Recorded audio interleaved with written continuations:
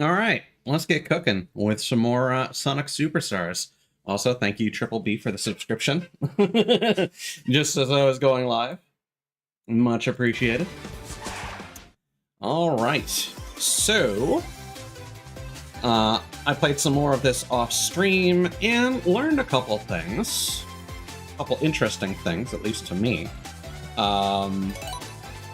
So first off, let's talk about battle mode before I forget.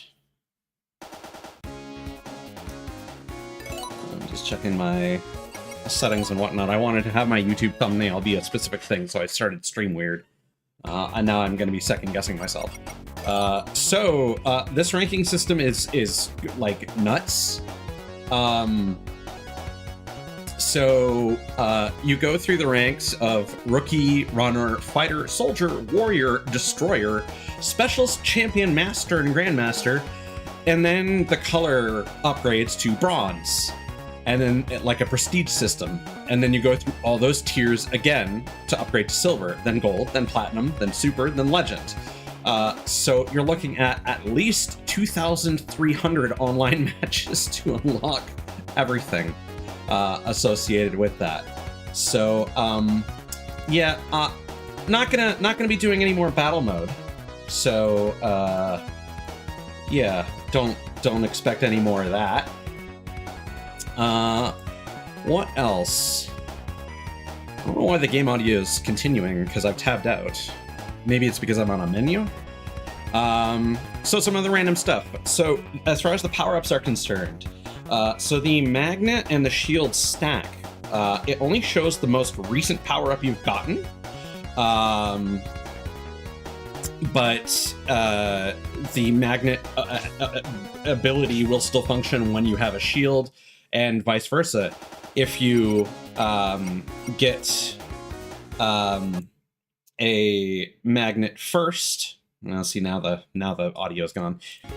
If you get a magnet first and then a shield, so the magnet will still be active just by having a shield, and vice versa. If you get a shield first and then a magnet, the magnet aura will be in effect, but you'll get the benefit of a shield if you take damage, and you'll still have the magnet effect.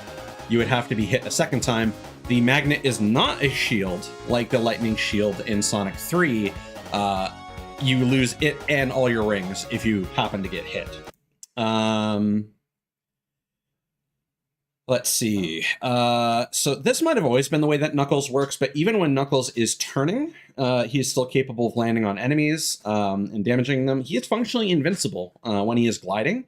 Both enemies above and below will be damaged, unless, of course, they're in an invincible state, which is either electricity or spikes. Kind of wish there were more enemies in Trip's story that used spikes, but I guess she has spikes, so that wouldn't make as much sense. And I did establish after that particularly embarrassing boss fight in Trip's story in Sky Temple. Everything in Trip's story is basically double the difficulty. Bosses have twice the health, they fire twice the projectiles, and in some cases they're double the enemies, like those four rabbit robots that were making a whole bunch of noise. There were only two when playing the main story, but there were four in Trip's story. The spread of boss health isn't always the same, so using the Sky Temple, for example, so it was taking me, I believe, on average 3 hits to force the next phase.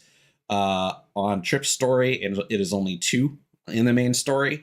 And then when the boss is like destroying the terrain below you, even the spread of that terrain is more sparse or more spaced apart in Trip's story. So it's easier to fall with her. And that you have to repeat that 2 times. So it's 3, then 3, then basically 4 hits versus 2, 2, and 2. So it's not exactly double. It's 6 versus 10 in that case. However, stuff like the boss that fires like the chain hooks and then swings around like the pole in the middle, that one consistently had 2 hits. Again, other bosses like the clown boss or the dragonfly, each phase of that before they go scroll right to the next phase of their fight would take two hits with trip and only took one hit in the main story.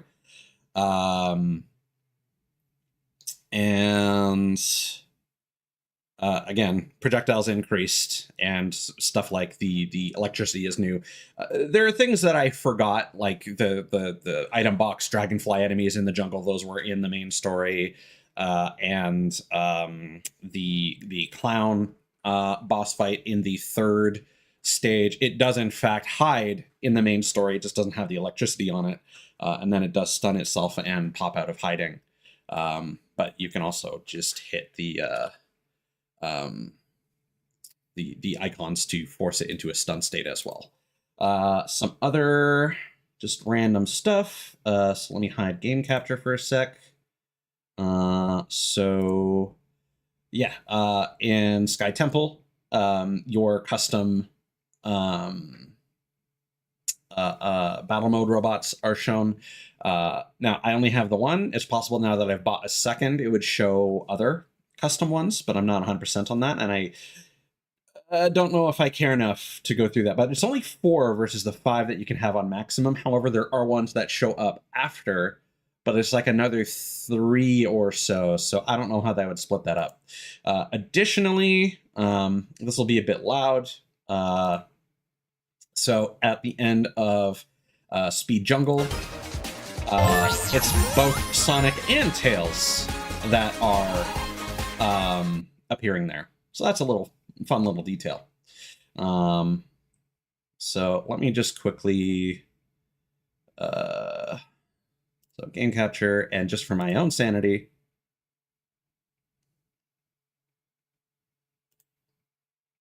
I hid both my model and my alert boxes.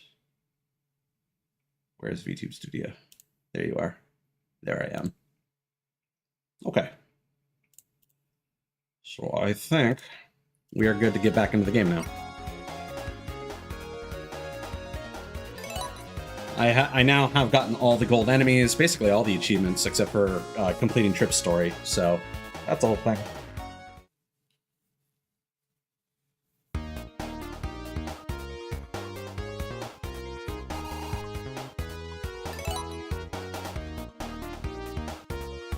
I'm just checking my volume levels out of paranoia.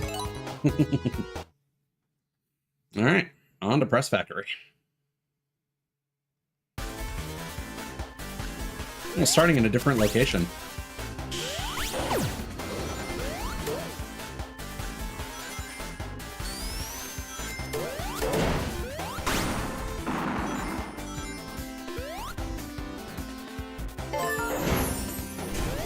Yeah, it's still kind of bonkers how difficult the boss of Sky Temple becomes if you just like double almost everything about it.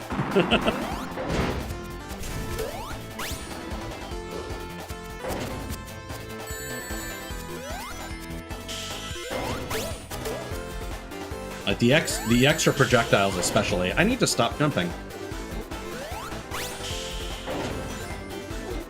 Because that's not even the press that's making me do that. That's just my own fault. I do like how the press also makes you fall off the wall. That's a nice detail. I don't know what hit me there.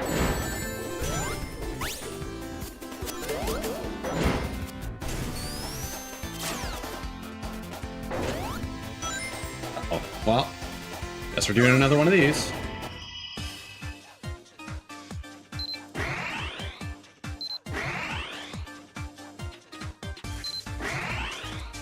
Shouldn't be too hard.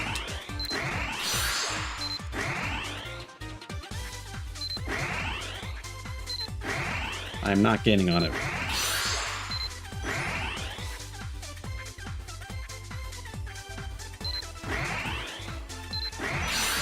There we go. Get some rings.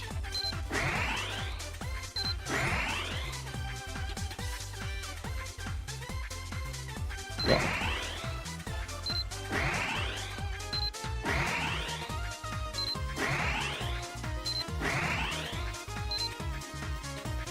Well, I gambled on trying to hit that. Well, the shading there was interesting.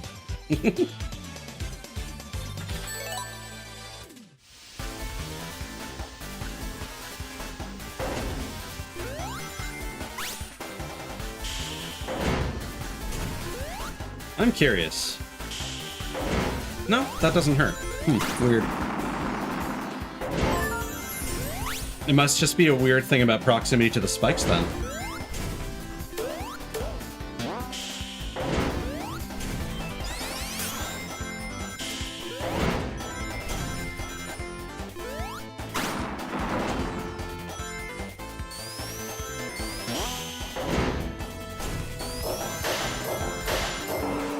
I didn't really appreciate before how you're actually getting thrown into the background for those little sequences with the tennis rackets.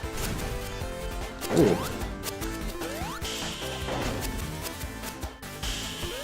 We're on a good cycle right now. Oh! Yeah, okay.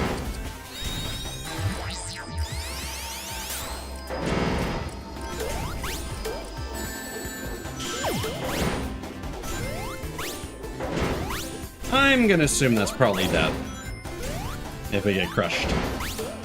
Although, Oil Ocean, when you got crushed by the lids... You know what? Fuck it. When I hit the next checkpoint, I'll test that.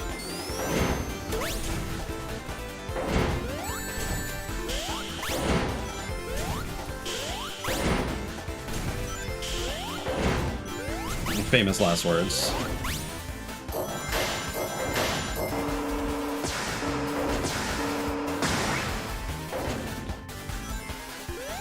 Yeah, I think this is the end of the stage. However... no.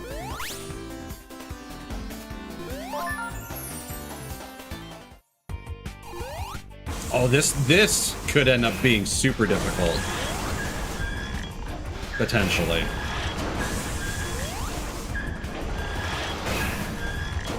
When I was doing this stage to get the gold enemies, he literally used the same pattern for like the entire fight. Like I would just always run over to the right, and then I would stand here, and then it would always be the core on the left.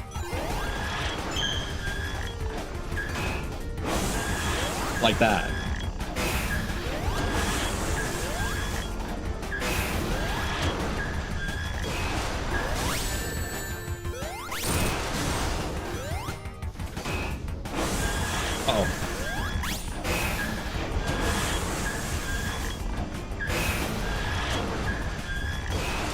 I have no reason to believe that won't be an instant kill.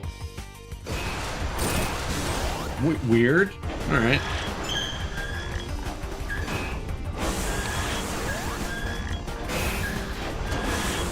Uh-oh.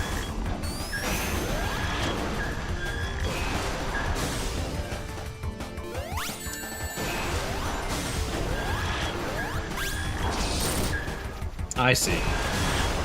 That's what they expect you to do.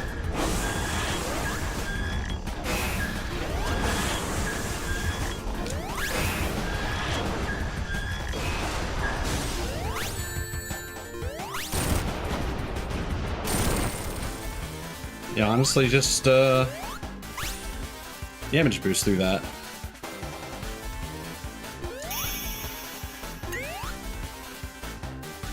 Oh, don't mind if I do.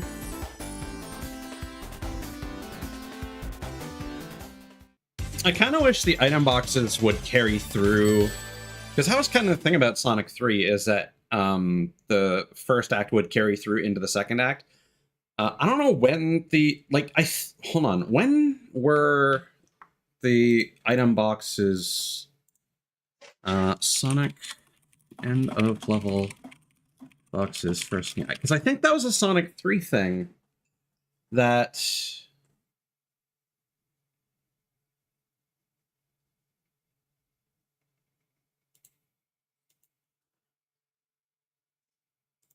no. Google's interpreting that question correctly.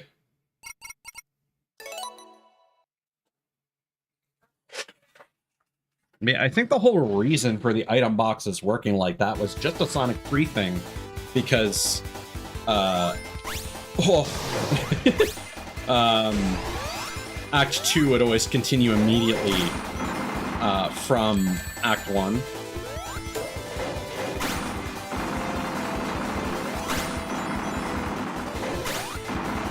Oh, they do in fact expect you to do that. That's cool.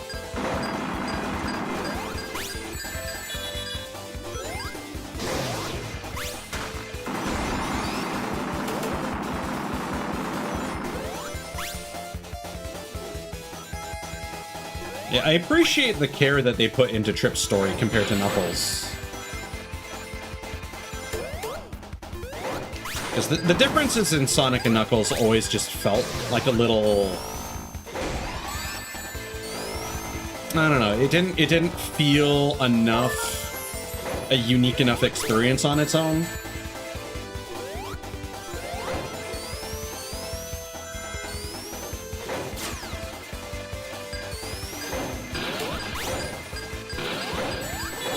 Uh-oh.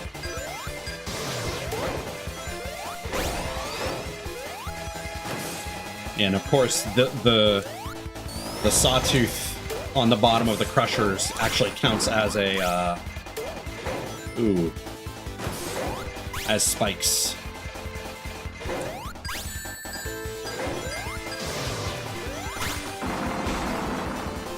Fun fact, the giant shark badnik at the end of Act 1 of Bridge Island, if you are not fast enough, when it goes to bite the wall, if it hits you, it kills you. It is an instant kill. Might change if you hit it, because it kind of looked like the top of the shark flew off when I had done that.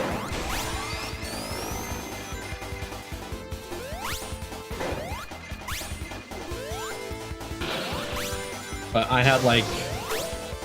I died to it when I had like 100-something rings.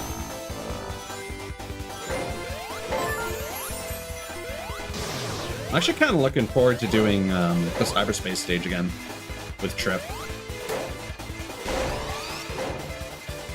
I think part of the problem is, like, I'll be completely honest, sometimes I just get like really grumpy and impatient toward the end of certain streams when I'm like really tired, and I feel like that may have been part of the reason why this last leg of the game I didn't have as positive a impression on. Particularly from Cyberstation onward. Nice.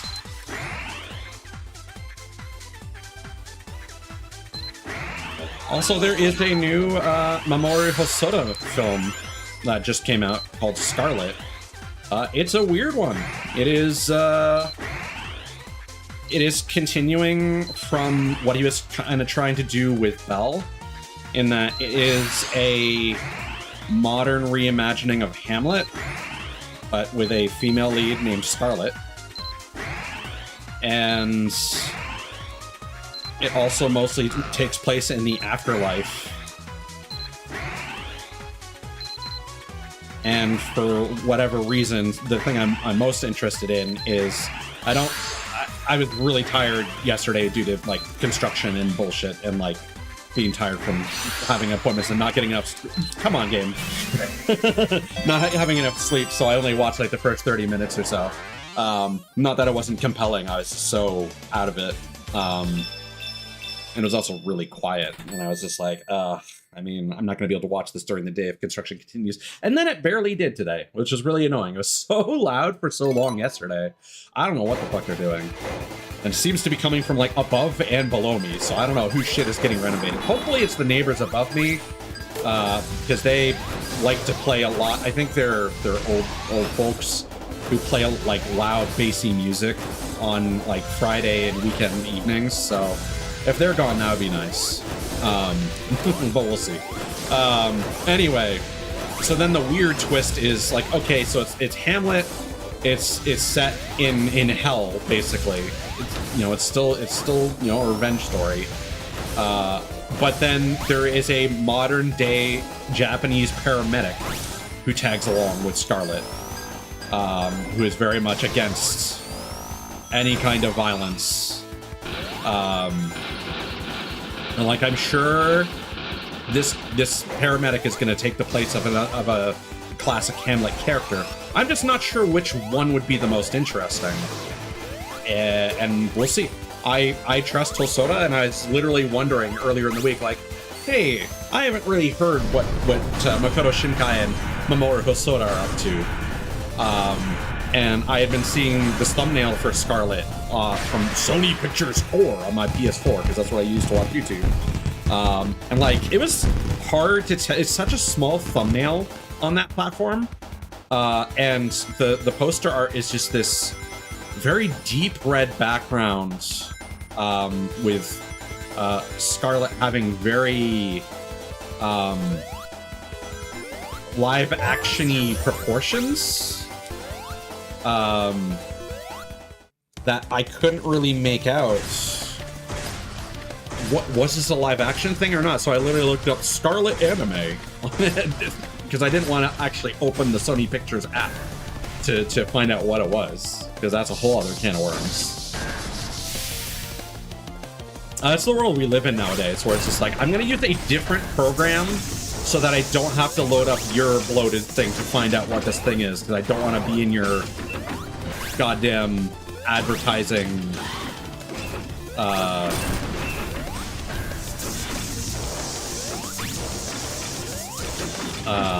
loop. See, this is a boss that's actually really fun to redo with having extra health, and okay, that's an instant kill. All right, got it. So there's no reason to assume that the stage 1 boss wouldn't do an instant kill, and those... I honestly might go back and see those platforms in Act 1. Also, it feels like most of Scarlet is really, really high quality CG. Like, there's definitely some hand-drawn stuff that looks like Gankutsuo, which is the Count of Monte Cristo anime from... I forget... Oh, okay, yeah, alright. Maintain distance. I thought there would be more of a charge up before it did that.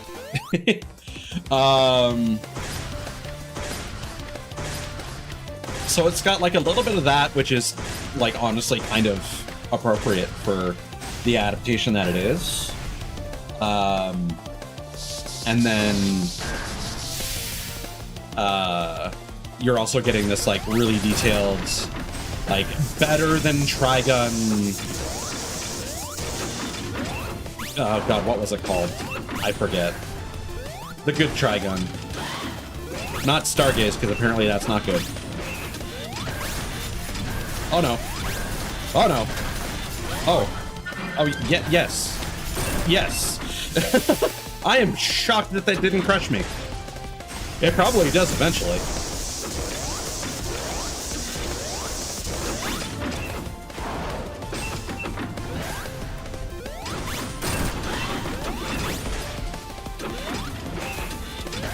Thus far, the trademark character design style of Hosoda and the red outlines have not presented themselves, which I'm kind of surprised by. But I would not be surprised if they show up later. The otherworld plot is also really interesting because it seems, I don't know if it's an original thing that's like very high concept, because there's like a whole bunch of like proper nouns that are being dropped that like sounds like it could be inspired by something. So it could be a mashup with a different like major work of historical fiction.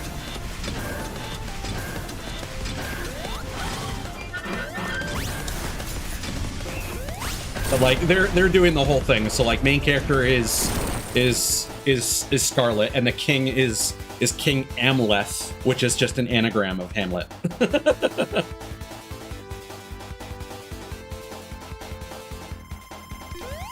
Also, apparently, Belle in Japanese was literally just called Beauty and the Beast.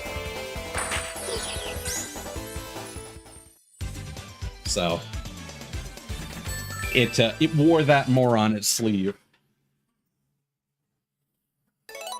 Let's go back to that first act, because I'm curious. I may even fight the monkey again, just to see. Just to see.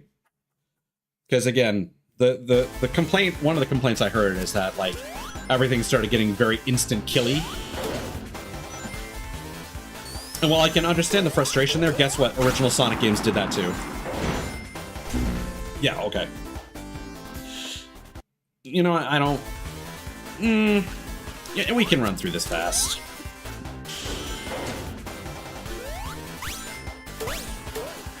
Part of me is like, do I need to... Oh, yeah. Yeah.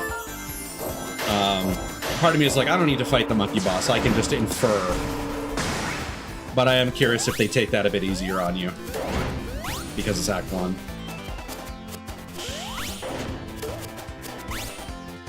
And also, quite frankly, I just like having an excuse to run through. Like, as much as I like the Sonic 1 style of, like, exploring stages and taking them at your own pace, being able to run through them freely, especially with a character that controls as well as Trip, is, well, hey, it's a Trip. You know, I want a sequel to this. I want Trip in more games. I want her to appear in the IDW comics.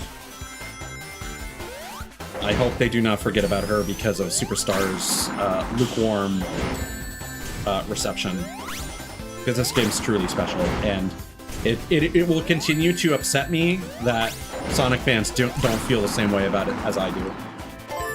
But that's why I do what I do, because there's a lot of games that I feel I interface with in a very different way compared to most people. Speaking of, super excited for Blue Reflection Quartet. Because Blue Reflection Ray, the anime, is ostensibly lost media. You can still watch it on Crunchyroll, but that's technically the only way you can consume it. Because it was such a bomb that it didn't get a Blu-ray release in Japan. It was canceled. They finished the broadcast, so it is complete.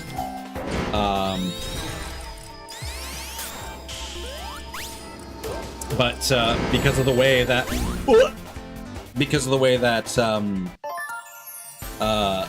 like region codes work, Japan doesn't like it if American localizers put out something that Japanese fans could import at a much... Oh, those are spikes. Oh, is that new for this difficulty? I'm gonna have to check it out on main story.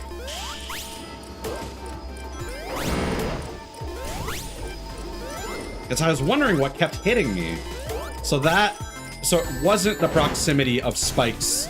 Oh, that was interesting. The spikes to the platforms, it was those enemies have spikes on them. It's just I wasn't internalizing that as such. Because they look like drills.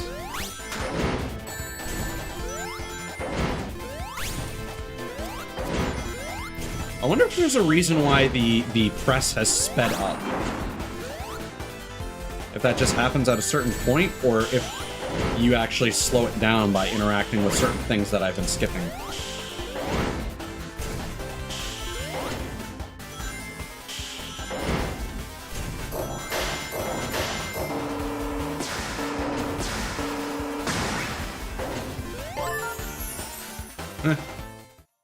Alright, Monkey Man. Yep, okay. That's what I expected. Alright, let's go back to main story.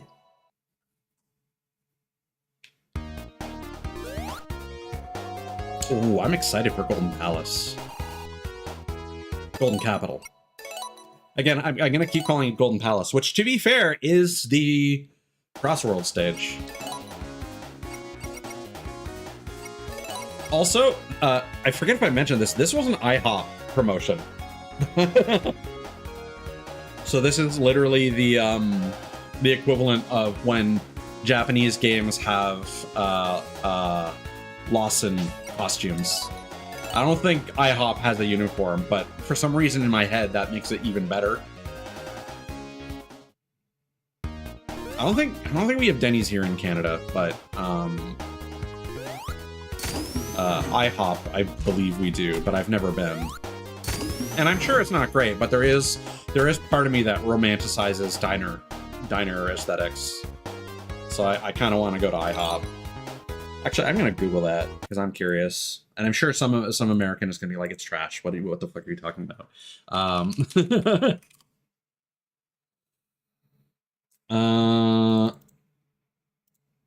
What is that? That is not. Oh my god, Google, you're so useless. I searched for IHOP and it's giving me Swiss Chalet locations, which I suppose is the Canadian equivalent, I guess. It's a family restaurant. It's a rotisserie chicken place. It is very iconic and usually quite quality, but do we have Denny's? Yeah, I guess we do. Just nowhere near me. Both Denny's and IHOP are like equally sparse. IHOP. Oh, IHOP seems to be barely present. Oh, and then like Denny's is. The distribution is super weird. They're like. Of course, the International House of Pancakes is more distributed evenly across the country, but still mostly Southern Ontario. Whereas Denny's is like almost exclusively Southern Ontario, and there are more locations there. Yeah, I do kind of miss the transitions from one stage to another.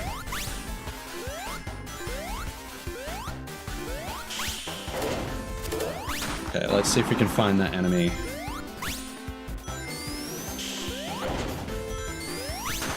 It's gonna be annoying if that enemy type doesn't actually show up. Oh, here we go. Oh, yeah, okay.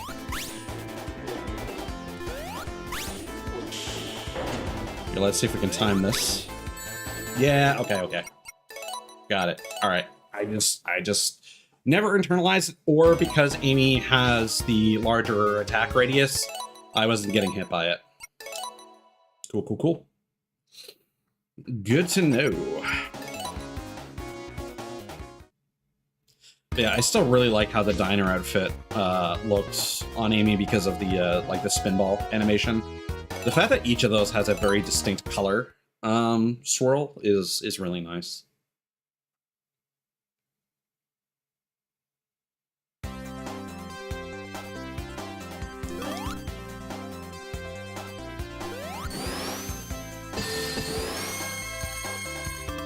All right, time to get indulge in your culture's #1 sport, gambling and pinball.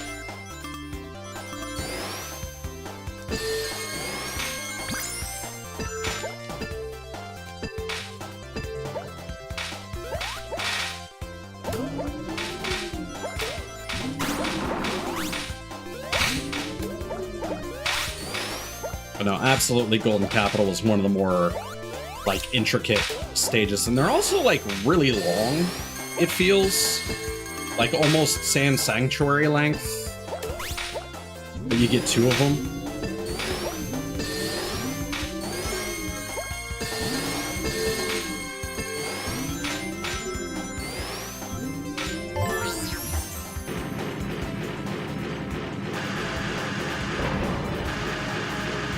So the color likely indicates who's responsible for steering the drill. Ah, yes, the bees. I love that so much. Just, again, harkening back to some of the really good stuff about Lost Worlds.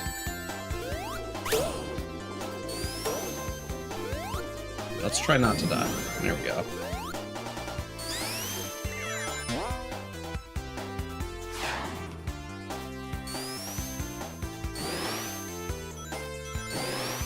And actually, when you're playing through Sky Temple, there are actually a couple spots where you see Knuckles like continuing to glide in the background through the levels. It's kind of cool. It's not just a one-off. Oh god.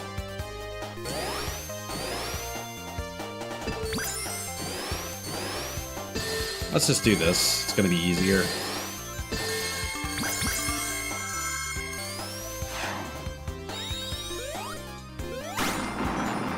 Again, the back and forth between the foreground and the background is really cool. Yeah, give me that fruit. Because every fruit you get is basically equivalent to 9 medals if you do the Press Factory Act fruit with tails.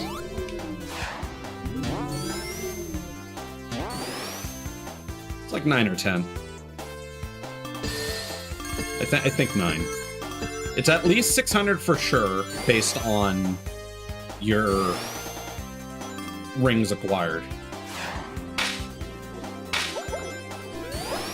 And then there's additional pickups, and I just don't remember how many there are. 3 seems like a fairly standard number, so I'm gonna go with that.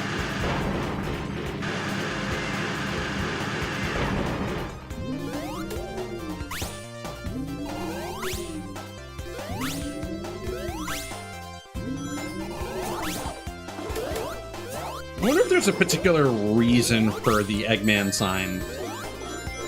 Like if they're supposed to identify something particular is coming up.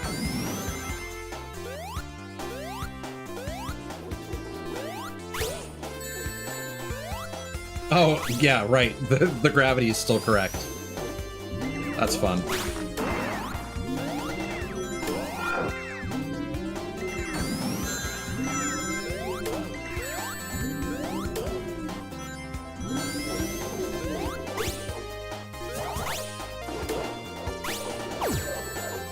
Bastard. Oh god. Alright.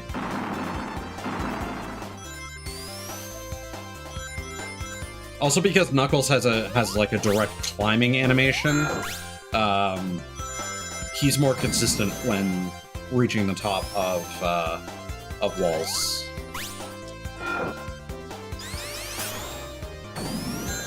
You know, it has been a hot minute. Let's drag it up.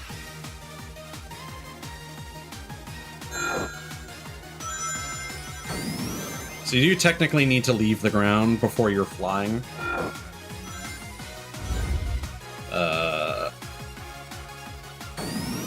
There you go.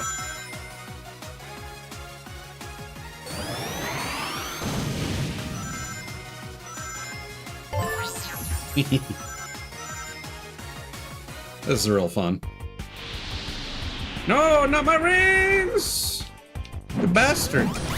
You better not electrify yourself. That'd be really annoying. Oh, he electrifies his feet. Okay.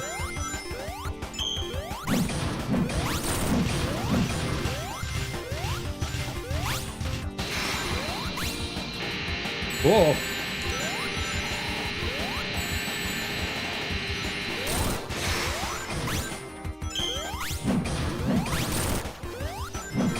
Much like the first time you fight Infinite in Sonic Forces, I do enjoy the concept of this boss absorbing all your rings.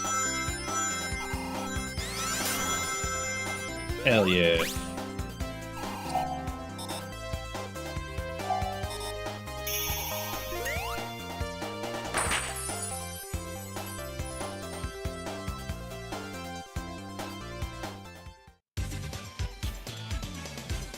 Trip sometimes has an animation where she falls over on the screen, but I don't know what triggers it.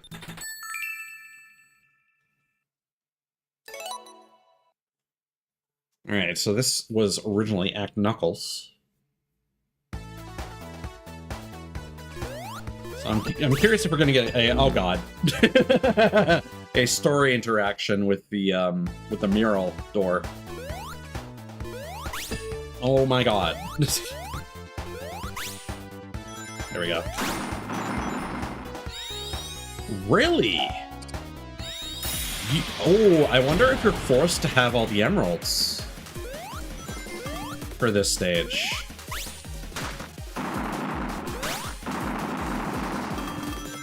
Oh, this is interesting.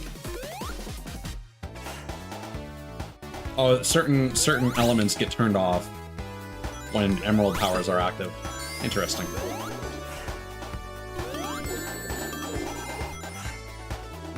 Oh, or maybe they're just on a cycle.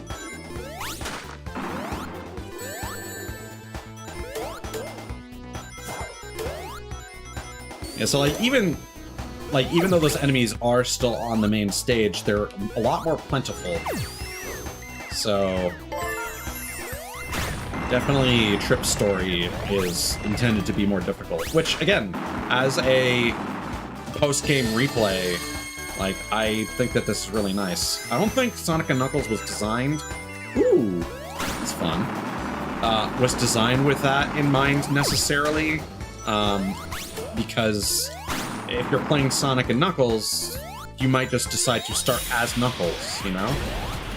So the difficulty has to be on, you know, has to be parity with the, with Sonic's.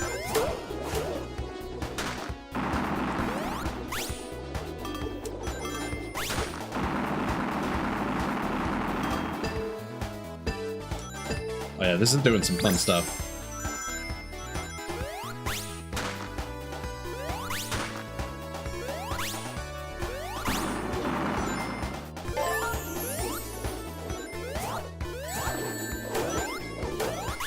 I suppose part of your enjoyment for this game would also be based on your willingness to replay through the game a second time, and whether or not you appreciate Trip's aesthetic. Because I could understand some people complaining about, okay, well, you gave us a game where you can play as 4 different characters in co-op. And, well, I'm assuming Trip's story can't be played in co-op, hence why it's a separate menu option. Which, again, just makes the inclusion of co-op all the more just strange.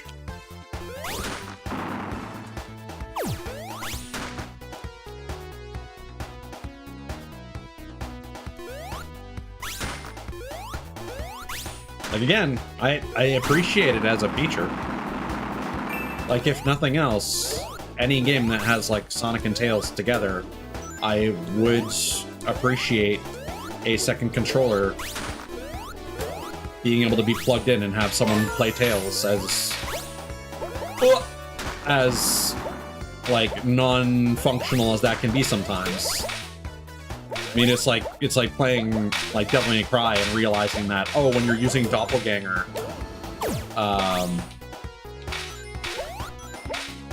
you can plug in a second controller.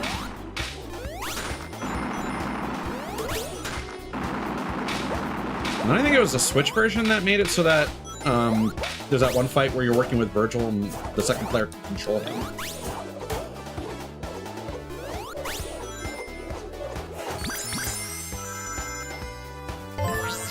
Or maybe it added online for that? I forget.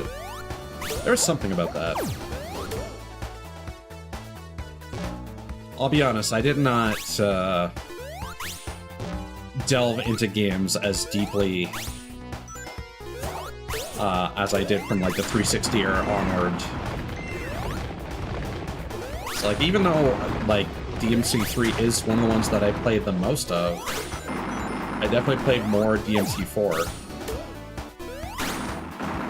But only the original version and not the director's cut with extra stuff, so my experience with the additional playable characters in DMC is quite limited. And of course I still haven't played DMC5 yet because I'm a fake fan.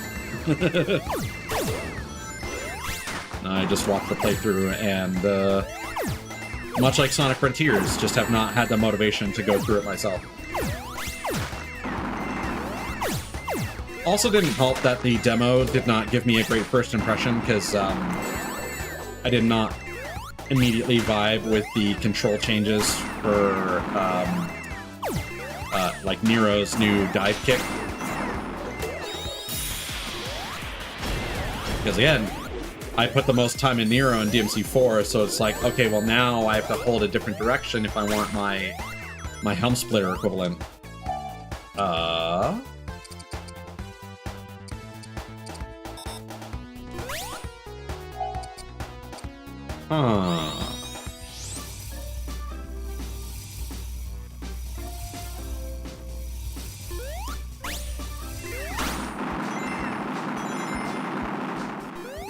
So do you just have to backtrack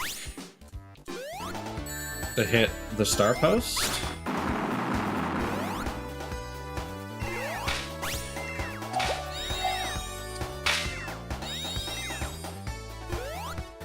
Oh, this is the extra action. Right. We didn't even see what Trip's extra action is. Oh, he breathes fire! That's fun.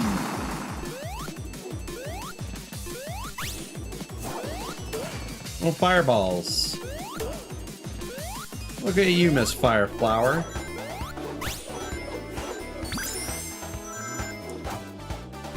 Glad I remembered that. You know, also probably could have used, if we encounter another one of those walls, I'll probably use that. Ooh, is this gonna be a whole... Oh, this is cool. Short-lived, but very cool.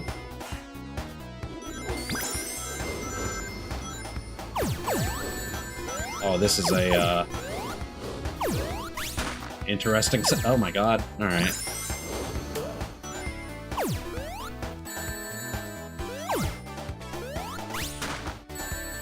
Why can't I latch onto that? Oh. Woo.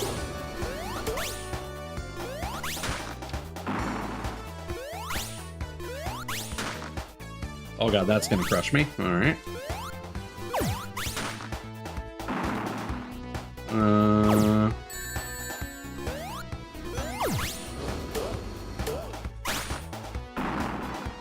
Okay. That was forgiving.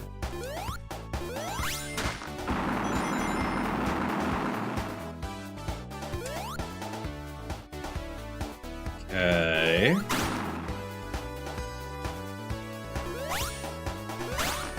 I see.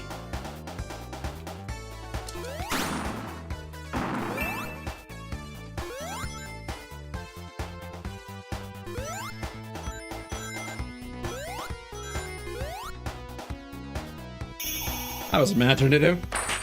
Very complicated, but imaginative.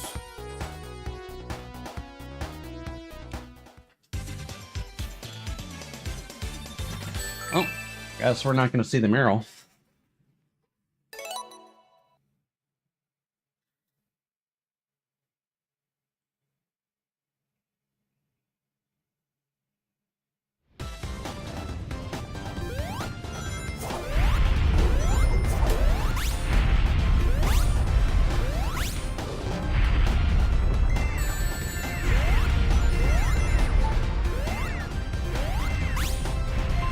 So what's nice is that compared to the number rings, you do not have to hit those in a specific order. I mean, well, you do, but you don't fail it if you don't hit them in the correct order. Oh, okay.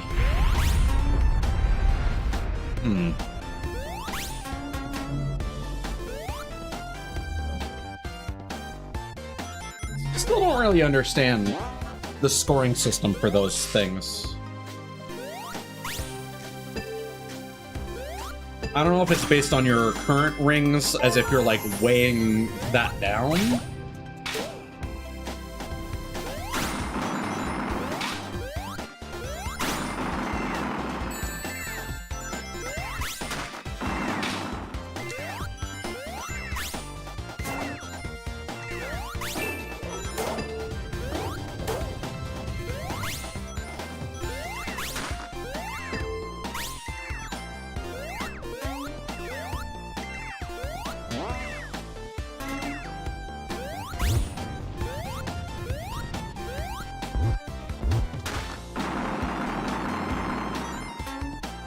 Okay, that's gonna be awkward if I pursue that, so let's not.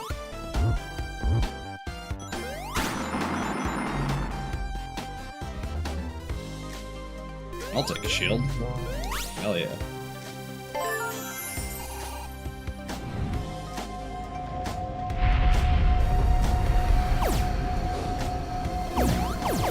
Okay.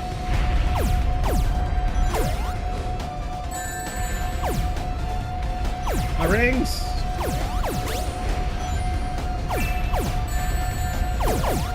Oh my god.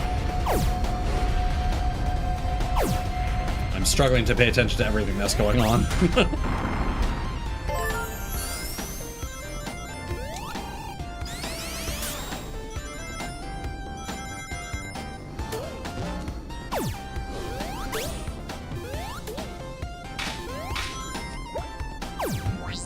That was weird.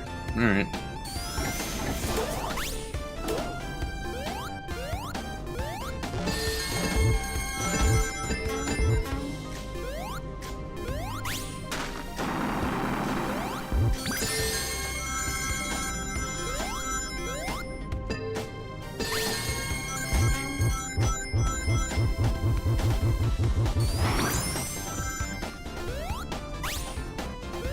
So based on the... So when you hit those things, the ring icon depletes to tell you that there's no more left.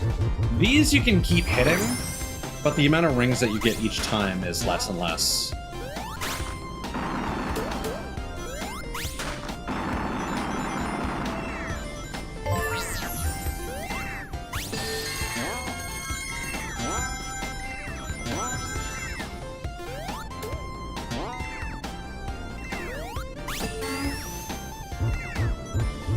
Give ring.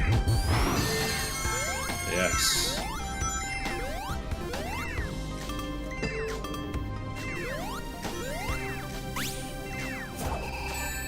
Really? Okay. I did not get a spin dash.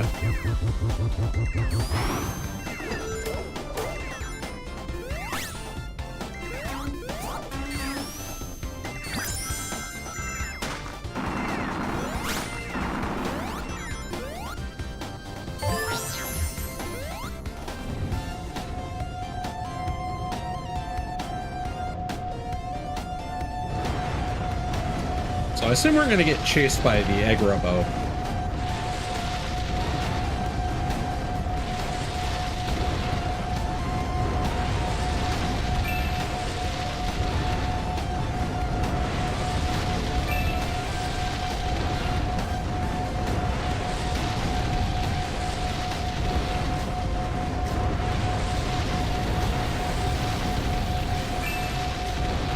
And I won't say no more, no 2 more medals.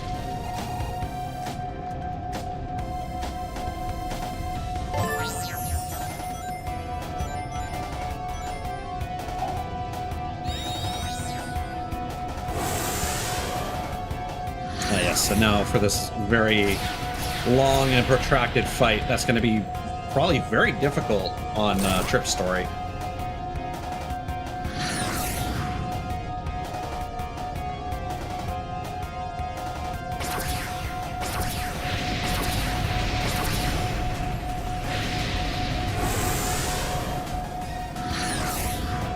I suppose we can also do that.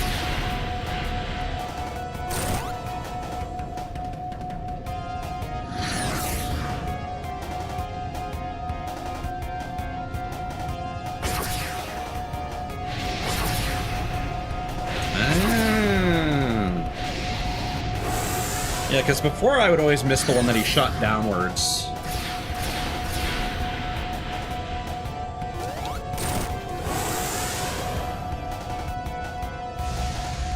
Yeah, see, I before that was probably just 1 or 2 hits before you would move on to the next phase.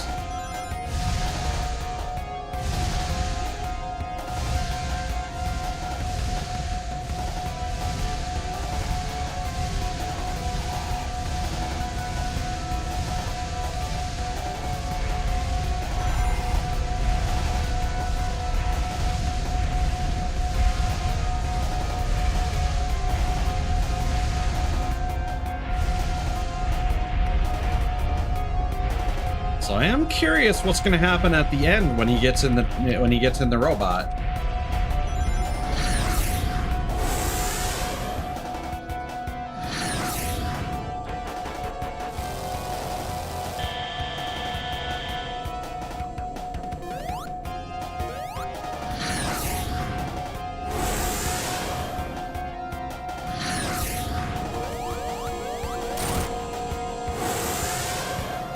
This might take a lot longer because I'm trying not to lose all my rings.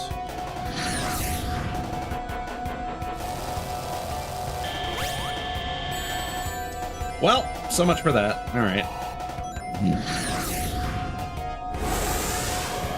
Should have just went super and burned his ass. I mean, I can still do this, I suppose.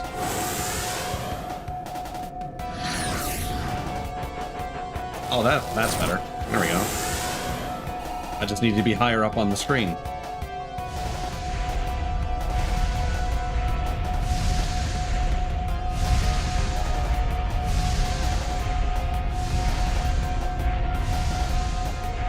I know that this thing is supposed to look like a turtle. Like you have the tail on the left, you have the head that looks like a whistle, or like a bell. And then you have the 4 legs. But I can't help but feel that this looks like Mara from Shin Megami Tensei. If you just look at the front.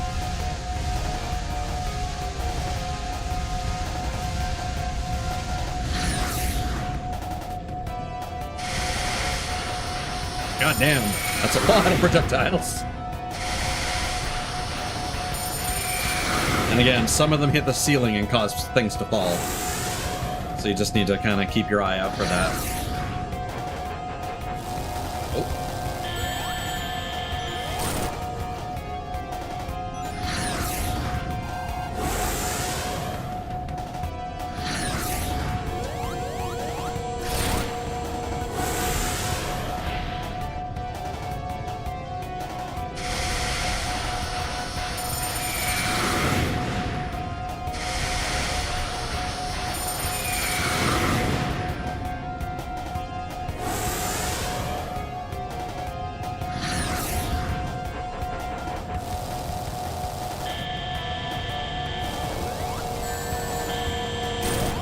Okay. That was strange.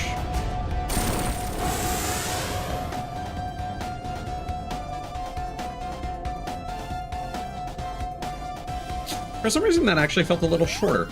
Interesting. So I feel like if anything's going to change in Trip's story, this is where it's going to start to change. Because they straight up teased a boss fight that we never got to engage with. Which is also potentially, unfortunately, going to mean that we don't get to do Cyber Station. Okay, never mind. Yeah, that's super weird. Oh well. It is now Minecraft time.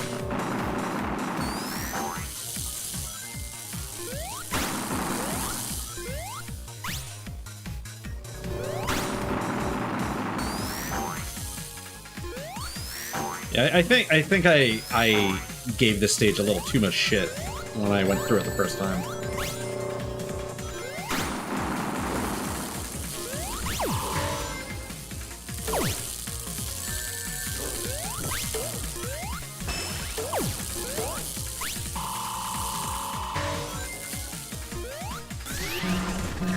Yeah. Oh no.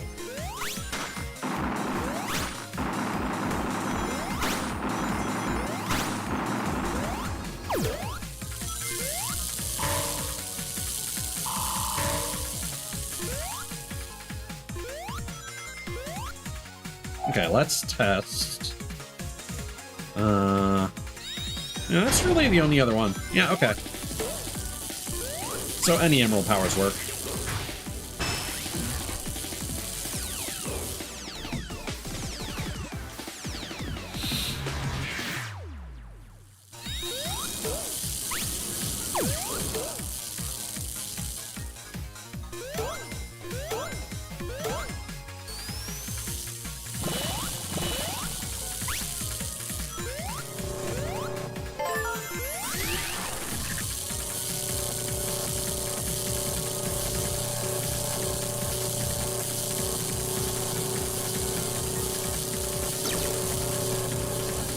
Yeah, this is the water transformation.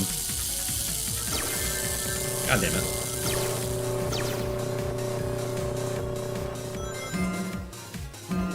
I mean, I appreciate the presence of the electricity there, because that probably means it doesn't crush you.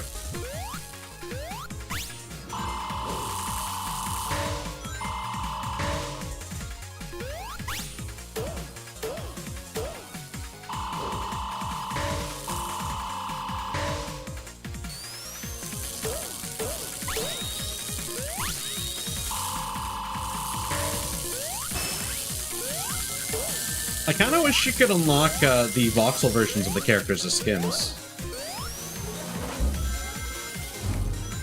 That's like kind of a strange omission in retrospect.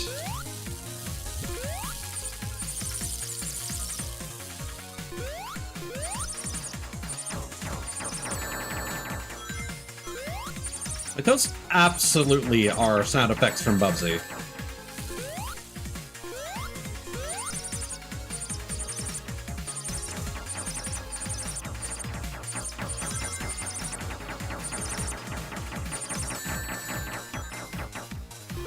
So that last input was not actually me, that was my stick drift.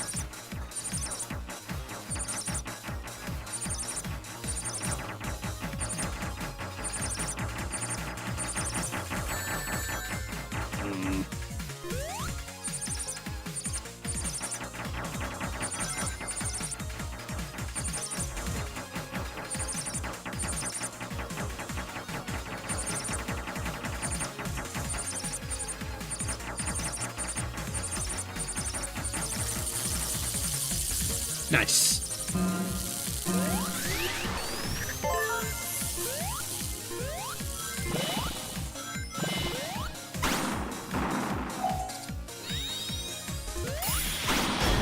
Aha!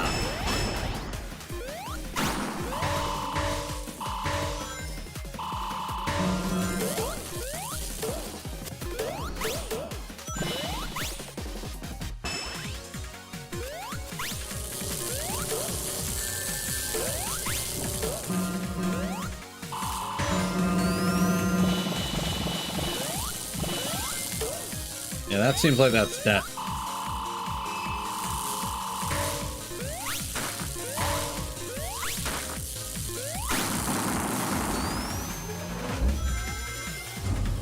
I'm surprised that actually... That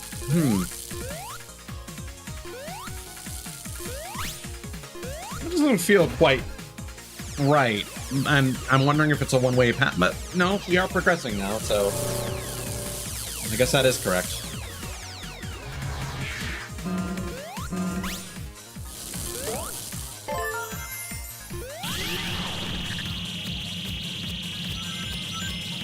Oh god. Alright. Oh boy. Alright, this is gonna be rough. Especially with stick drift. Alright. Let's try and recenter that.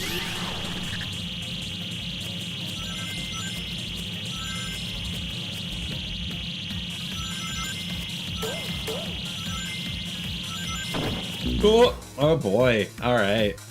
Yeah, try to avoid the speed boosts.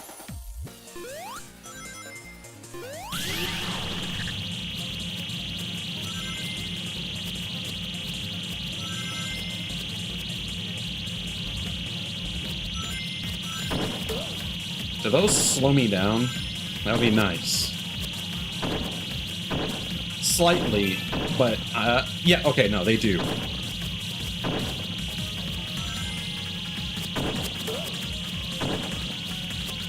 Alright, problem solved.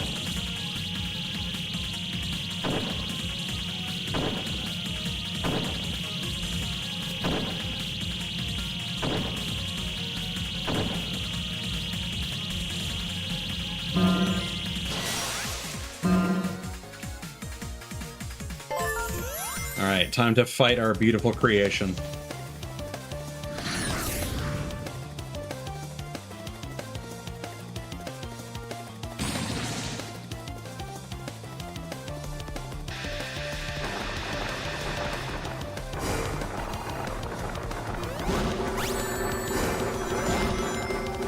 Oh, also, the death field and the act fruit stages, in the main story, it just takes 3 rings from you.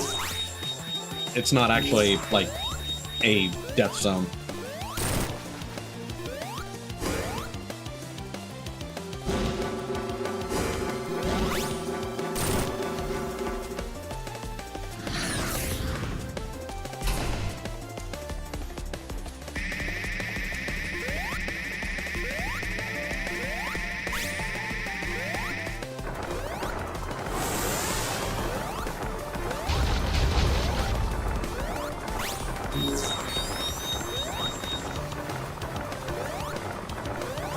It's a very narrow window to hit that.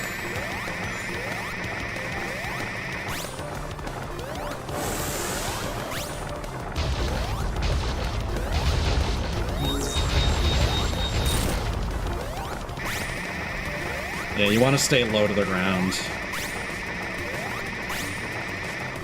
so that it destroys as much of the terrain acting as an obstacle.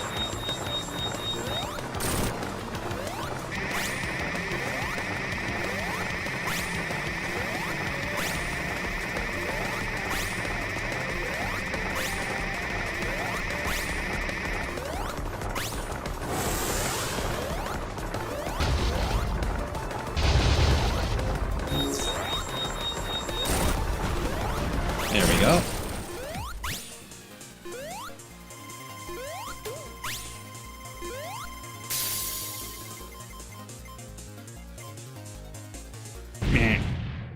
So?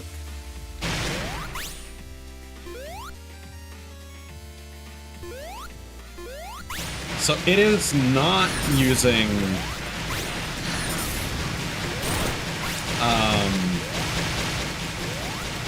because I'm fairly certain I put the metal Amy dress on one of my prototypes.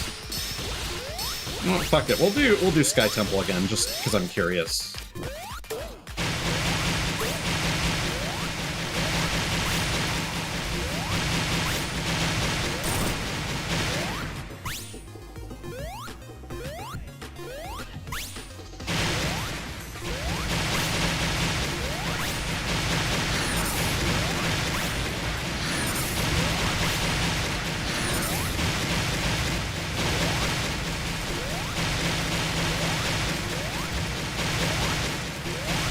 Come on, you are off screen, dude.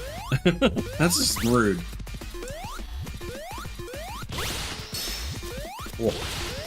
I was almost deaf.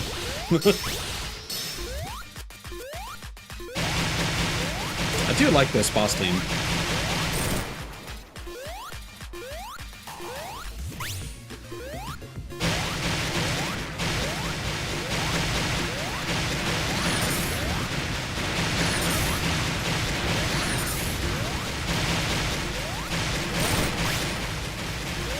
Okay, so similar to the blue missiles, you do have to hit them in the direction of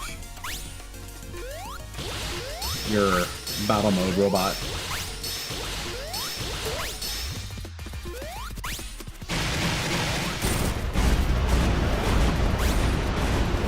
Yeah, no, I enjoyed Cyber Station a lot more this time.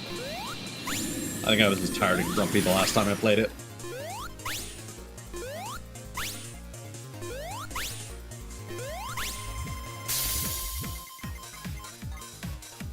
Damn it.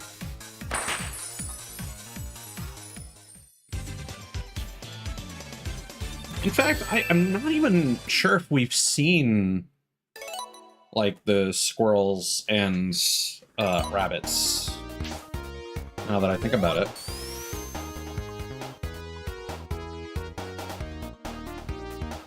Oh, there's the Yeti. That last thing seems new.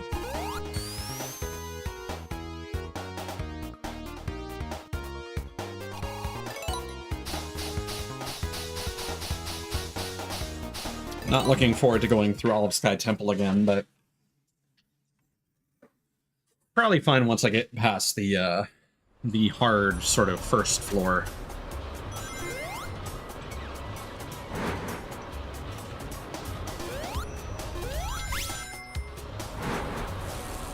Actually, you know what? I should probably double check to make sure that I have, in fact, customized the other prototype.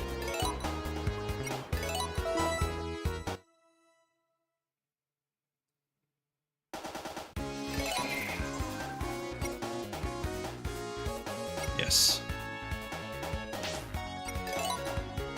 That's the weird thing about Metal Amy, is that the dress is green. Like the yellow's baked into it. You think that for most characters it would just be like, oh, just paint them their signature color, but no, she is a combination of pink and green.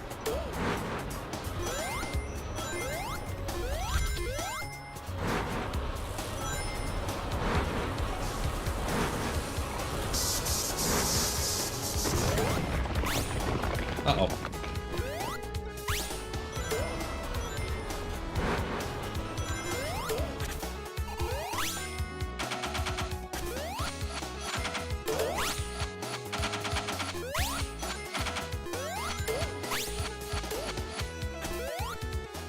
Yeah, if we could get into the boss fight.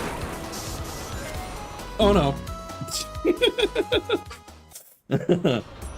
If we could get if we could super up during the boss fight, that would be incredible.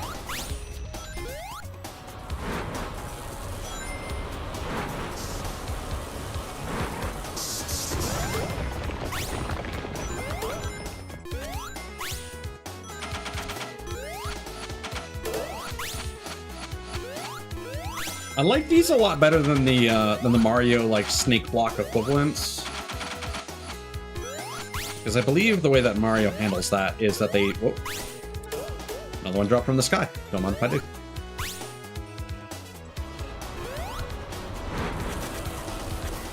Well, let's just wait for you to do your thing. There we go. Nope. Yes.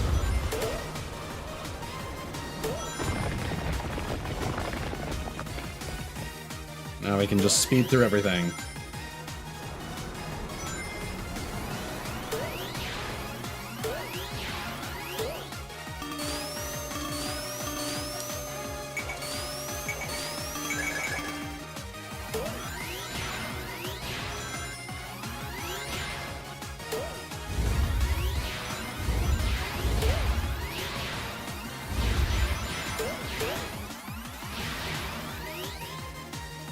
Yeah, I don't really use super forms enough, so might not be a bad idea to do some of this. Come on.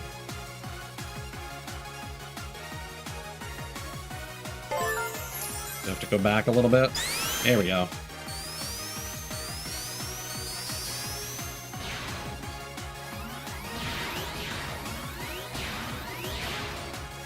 Ah, it's in the foreground. God damn it. I need rings! No, everything's in the foreground! Oh, I think I'm in trouble.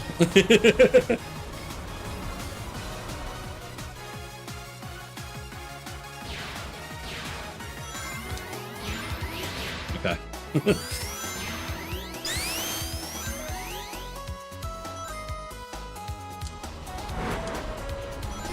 See, once you reach the foreground here, there's no more death pit at the bottom. There's always a cushioning to prevent you from like backtracking through the level by accident. There's always that little like floating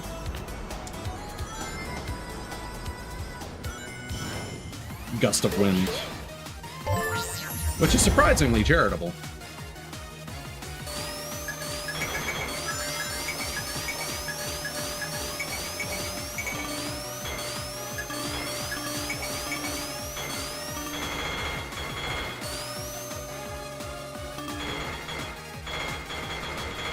Oh my god, we're playing Ristar all of a sudden.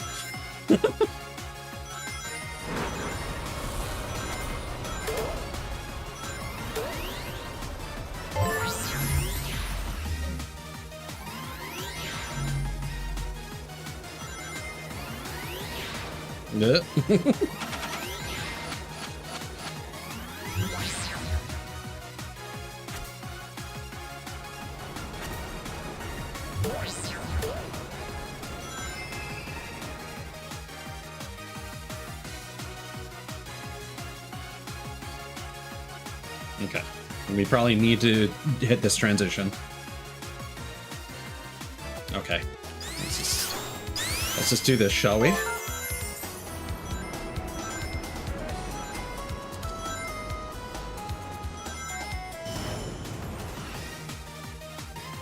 Okay.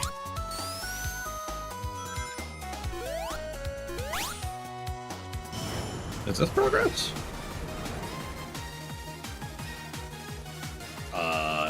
No. It's like a level designer forgot a random block there.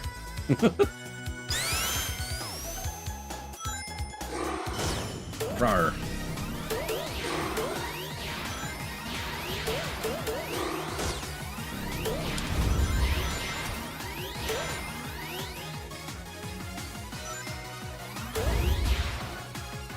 Oh, I think that was the golden enemy.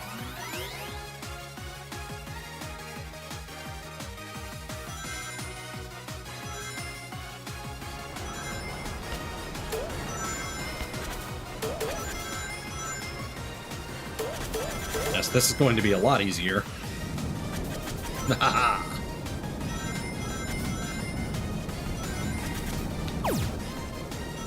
Fuck you, Agrobo. No,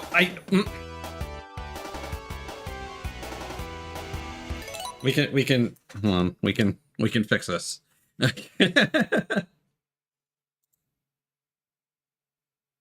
It's not expecting it to just rocket me through there.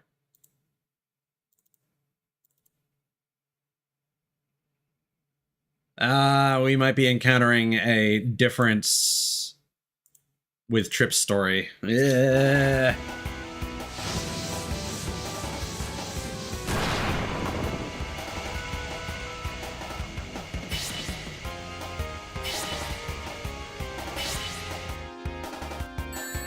No, motherfucker. No. God damn it. We're in this hell again.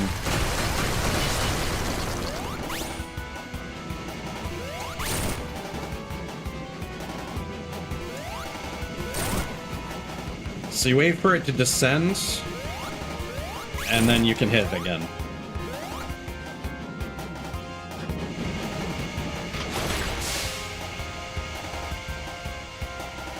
The actual timing is probably based on when the steam stops coming out of his head.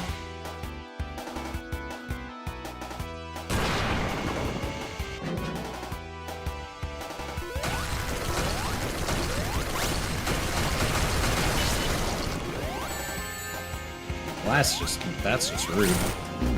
Fuck. Yeah, this boss on Trip's story is not nice. It could be that it's only the one that you have selected that appears there. That would be an easier way of doing that. Because if I'm not mistaken, that one unit gets carried away by Fang in the main story.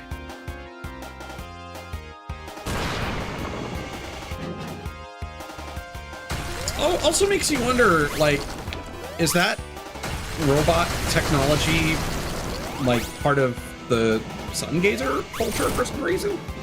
Like, why are those pods here?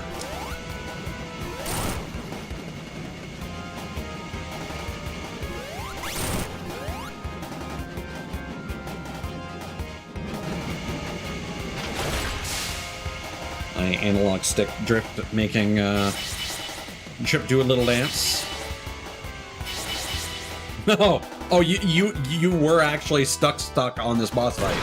I do not blame you, man. This one took me some time.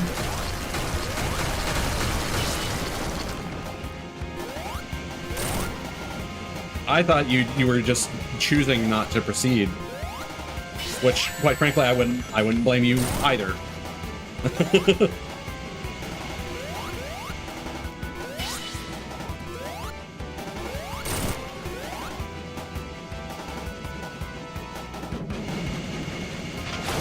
feel like something that would make this boss fight a lot easier is after you hit it, like the last time in a given phase, if the blade on the bottom of the screen would just go away immediately.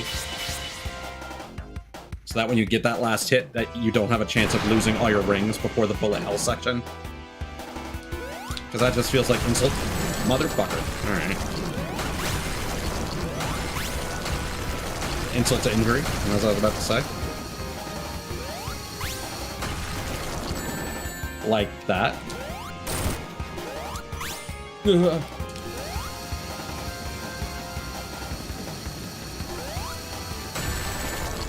Okay. Well.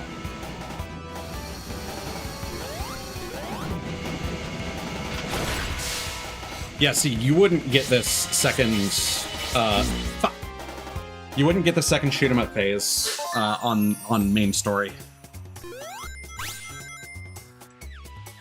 You do not want to put yourself in the corner with the extra projectiles.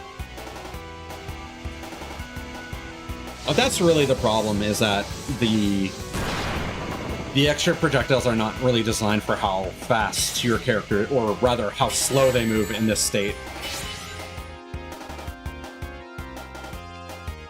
And again, my stick drift likely isn't helping. If I want to maintain a position, I can't. Because my character will just arbitrarily start drifting upwards.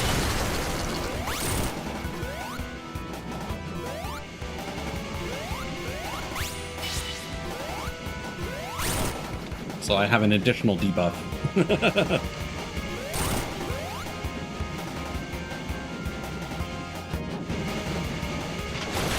So what if we just immediately go down? That does make it easier. Let's hope that continues to be the case.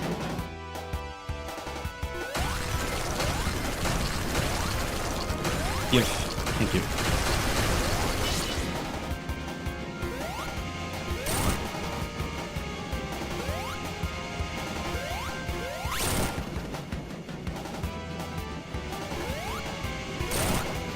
There we go.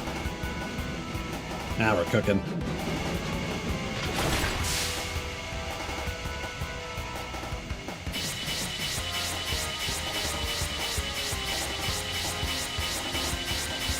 Now, this is not foolproof, but it does give you a lot more room to maneuver.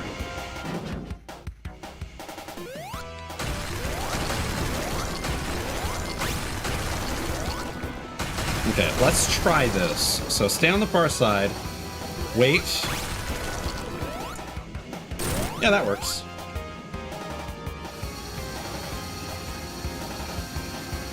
Yeah, lock on, and then... Yeah, there we go. That'll do.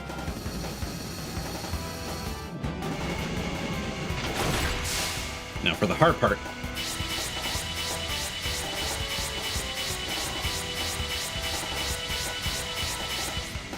Yeah, the laser cannons can't angle down that far. Best he can do is shoot perpendicular.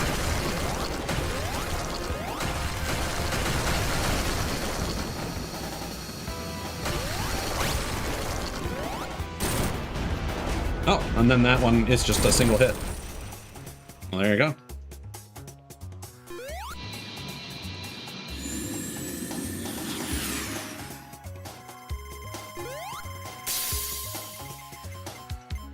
Well, now we need to redo that again on main story.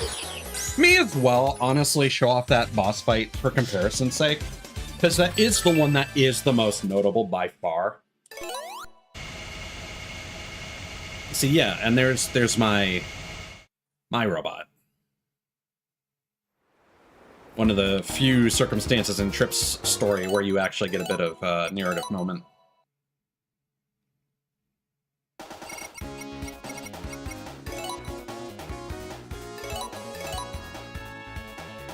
Also, one detail that I made a big deal about in Trip's story, if we go back to here, that purple thing is in fact here the whole time. So that's simple.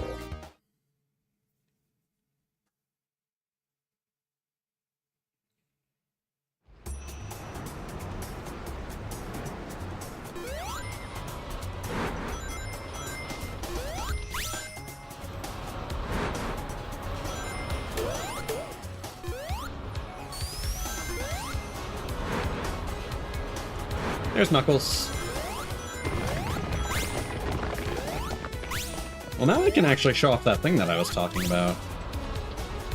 I don't remember when he appears the second time, but there is definitely a second time that he appears. There he is!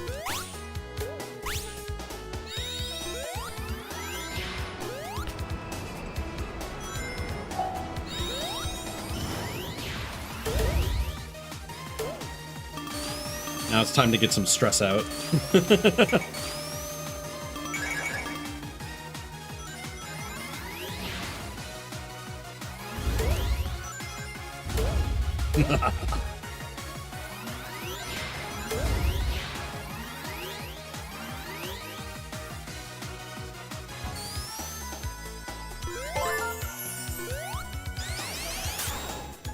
I do appreciate that you can choose to reactivate your super form as much as you want without having to hit a star post. That's something that they easily could have just made a standard thing, and that would have been real annoying.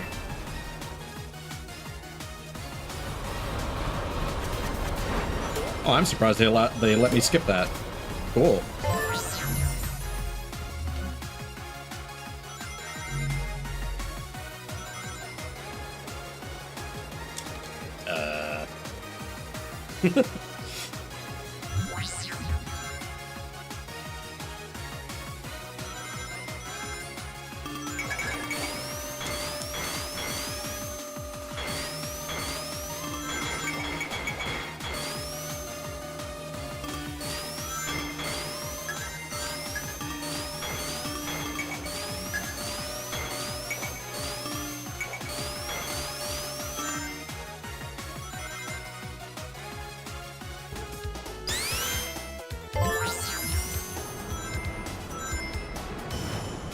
There we go.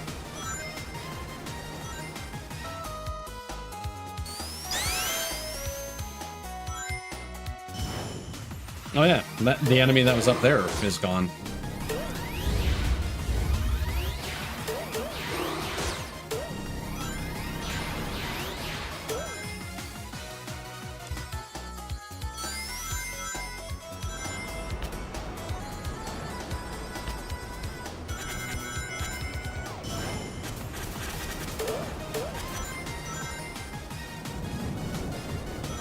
Okay, and let's not speed through the tornado like a maniac. There we go.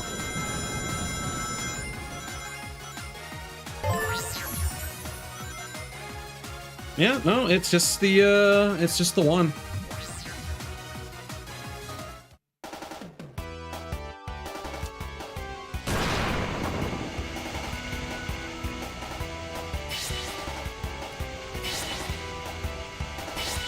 Wow, so difficult.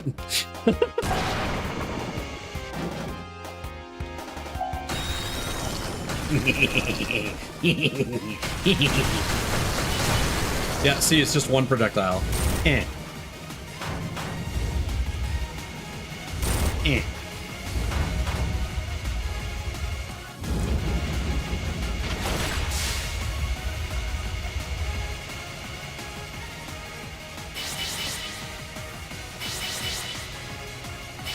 And see, that's a lot. Oh, you can actually hit him here. Huh.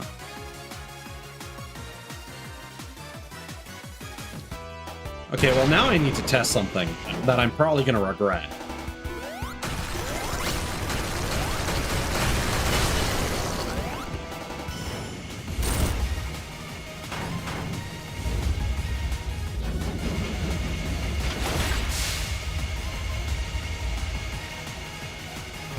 So, oh.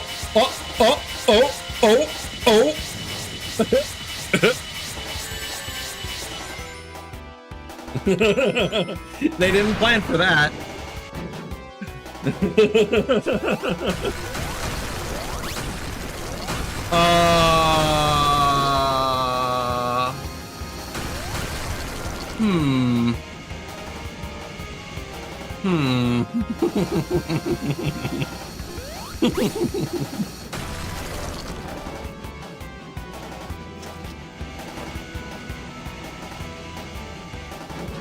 I just want to know, if you can get down to him, can you actually damage him? No, however, if you just chill, he can't hit you. Oh! Oh, they didn't expect you to do that.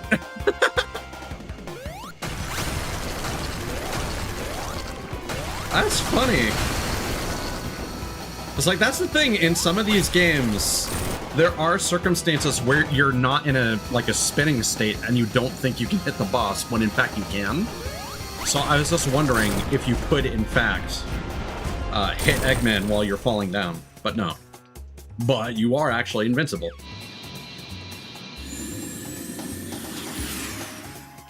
Yeah, no. Alright. Can we at least get an extra fruit? Fruit, please? Fruit?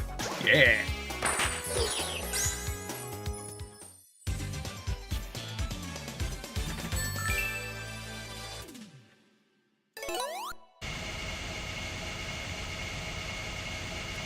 That's weird how in Trip's story, the fourth one is uncustomized, but that still happens.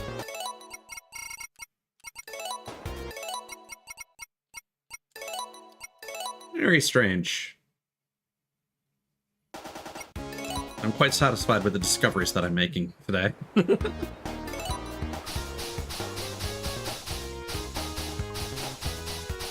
Alright, frozen base.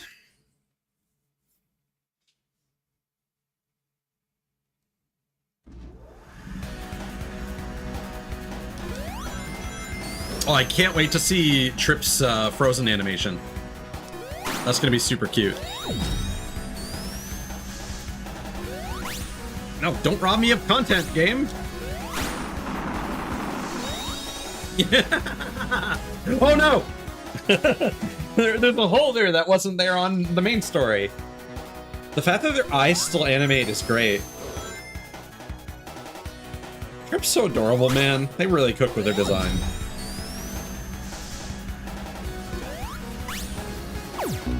My god. Alright. There was also... Hold on. Pause. There was also something significant about Trip's design.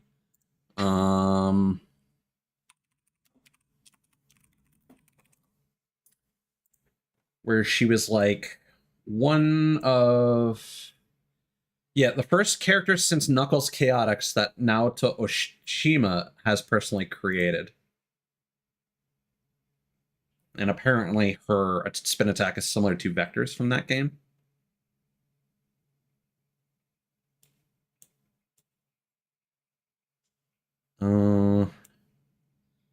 Yeah, it was jointly created by Takashi Iizuka and Oshima.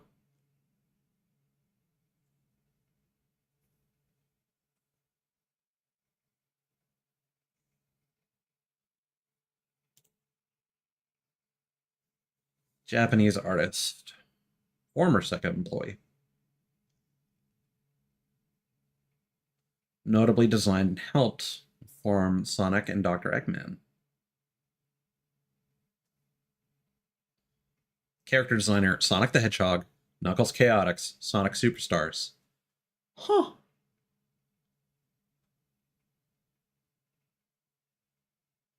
Very interesting.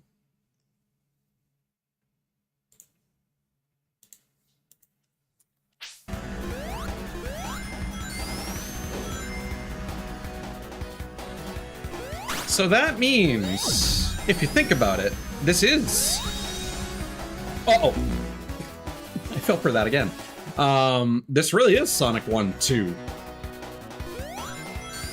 Because he designed Sonic and Robotnik in Sonic 1. But then was not... I mean, maybe he was involved with Sonic 2 to an extent, because he did, like... worked on like general design for other games. It's not strictly character design. But Tails and Knuckles could have been designed by another person, which means Trip is coming from the same heritage that Sonic originally did, and Eggman. Very interesting. Really is. Really is Echidna Erasure Hour.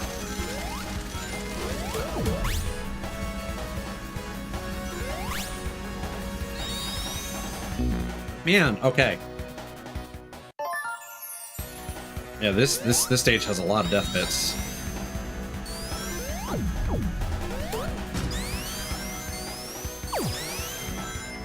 And I will say there is a noteworthy difference about Trip's appearance compared to like Tails, Knuckles, and Amy. Like particularly something about her, like her face and eyes. That again feels very like Sonic 1.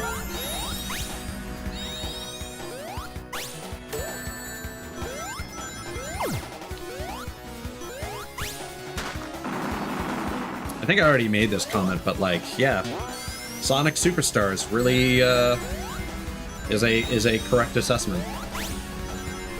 Bringing back staff that no longer works for Sega. There have been similar initiatives with like some JRPGs and whatnot. It's always nice to see that sort of thing come back. And then, of course, you have other situations like of a similar merit where it's like everybody tends to credit like Devil May Cry, the franchise, to God, what's his name? Tamiya, but he only made the first one, and then Bayonetta.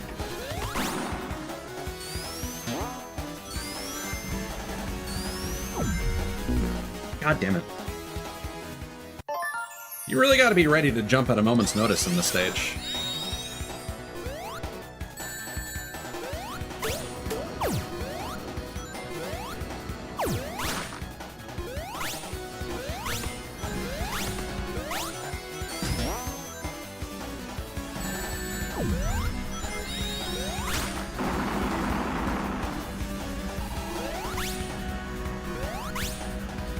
Nope. Okay. Sure, we'll do that. This would be another good stage to go super on if I can get enough rings.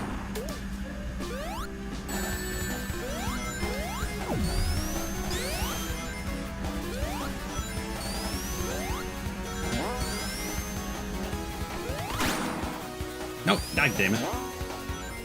Now we're back here where I died.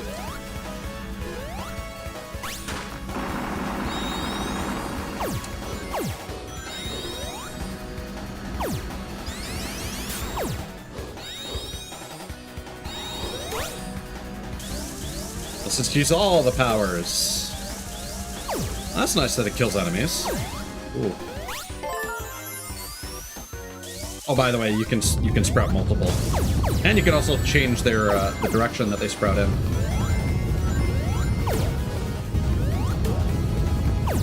Technically, the presence of enemies here makes this section easier.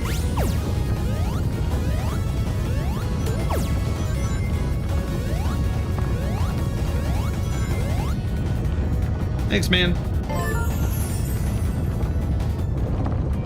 At least you're cooler than the octopus.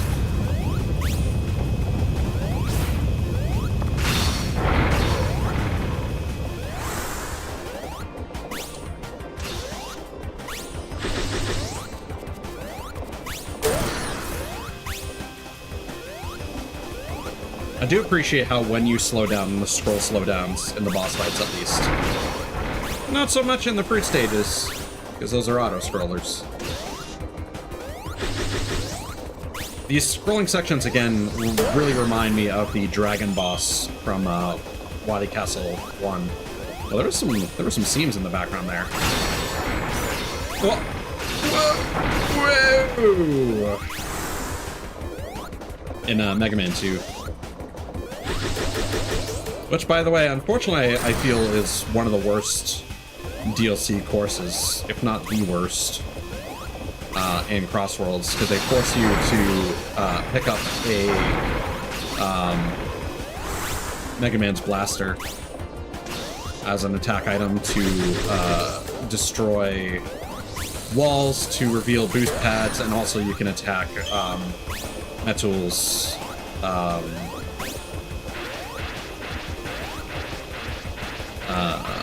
to get rings, but it just kind of means that like your item inventory is going to be partially occupied by some nonsense. Okay, I was expecting that was about to happen. Yeah, this is one of those bosses where the extra health is not enjoyable. They could easily fix this by having some actual rings that appear as things go further on.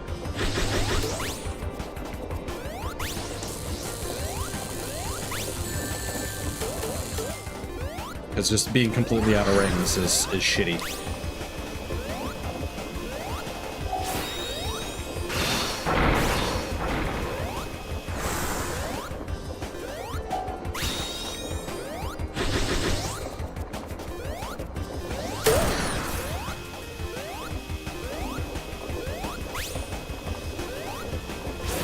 Again, I don't like the way that the rumbling sound of the falling floor is only it's in stereo, and you only hear it out of your left ear.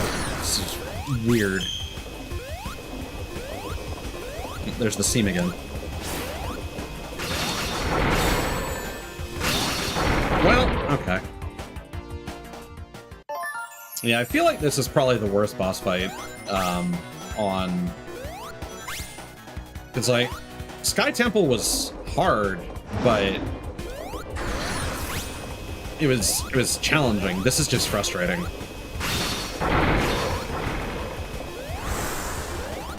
Like getting hit once is either instant death or you lose all your rings and then the next hit is instant death.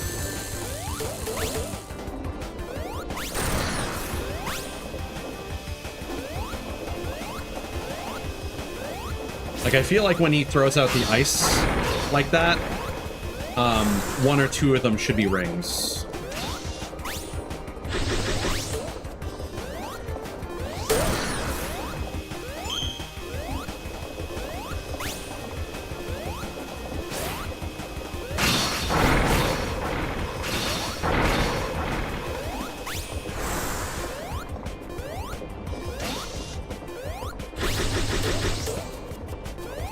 That's fine. Yeah, that'll work.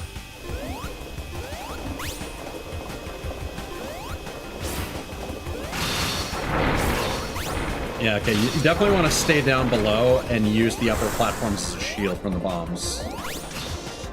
Now, to be fair, I am enjoying the learning process here. That's something that I hadn't internalized before. Fuck.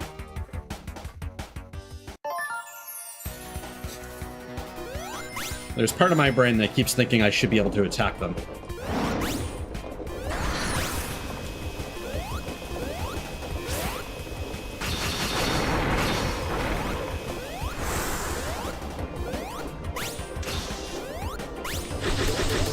Nice. That's the ideal situation. I do like that aspect of the boss fight. That you do get rewarded for that. Motherfucker. Yeah, I would say Frozen Base, in general, is the most annoying stage. Like, again, Sky Temple has that first phase where, like, the death pits are frustrating, but again, if you don't rush it, it's fine. This has basically all the same problems as that, but they layer in unfun ways.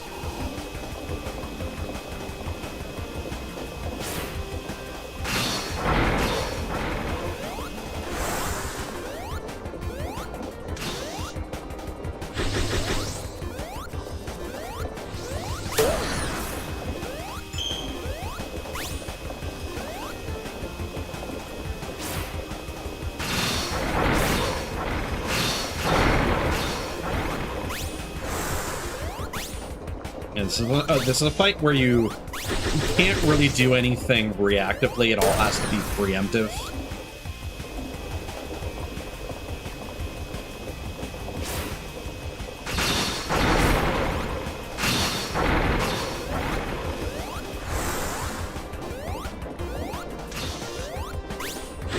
Like, Like, you need to preemptively get below the platforms. You need to preemptively get high to try and take out the birds or the pterodactyls when he spits them out.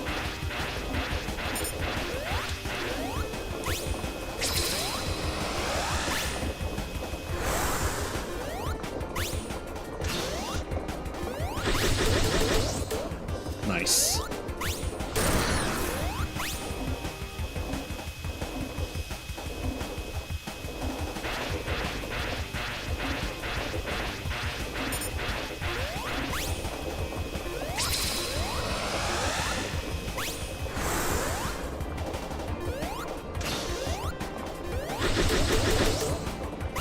Perfect. There we go. I think I was bitching and moaning more than I needed to. It's not awful. It's just it is the least fun. Oh, that's that clipping is Again, I did still kind of enjoy that learning process there.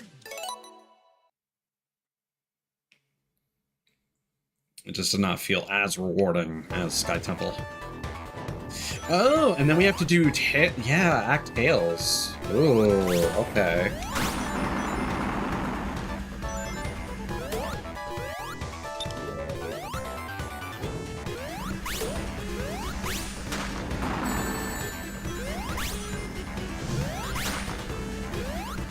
Okay, let's go down below.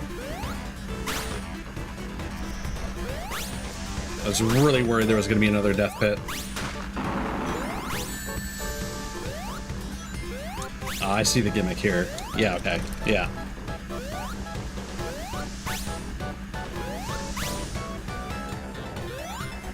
I think those are faster than they are on the main story.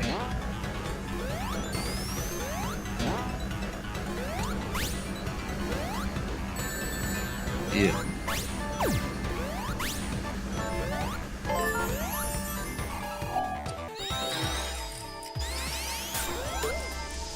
Okay.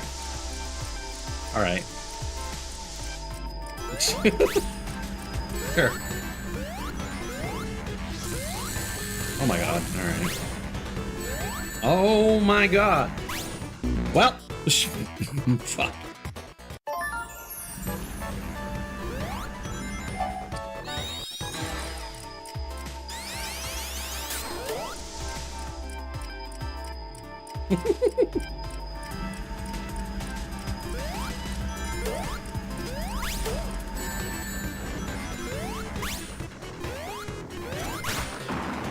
There we go.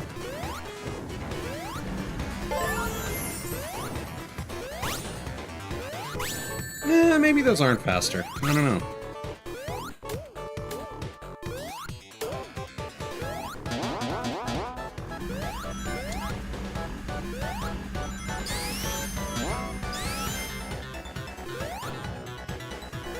We can just do that. But that's just a... Again, I really like when they use foreground obfuscation.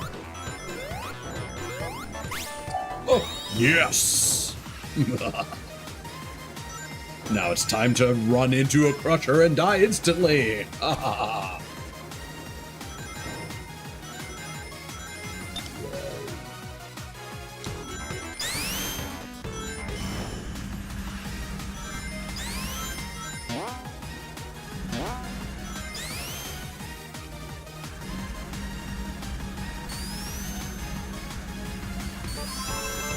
Yes. All them rings.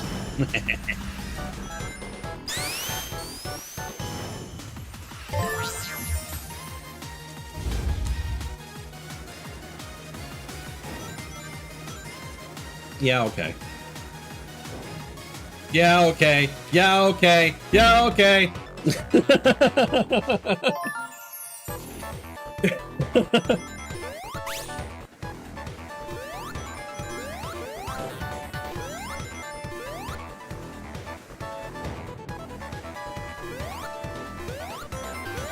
Give you all those rings. I mean, at least they indicate this with rings. I don't think they did that with the lower one. Or I might just not have internalized it. Okay, alright.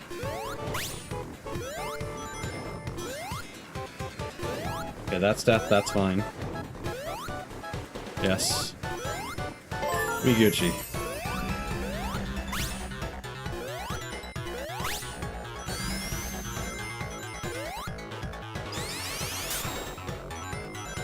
Please don't send me into spikes. Thank you. Yeah. Yes. Global warming.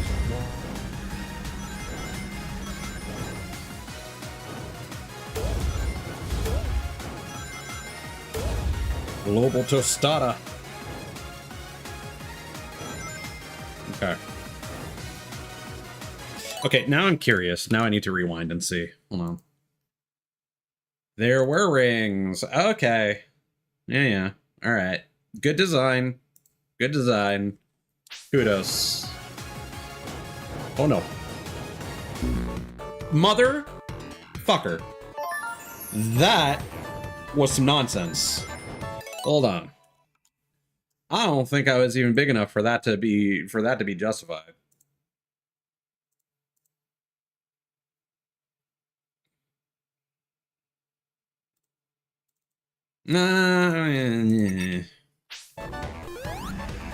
Although I would argue it should force you into the tiny ball form.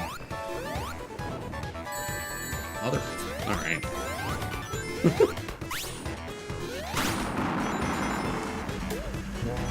I will take the shield.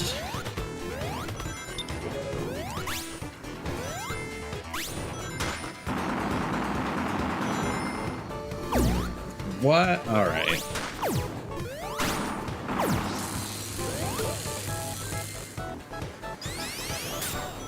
Is goddamn camping egg robos?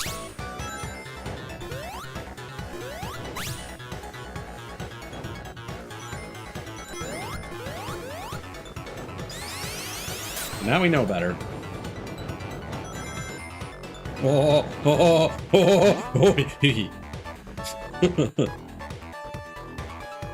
Running through that as Tails is always scary.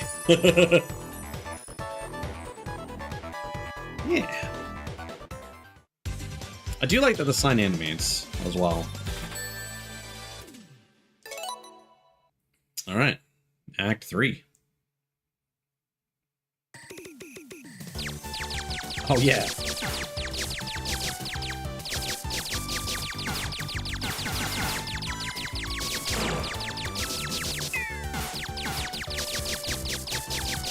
Now that I don't have to worry about getting the achievement, I'm gonna be a lot less paranoid about this stage.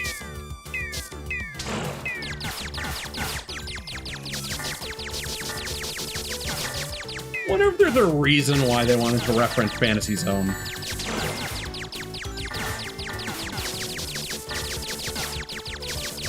Maybe that was one of the things, like, one of the old staffers that they brought back on. I also appreciate that we're getting the, like, the fire shooter robot from Sonic 3 specifically.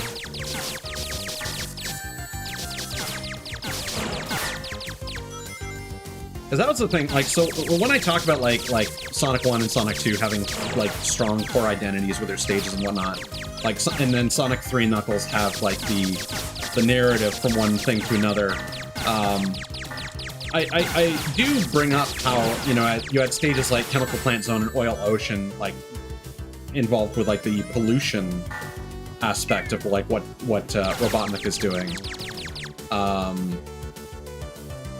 And how that didn't really come back. But at the same time, with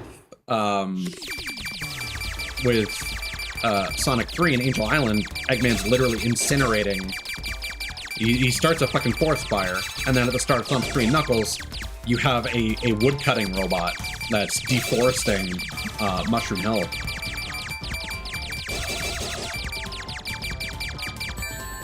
So while it's not as present, both of those games do start out with a stage each. And I think it's because it's the first stage of each respective game that I didn't internalize it as much. And again, Chemical Plant Zone is so iconic. It's weird to me that some of the other ones like Oil Ocean and like Angel Island and Mushroom Hill don't come back in that context of environmental disruption. I do believe Mushroom Hill has come back in some forms, but I don't know if the woodcutter robo has shown up. But like, it's literally, what is it? The flying machine. God damn it. God.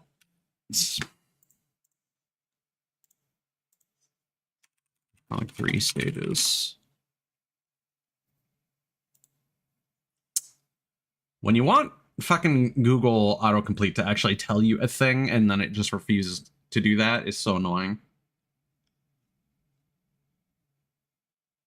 Flying Battery Zone, yeah.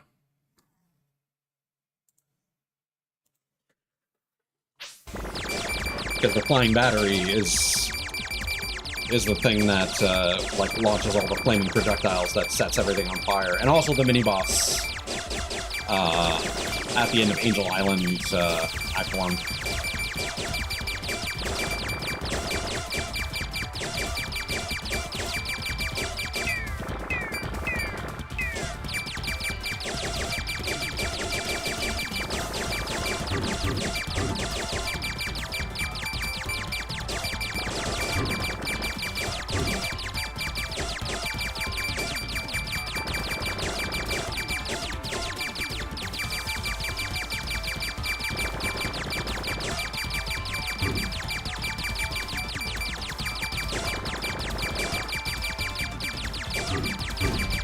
There we go.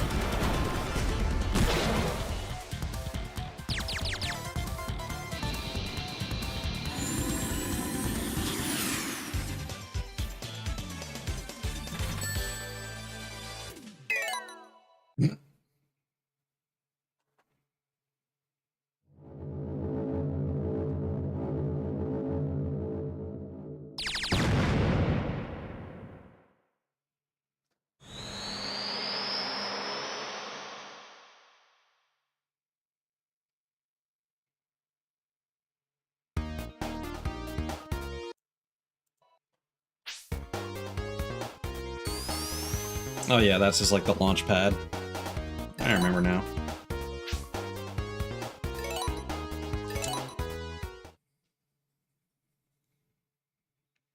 No, I'm looking forward to the final boss with extra challenge.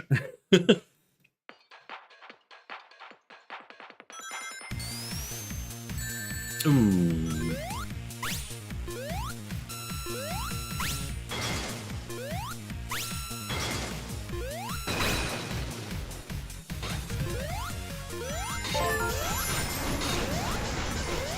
But I do like the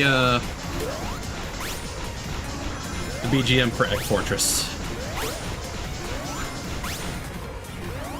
And how there's a bunch of different planets in the background. I didn't actually internalize that.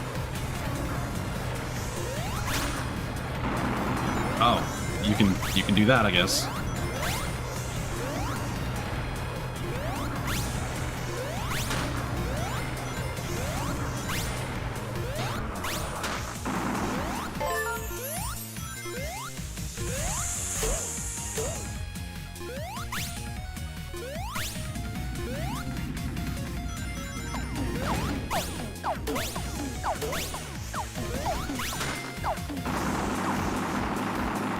That'll work.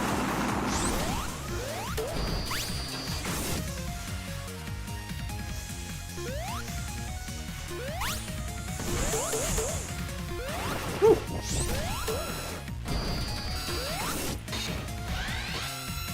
Oop, there goes gravity.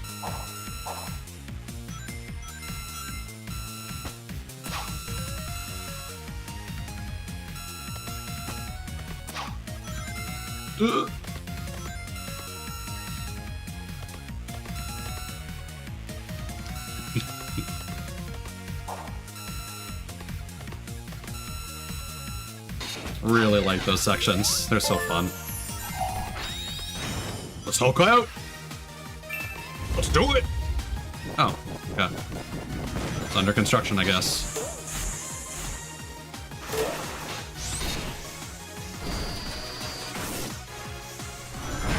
Oh! Oh! Yeah, super form is going to be a problem on Act 2, definitely.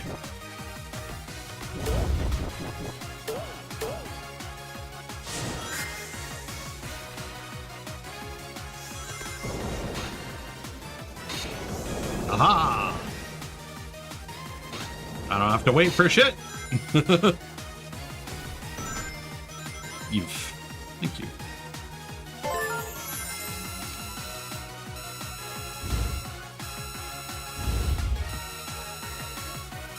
Oh, that's weird.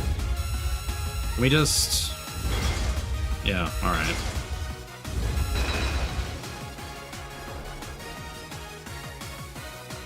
Oh, I have to leave. Wait. Wait, what? You don't... You don't... Once you have 50 rings... You can use super form without limits until you get hit.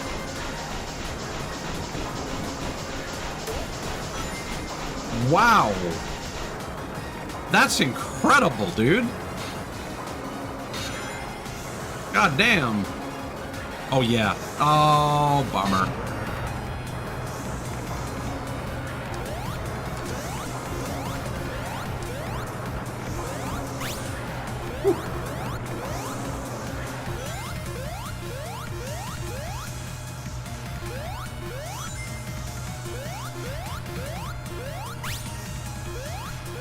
Trip is so great, man. Ah, no!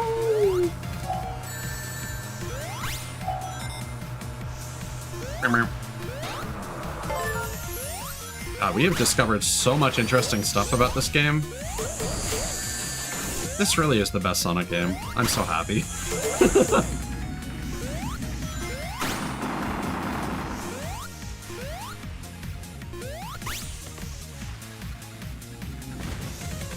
I just see if there was any merch based on Trip, because there was I'm so annoyed because there were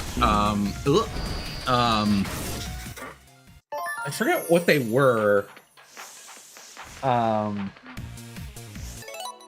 me look this up real quick.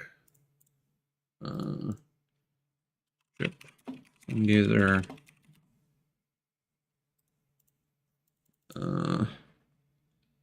GameStop Sonic Popsicle. So, like, Jack Specific has plushies based on the iconic Sonic ice cream bar that's apparently still made. And they never start production. It's one of the most famous, like, mascot popsicles ever made.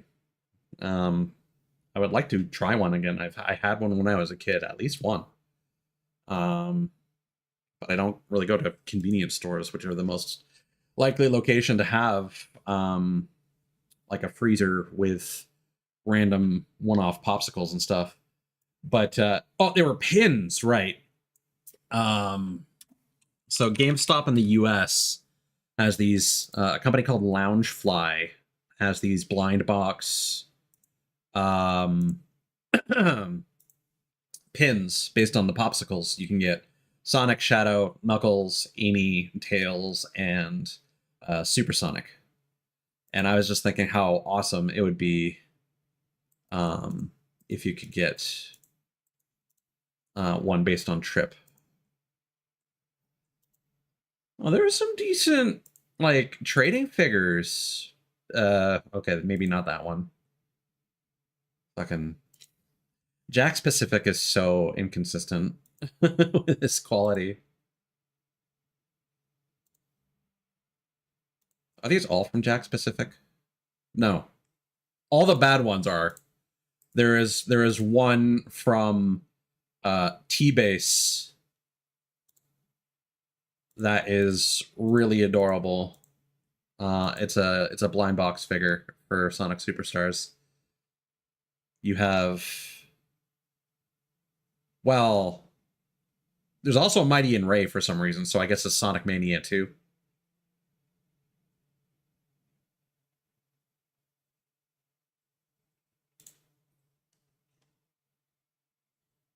When was that? That was late 2025? I'm gonna have to see if I can get one of those. What? Oh god, my figure collection is doing two-factor authentication. And they're like, make sure to enter your OTP. And I'm like, right, one-time password. Not one true pairing.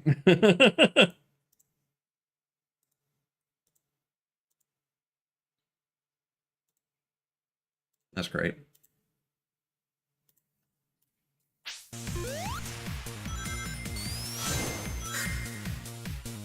I got this game, like, partially because Fang is in it, and I like Triple Trouble back in the day.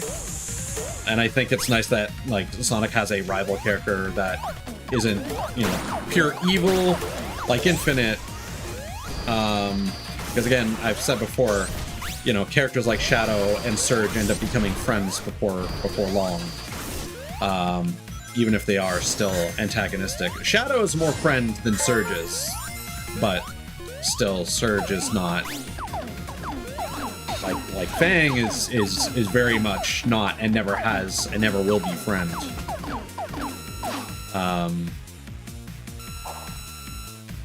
At least that's my prediction. I could be proven wrong. He's in it for the love of the game.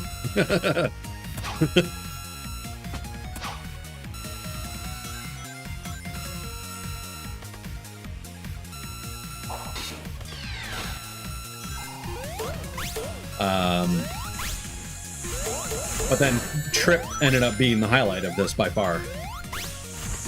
That was the point I was trying to make.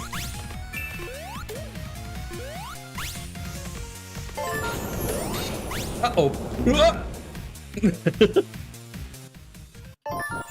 I'm surprised that kills you.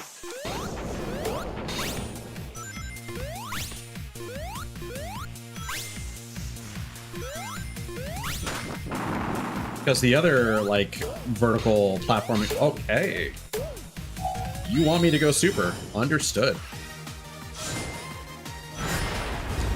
I'm not going to look at 5 coin boxes and second guess what it wants me to do. Okay, yeah, alright.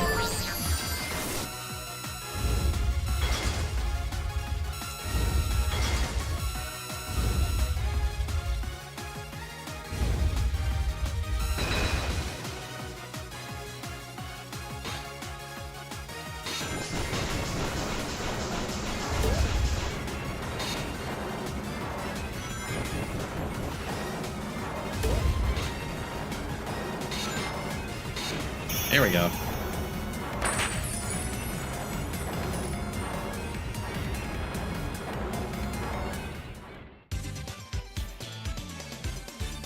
So are we gonna actually run into Eggman here, or like what? No? Still the Egg Robo. Okay.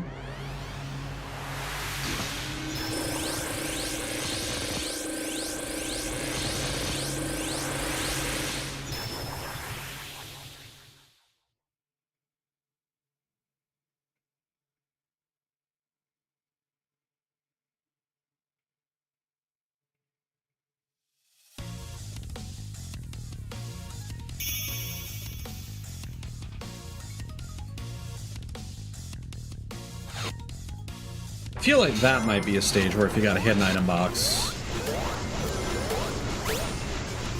you would probably get to keep it.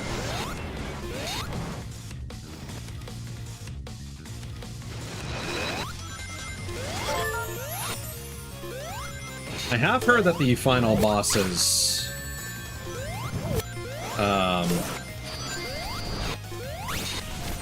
become very difficult.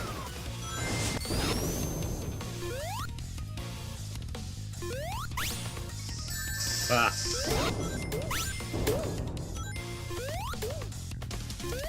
Oh, is that supposed to be Trip? I think we saw that graffiti before, and I didn't internalize that. That's really funny.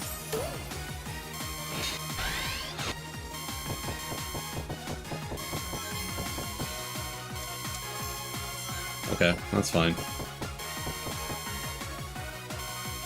We're losing a lot of time, but it's so much easier not having to dance around.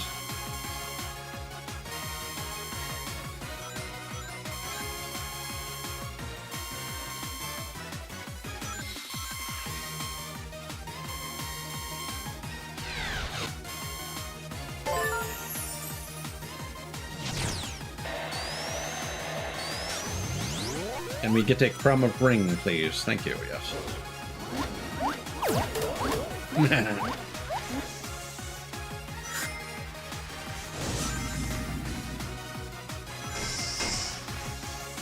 Uh-oh. And when she transitions back to the grounded mode, it's a little awkward. Okay, well.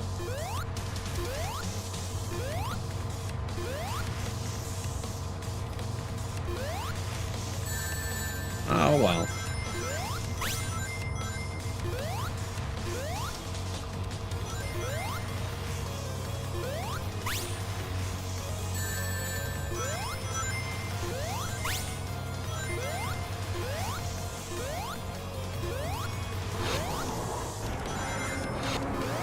Oh yeah, and the reason I was annoyed is that GameStop no longer ships to Canada. So because the Loungefly popsicle pins are GameStop exclusive, I have no means of getting them. I don't normally buy blind box things, but with that I would have been fine with a blind box. Would have been a bit disappointed if I got Shadow or Knuckles, to be honest, but... Or even Supersonic, for that matter. It just doesn't look as goofy as I would like it to. But the thing with these Sonic Superstars / Mania blind boxes is that I do specifically want Trip out of that. Okay, I need to lock in. This is, just jumping blindly like that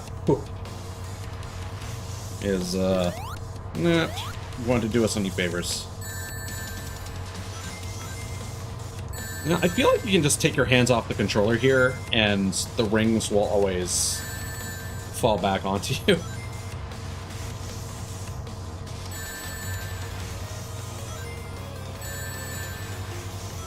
Yeah.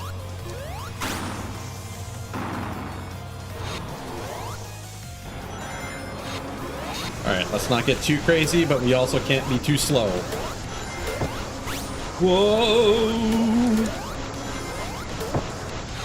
There we go. Checkpoint, please. I don't want to stand on that, if I can avoid it.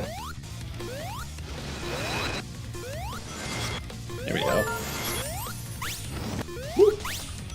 No thanks.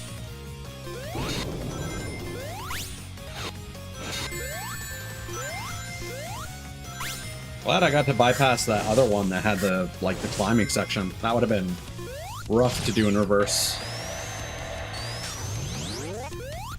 I do like how even the, like, the HUD timer is counting backwards as well.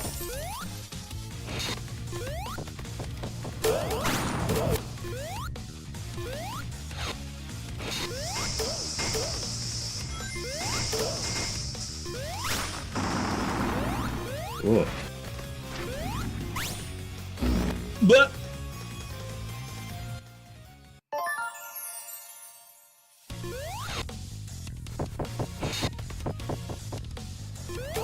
I like how aggressive the time reversal is. Just how fast things get sucked back up where they get... What? Oh, I have no rings.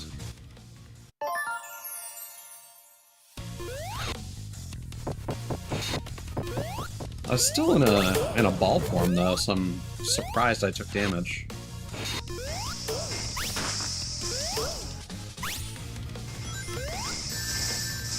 Oh, the fire. Okay. They've got spiky butts. Yeah.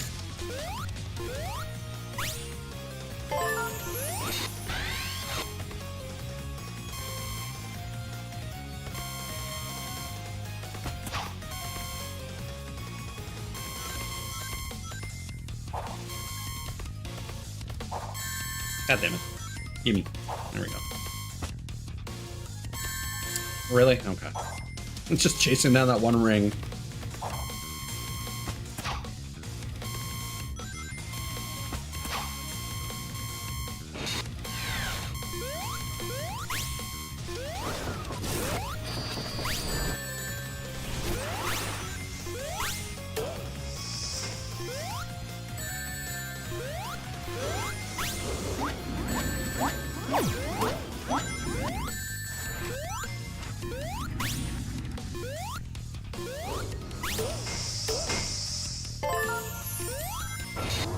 There we go.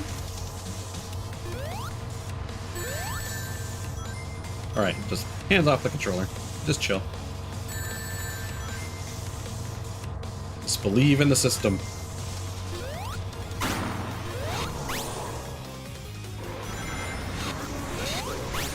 Oh no. God damn it. Every time. Really wish they would put the checkpoints at the bottom, but I get it. It's because the stage is being done in reverse. Whoa. I actually had to... I was wiping my nose, and I had to really handle the controller. How dare they make me play the game?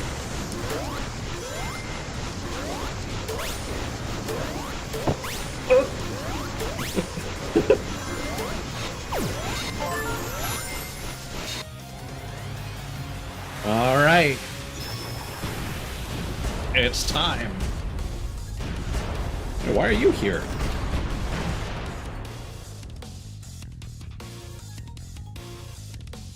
Oh.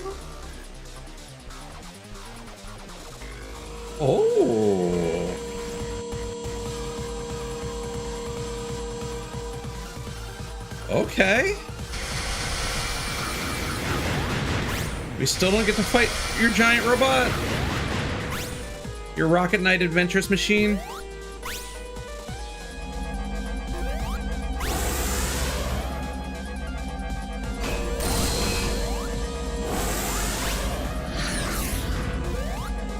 Maybe phase 2.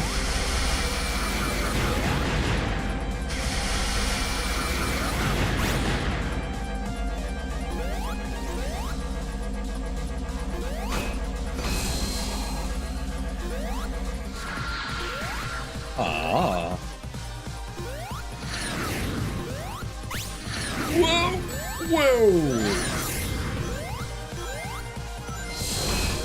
I don't know if I'm capable of hitting him from below.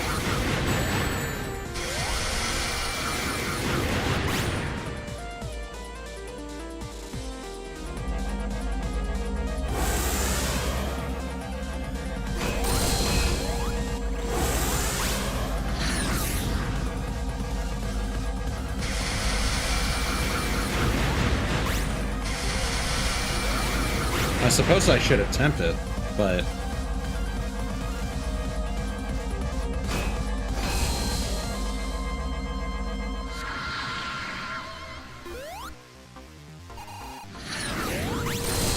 Yeah, okay. You use his position before he starts the attack.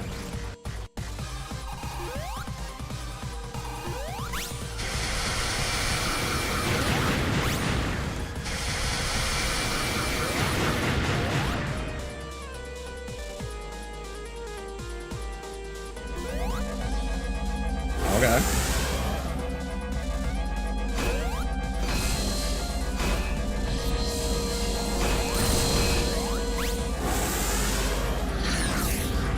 It's not too bad.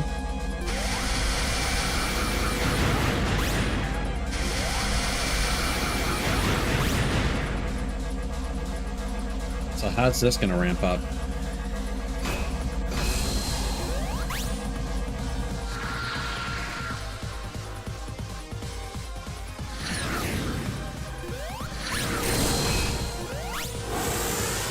Yeah, okay. I think the re-entry flames are for show. I think you can hit him from below.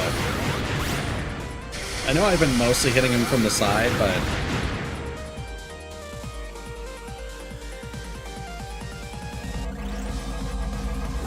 Yeah, Yeah, thus far this is a lot better than the main story final boss. Really? Did I get crushed or hold on?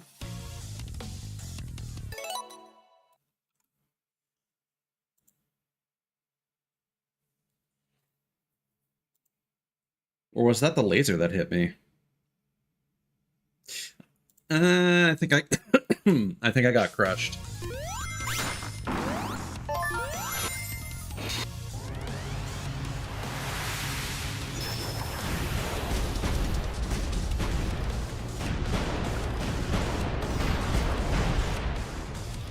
Literally talked so long yesterday and nobody redeemed a hydrate, so I just didn't drink any water.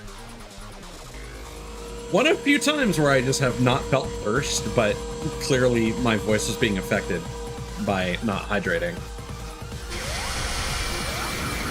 I always make fun of streamers, you know, feed and water your streamers, like, oh, you need a hydrate redeem to remind you to take a fucking drink, but like yesterday was absolutely an example of that.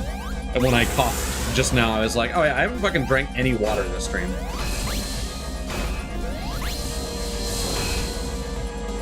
Remember, kids, it's important to watch your favorite streamers so that they don't die of dehydration.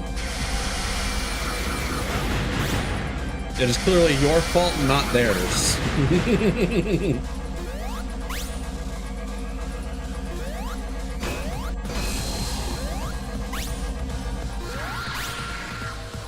Yeah, honestly, let's just, okay,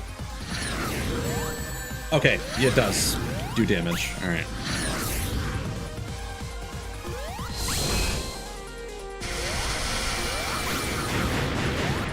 Well, now we have one ring to our name.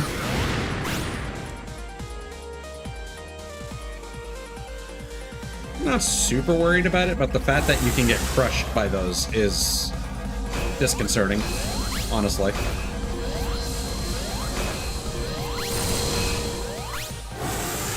I don't think that should happen.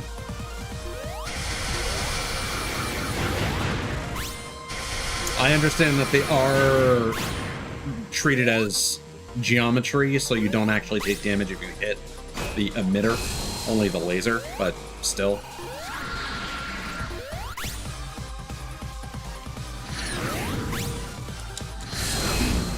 Mm-hmm. What did I bounce off of there? I bounced off of something, didn't I?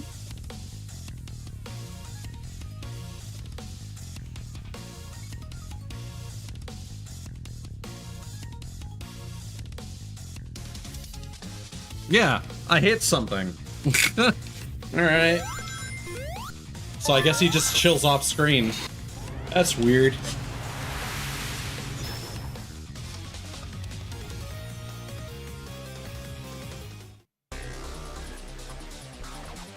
Okay.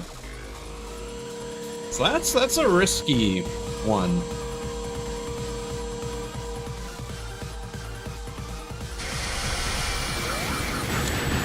Wow. All right. Oh my god. Give me some fucking speed, game. Thank you. I can deal with 4 rings. Part of me wonders if you just run at him, if he'll get crushed by them as they orbit him. It might be a reason to not do that. But I'll keep doing it until the game punishes me for it.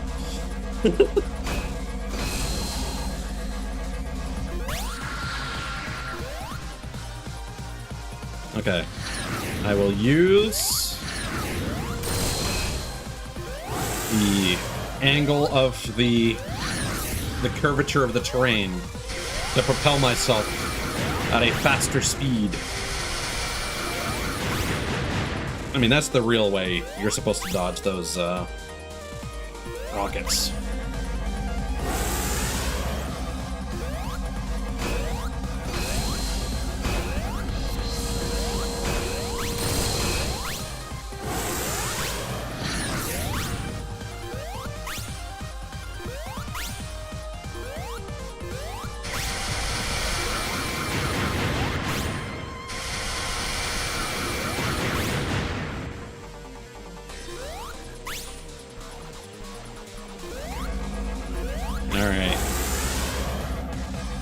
Here comes the death spiral.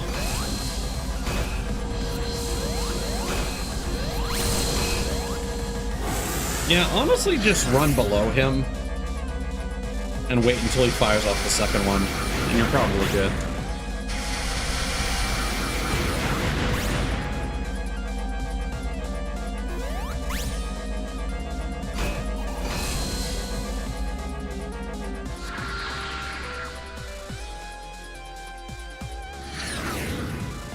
Oh, that was weird. So it's not really consistent when he destroys the floor. Strange.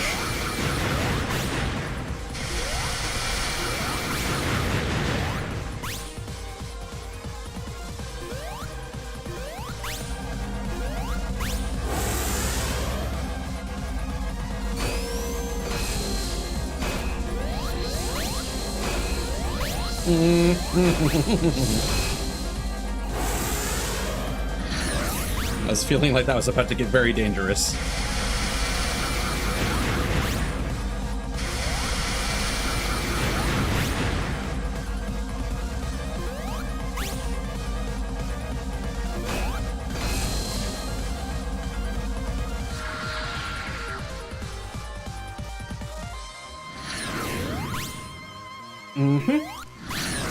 It was close.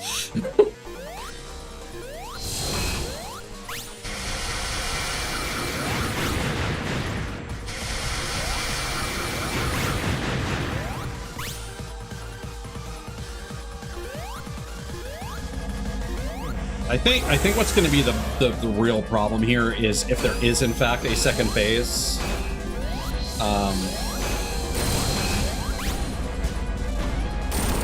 Having to repeat that first phase, it's pretty lengthy.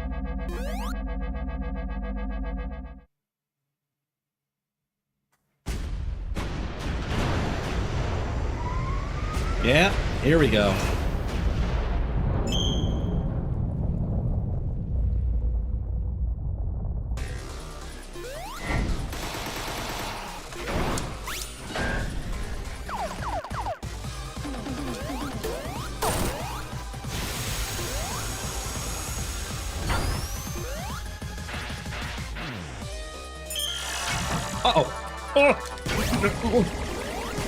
I'm really glad that I was terrified that that was going to destroy the floor.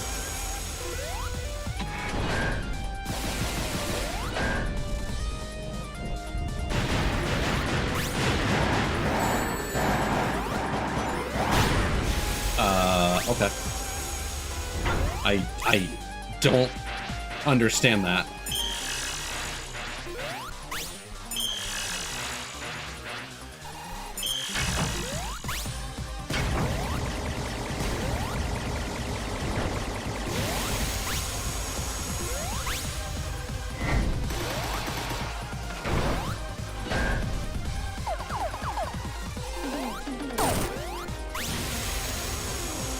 I have a feeling this is going to take a lot of hits, like probably 8.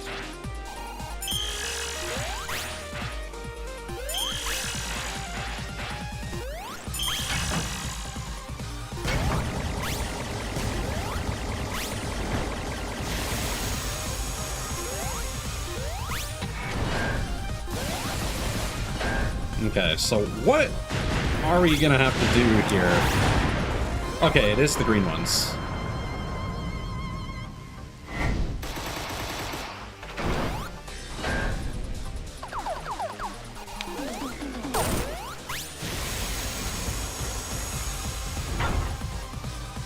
Alright, phase change? No?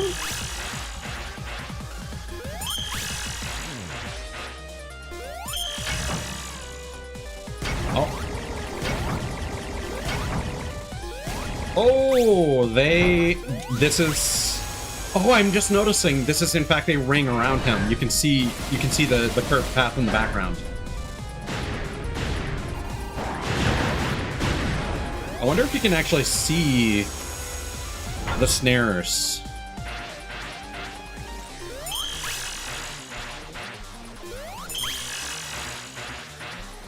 No, it doesn't look like it.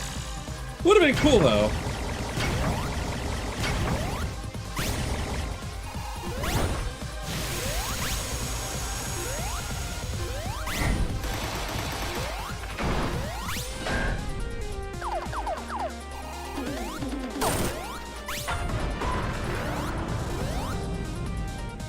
So I feel like this is going to be 6 or 8 hits. I do appreciate that he does this back-to-back sometimes. Whoa. Whoa. Whoa!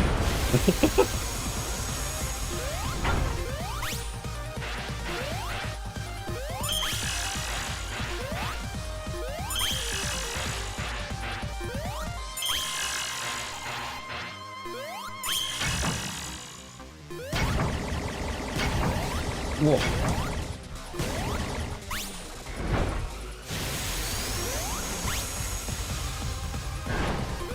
Oh, I don't like that. I don't like new thing.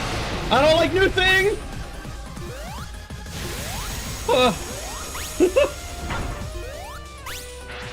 Really? You know, I was probably able to hit him when he smashes his face into the ground. God, that's a lot tougher than the Robotnik version.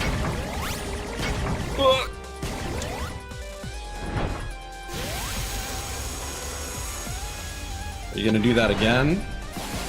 No. Okay. Good.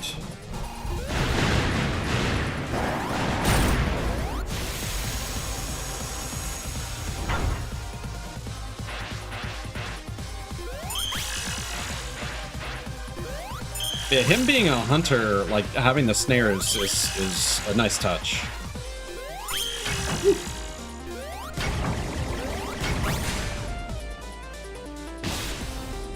What?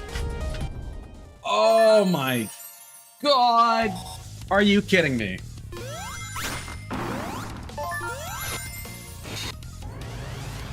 Please start on phase 2.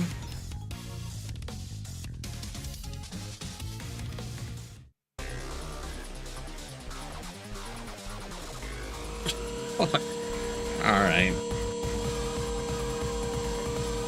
Yeah, I don't agree with those being insta-kills. I'm glad I got to see that animation. I hope I only see it once.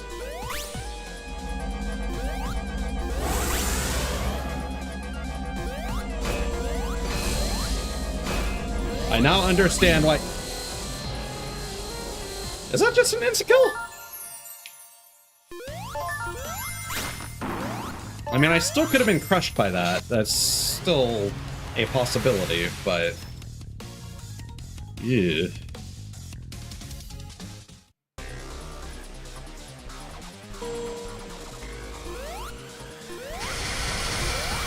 Let's start counting the hits. I'm fairly certain it's 8 and 8. Because this game seems to like cycles of 3... Well, it seems to like 4, but then cycles of like... Okay, I wanted to test. That is in fact instant death. Okay. So just run, I guess. Just do everything you can to get out of him. Or get behind him, rather. So the good news is I'm not being crushed. The bad news is that I can't touch that at all.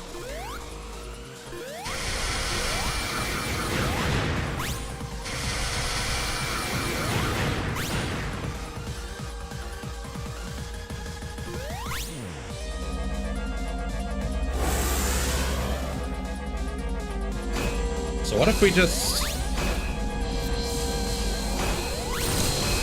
Yeah, okay. Maintain a little bit of distance in front of him. And then speed up after he sends out the first one. Or when there's a dip in the floor to allow you to move forward.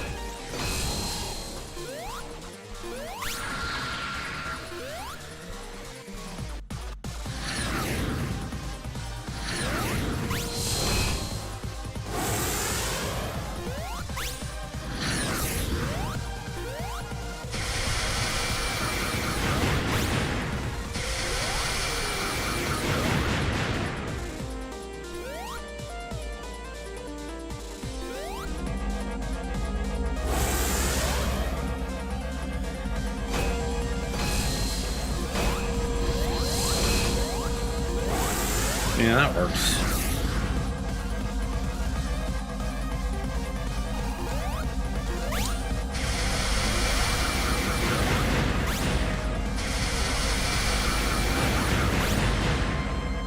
I wasn't counting. I want to say that was 3. So this first phase is probably 6.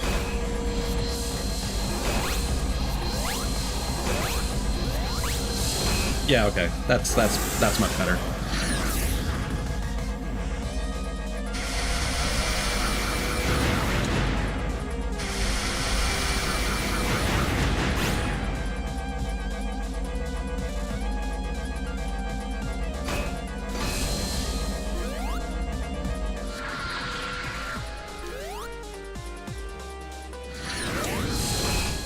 Perfect. 1 more, probably? 1 or 3 more.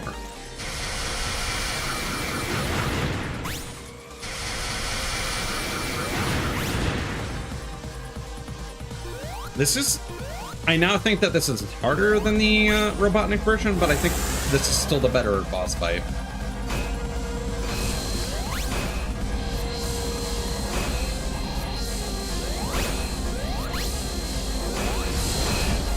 Yeah, okay.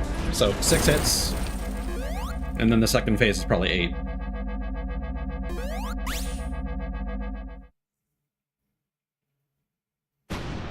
Or it might be 6 as well. We'll see.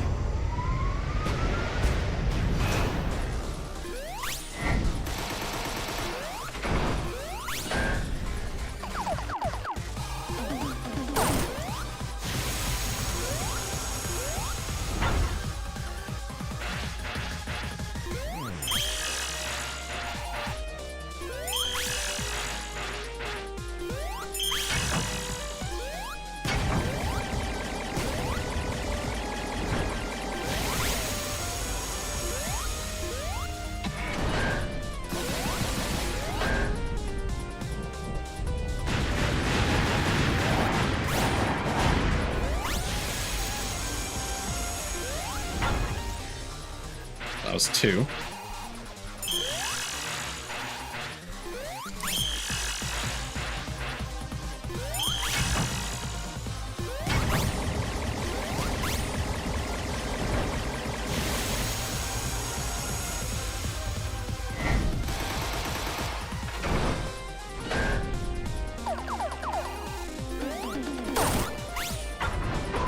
Okay, 3. And now we've phase transitioned.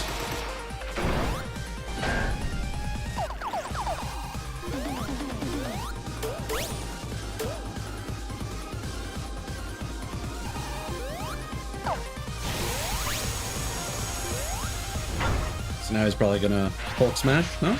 Alright.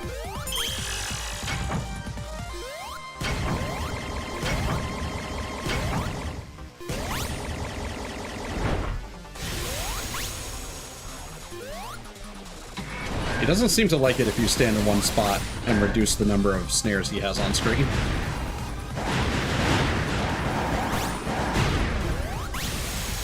So I think that's 2. Uh-oh. There we go.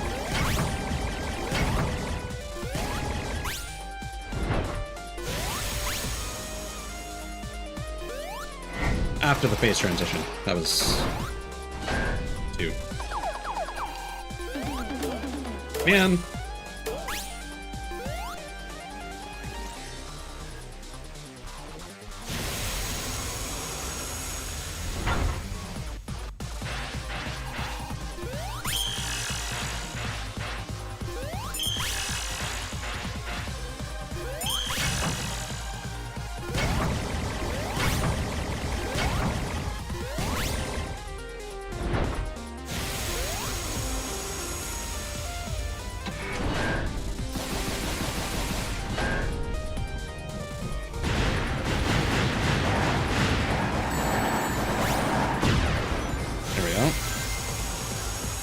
That was 3, so now he's probably in Hulk smash mode. No? It's maybe just a low chance of that happening.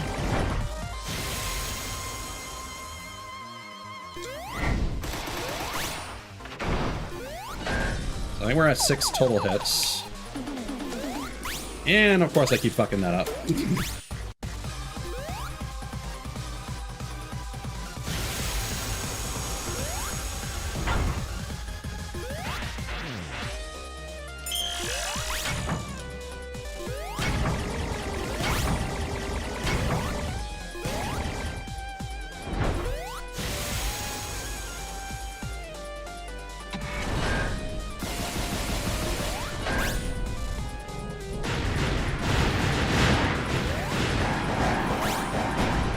Nice.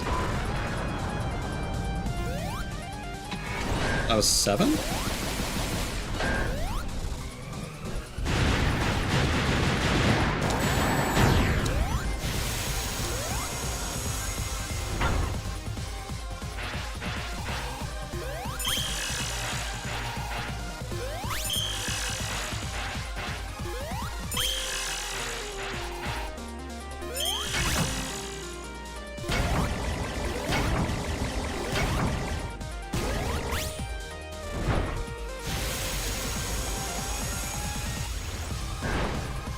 Yep, okay.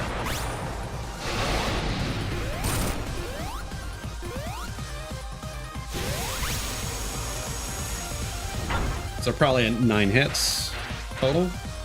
Again, I haven't really been keeping count as accurately as I should have.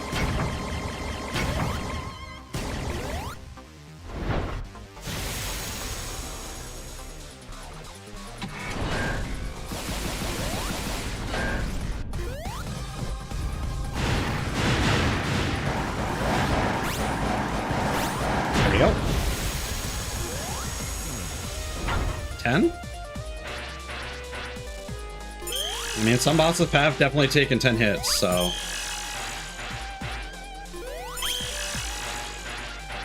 It's definitely not outside the realm of possibility.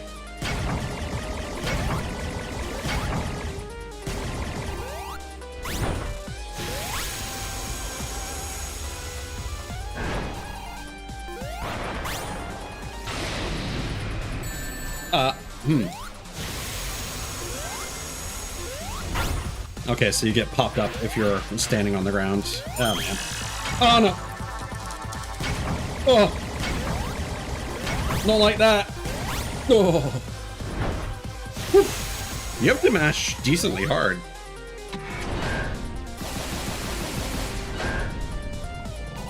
Okay, time for the bouncing betties. Oh, no.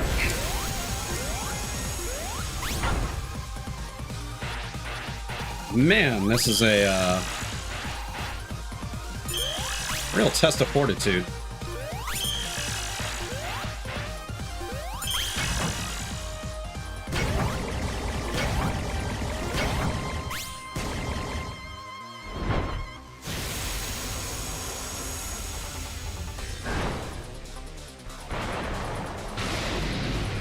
Oh! Yes!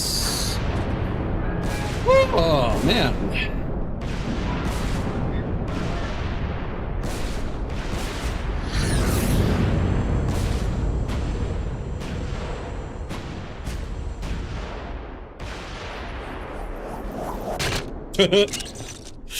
Like that.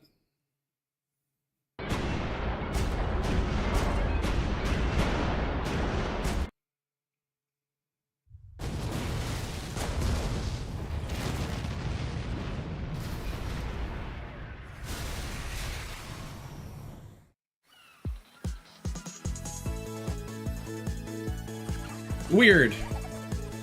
See, those squirrels and rabbits are there. In the cutscene, at least.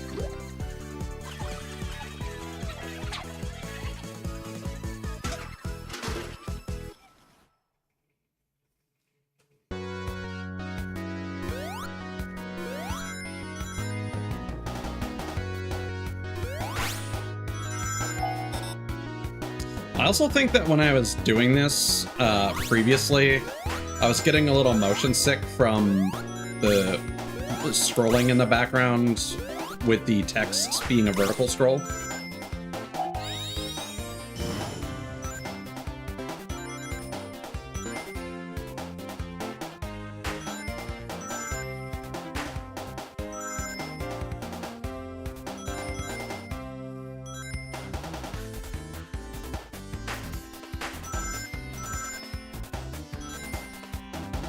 And part of that was probably because I was really tired. I remember when I first finished it, I was like, just looking to get out of there.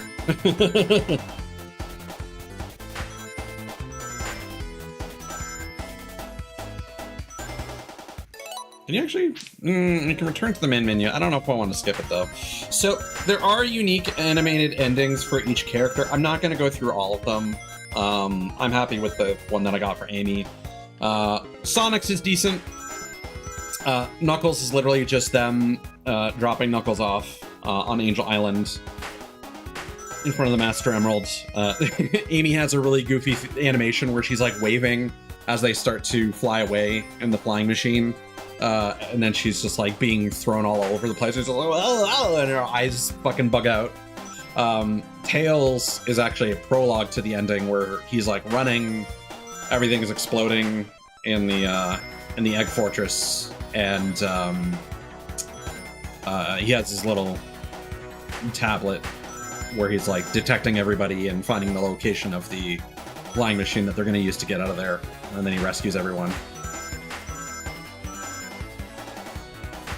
So, if you see fit, look them up yourself.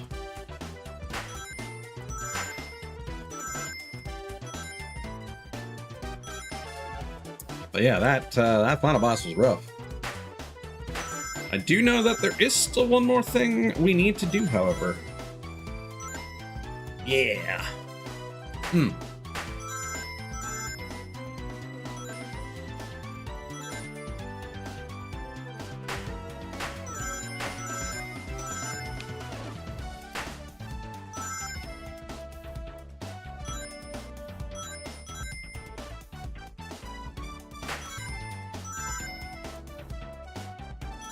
Yeah, so I think after this, I do kind of want to play more Lost World, but I have also kind of reached a stalling point with it, I feel, where like I've showcased the stuff that I remember most fondly.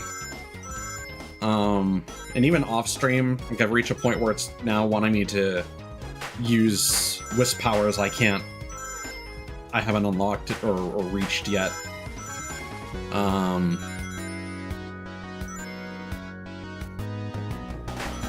So I think the priority is next is try and clear the next area of Demon Tides, maybe even like see that through to the finish, and then get back to Requiem.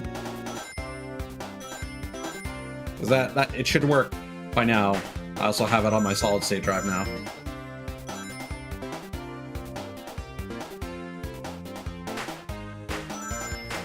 This is not something that I made. This is something that I commissioned an artist and a rigger to make. So I don't know what program the artist Nisei Joe used to draw this. Could be Photoshop, could be Clip Studio Paint. Krita is another popular one. The animation of the model was done in Live 2D. Anytime you see like static art assets that have been like separated and animated so that like a 2D image is capable of moving individual parts, that uses Live 2D. A lot of visual novels and gacha games use Live 2D for their animation. Yeah. The credits for all my assets are below on my Twitch page under the About section. Slum Baby is the rigger. She's also an artist, but I only commissioned her for the rigging, the animation of this model. It is Nisei Joe who made the actual artwork. So if you like the art style, go check out Nisei Joe. He's got a VGen. Both of them do. Pretty sure I've linked both of them below. But that's where most artistic creators in the VTuber space take commissions and do business nowadays.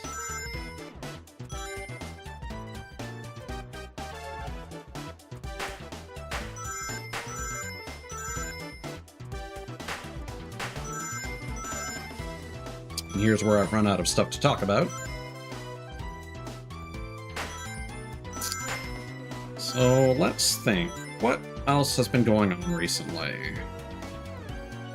Yeah, no problem. Have a nice night yourself.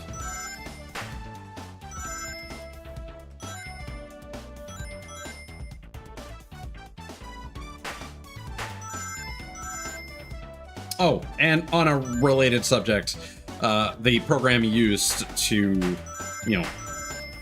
make a webcam move the character is VTuber Studio. But you can't make an avatar with that. There are free-to-use VTuber avatars that you can get, as well as ones that are pre-made that you can buy.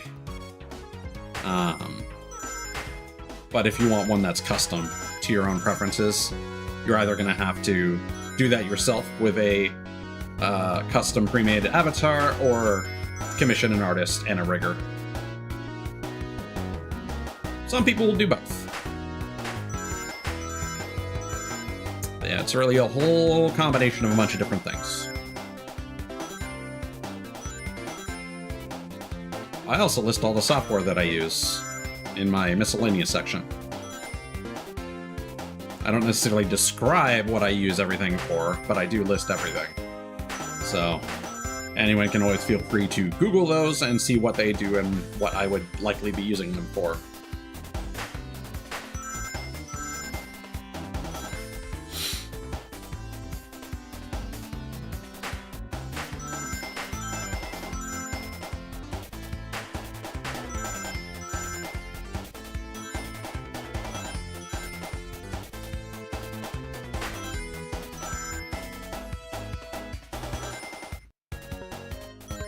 It was an interesting stealth drop where the GOG ports of Resident Evil 1 to 3 and Breath of Fire 4 were made available on Steam on April 1st.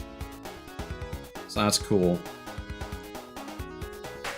So unfortunately, Breath of Fire 3 and 4, I hear nothing but good things about them, but much like Suikoden and like the Saga series, there's just something about them that does not make me want to get into them. Like Breath of Fire 1 and 2, great.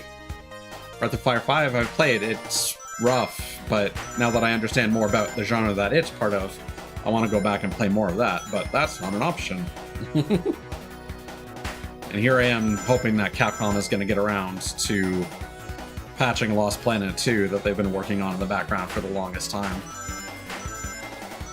But unfortunately, the slate of PlayStation classics that have been announced during like one of the last states of play is just nothing that I'm interested in for literal months, which is a bummer.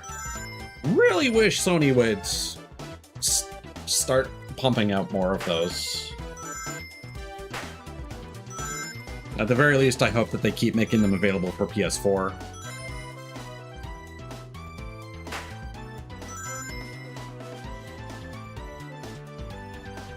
Well, thanks for the sub, Dylan. I appreciate it.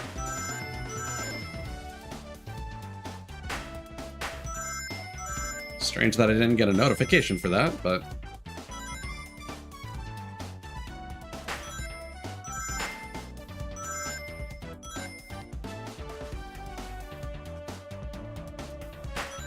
hopefully those are working. There we go. Looks like it was delayed.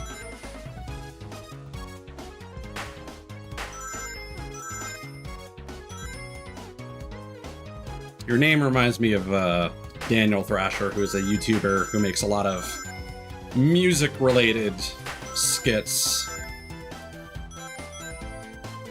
Very fun content if you like comedy skits.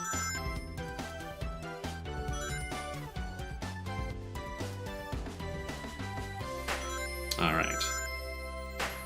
So what next? Sonic Superstars.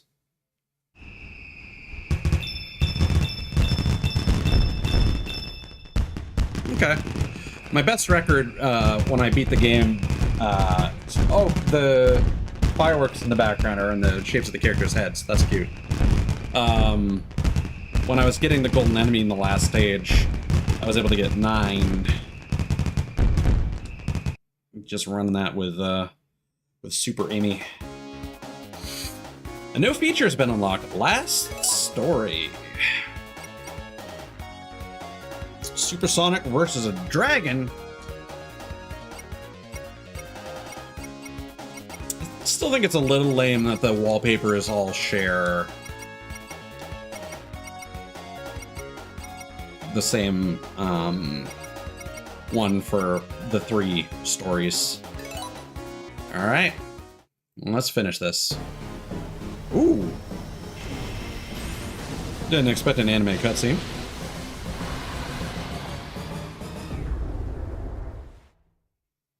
Damn, that dragon's tripping. Metal chip and orange.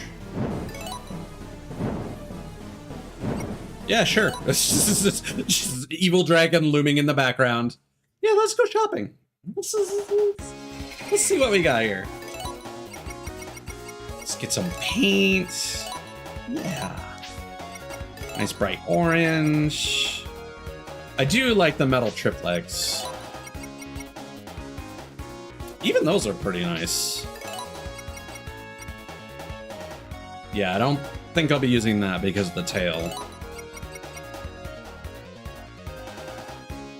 But I might even use that because I like trip a lot. Cool, cool.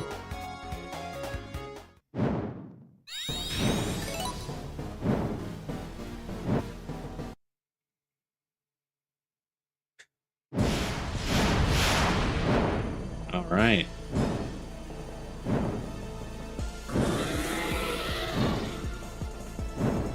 So I'm expecting this to be challenging. Oh, wow.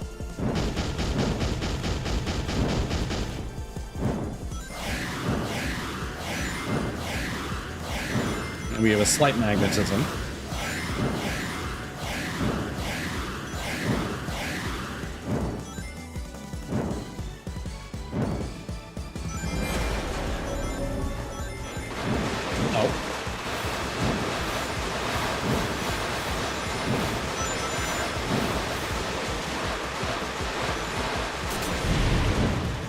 So, using the speed boost,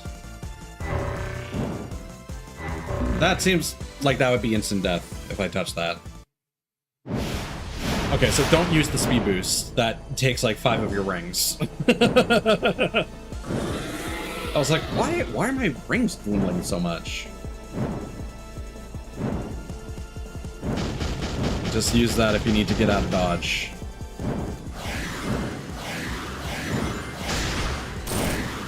Oh, you can hit the blue ones back. Okay. So hit blue, avoid red.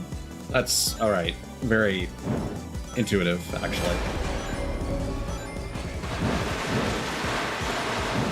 Oh, Tails, what you doing, buddy?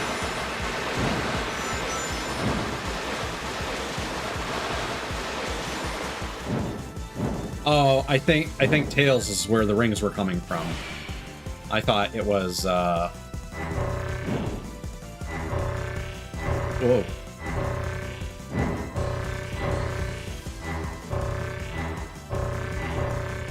Nope. Nope. Okay, okay. Alright. Use that to get out of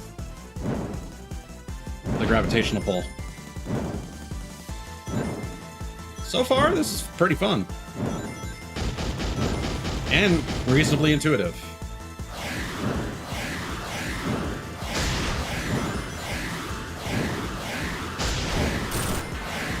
Hey, buddy. Yeah, okay.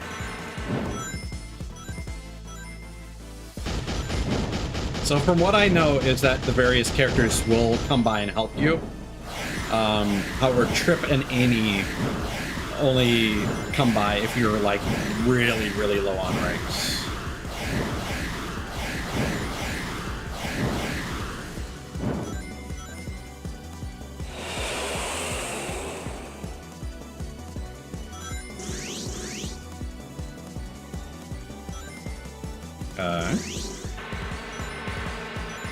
Thanks, bud.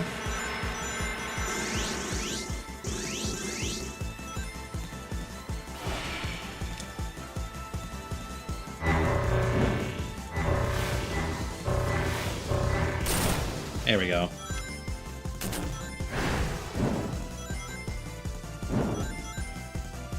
Hey, this is solid.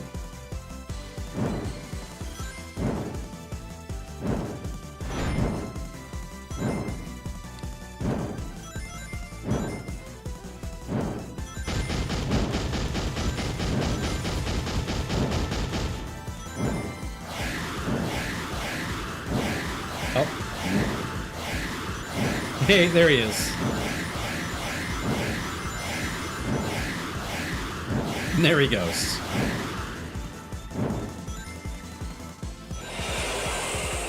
It might also just be based on time, honestly. Like maybe Amy and Trip just have a lower chance of coming by.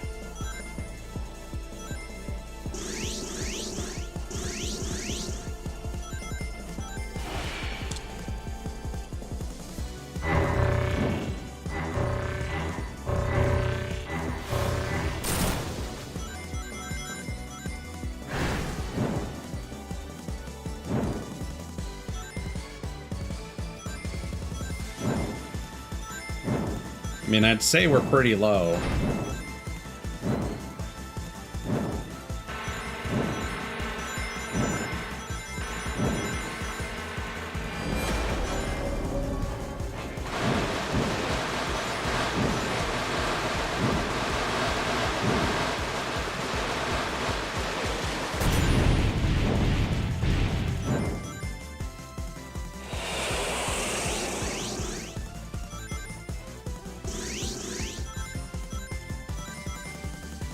Oh. Horizontal.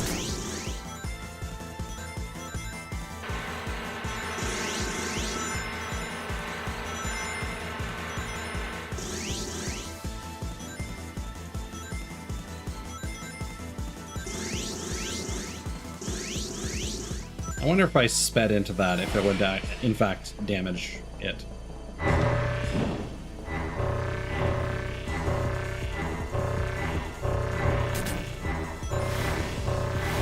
Oh god, stop! Oh boy, alright. We're in trouble.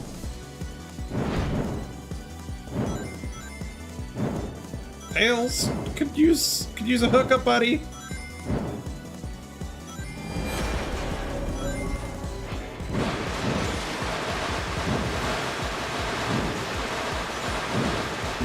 Okay. Alright. Yeah, I think it might just be random, or it might be based on the phase of the fight. I think I need to be more aggressive. I'm gonna start experimenting with attacking the boss when it's rolling at me.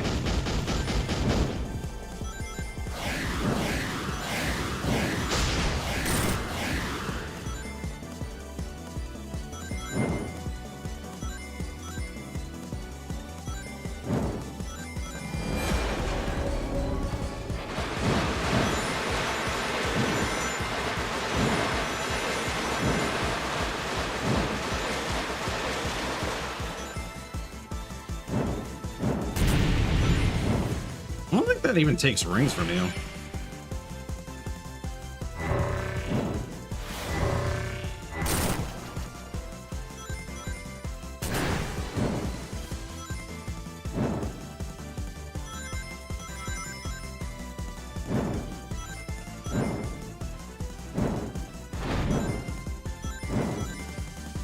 I mean, you can probably time that, but...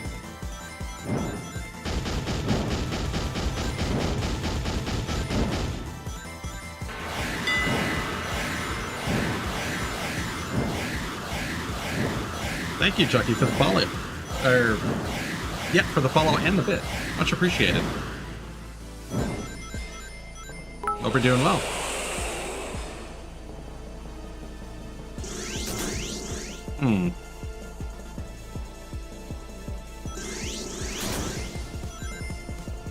Yeah, I don't know. I feel like the previous boss fight was a lot harder.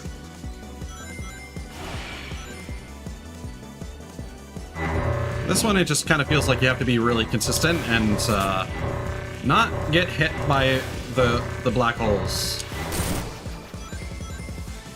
Although that said, I'm down to 15 rings again, so we'll see. We'll see how that goes.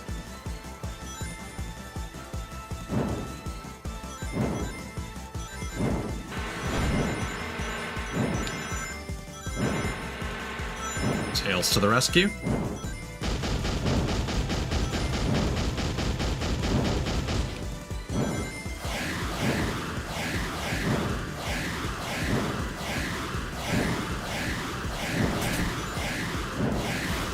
I tried.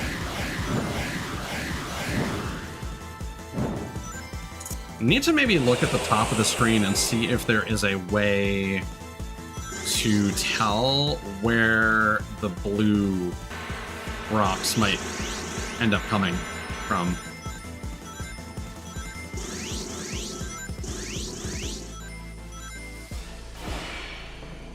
This is definitely like a battle of attrition for sure.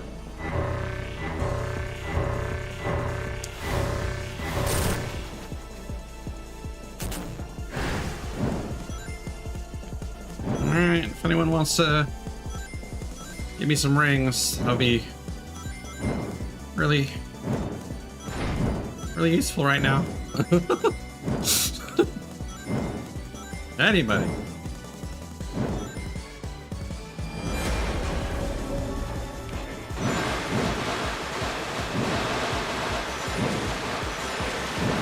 Thank you. Oh my god.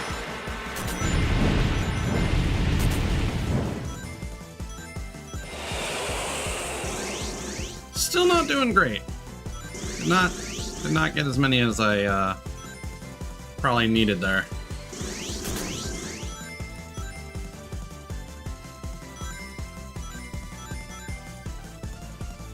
This doesn't feel like a boss fight where you have a lot of influence, honestly. For better or for worse. Oh, Knuckles, thanks. No, I needed those. God damn it.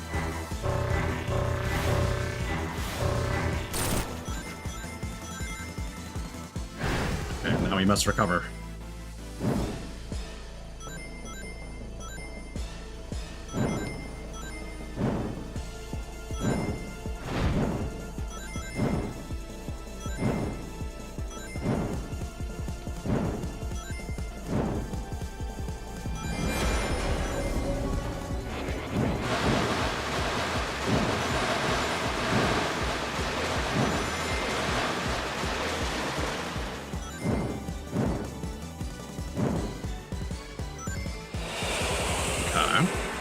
Yes. All right.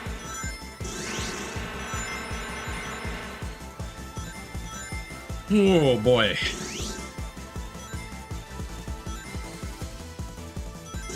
The economy is struggling right now on North Star Islands.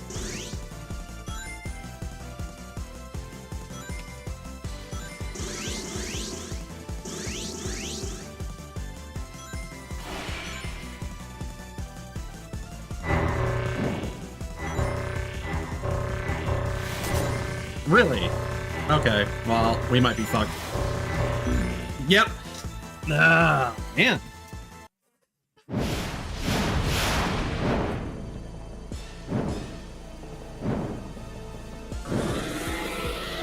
I wish there was a way you could stockpile more rings, like in the very beginning, but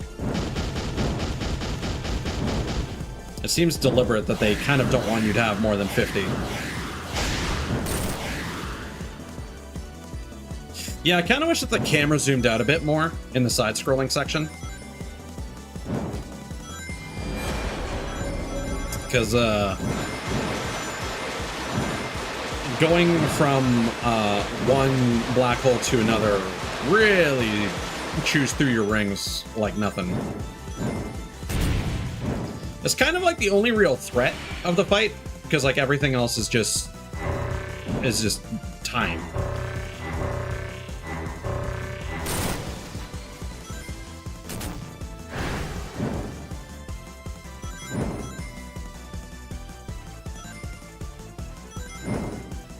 Because, like, if you quote-unquote take damage, for the most part, you just get knocked back and aren't able to collect as many rings for a couple seconds.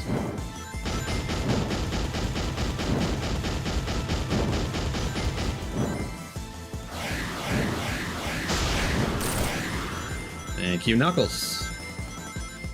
Very nice.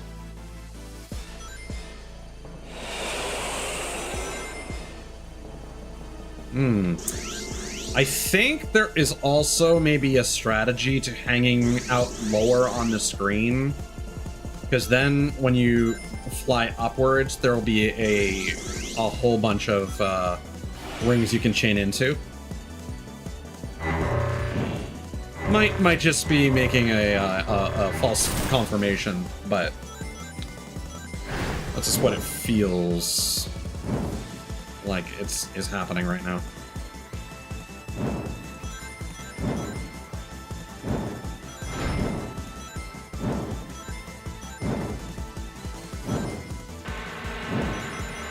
Hell yes.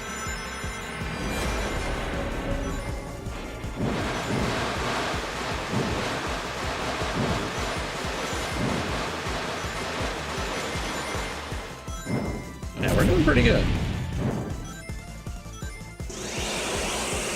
Famous last words, maybe.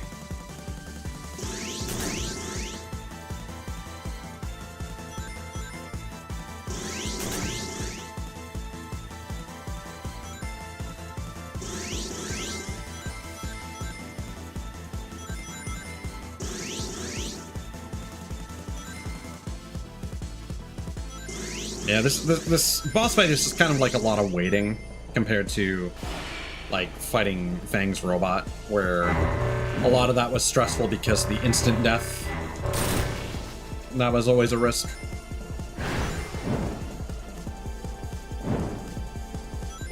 I do like what they're doing with the skybox.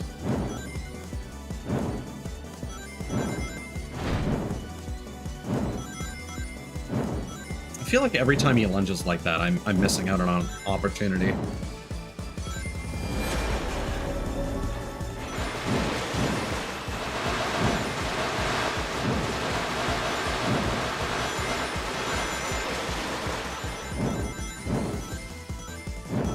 There we go.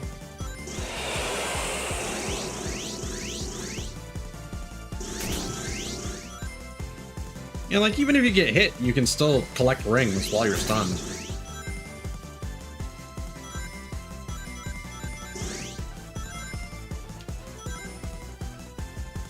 Like, if he was doing this while there were black holes on the screen, that would be another story. Ooh, let's go. Oh, yeah. Stonks are up. Oh no. Oh no. Oh no. Oh, that was it? Or phase 2.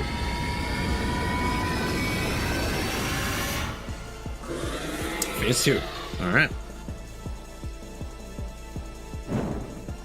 Ooh. Whoa.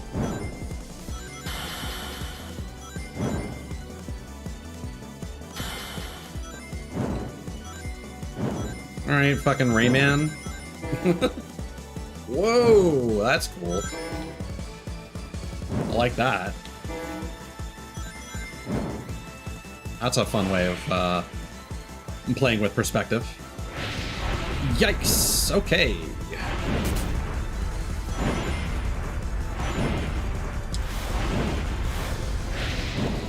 Oh boy, alright. I was about to say that might be a bit easier, but no.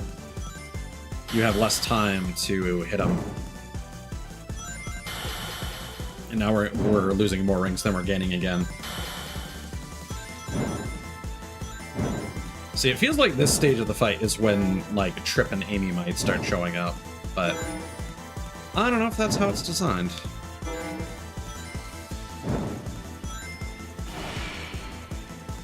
Alright.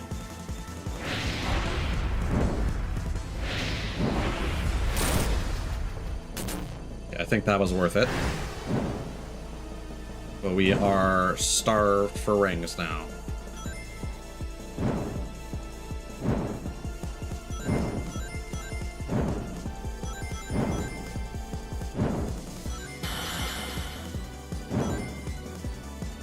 Come on, somebody hook me up.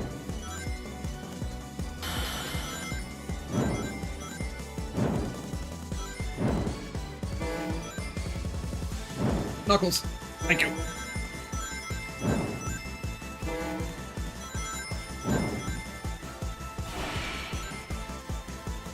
All right, this is getting tough. Nice. Didn't have to use a boost. Okay, those are, they don't fire as fast as the black holes, so I do think that you can lead the fireballs a bit better.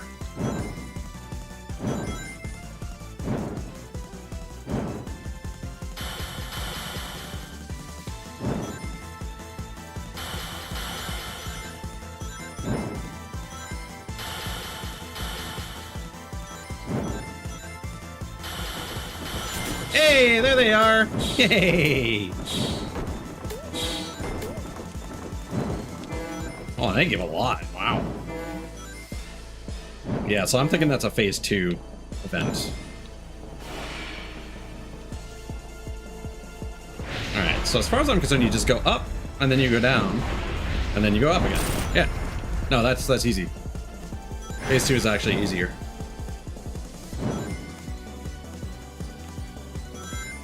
Famous last words. So probably 1 or 2 more hits.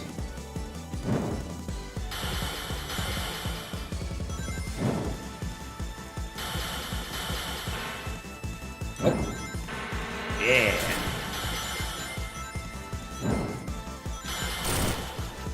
What? Okay.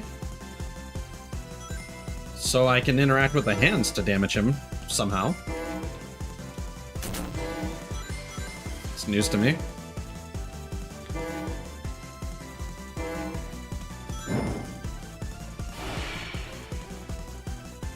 Alright.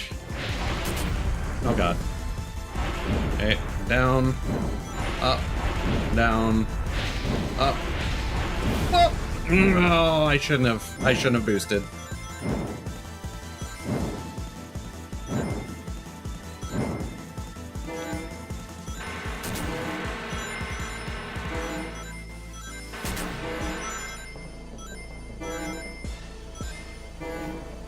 I think we got this in the bag.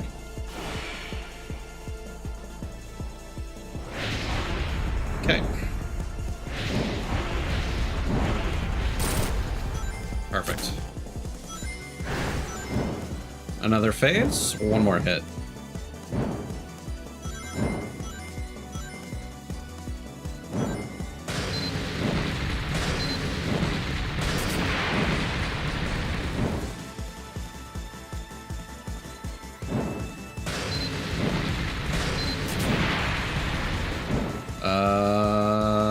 What am I supposed to do here? Ah, okay, homing attack. Got it.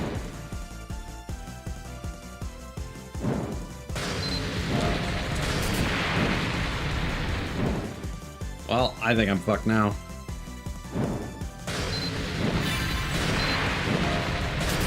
I don't understand what I'm doing wrong there.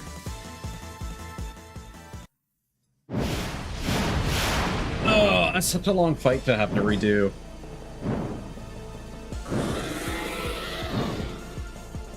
Especially when the first phase sucks so much.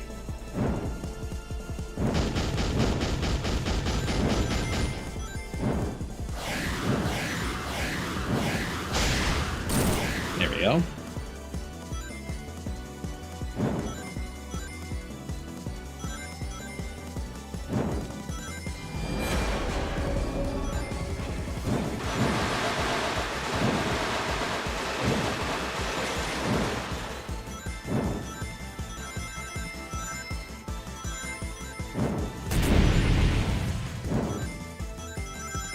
Yeah. During that section, you want to stay. So can I use the same logic? Yeah, I think you can, actually. If you just keep swerving up and down, I think you can trivialize that section. You just want to make sure to escape the first one so you don't get stuck in a pattern.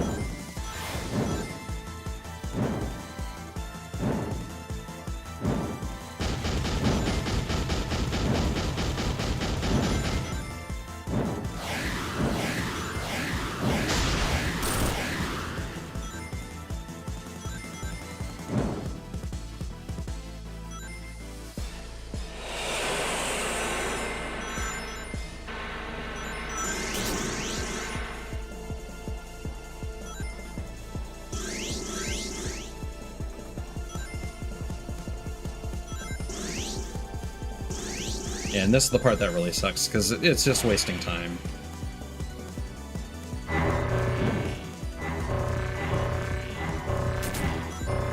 What?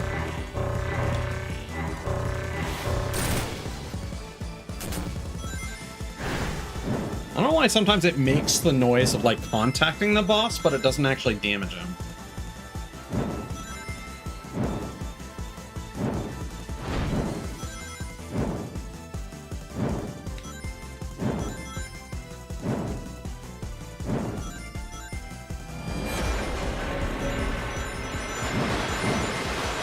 Mind if I do?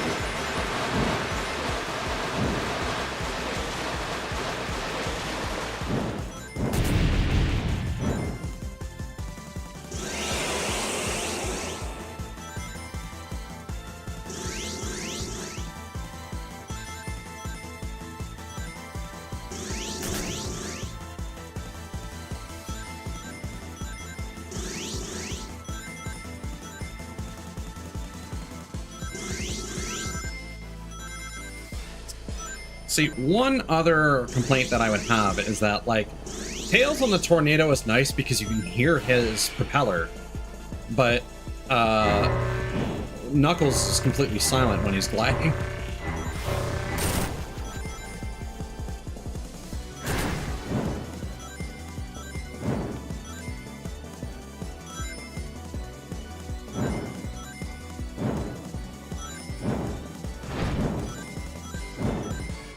I felt like if I was capable of hitting him, I would have.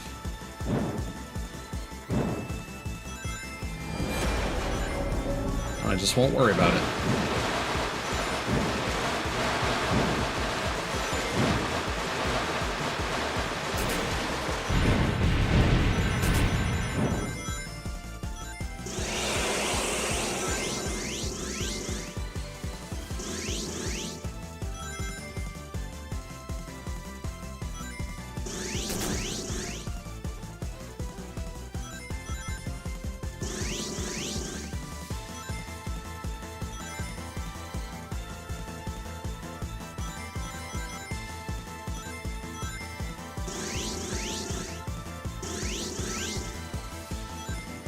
Yeah, I think the only consistent issue with the boss fights in this game is just them having a little too much health.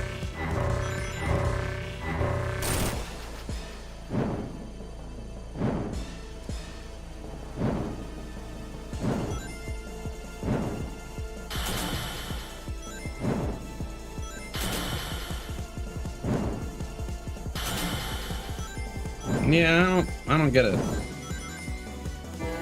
I don't understand how I damaged him one time.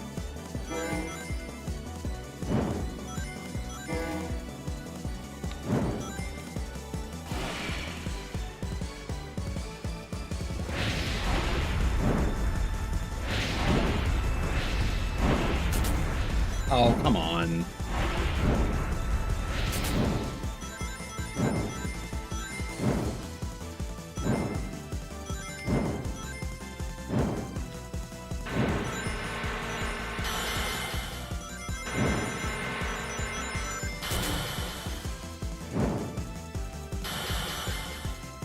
Is it like a situation where when he's got both hands out, his hands can, like, hit each other? I don't know.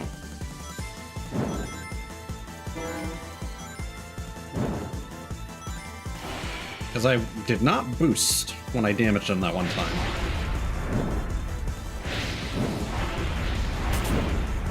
Yeah, that's nonsense. Do I have to hit the body specifically? Does this head not count as a hitbox?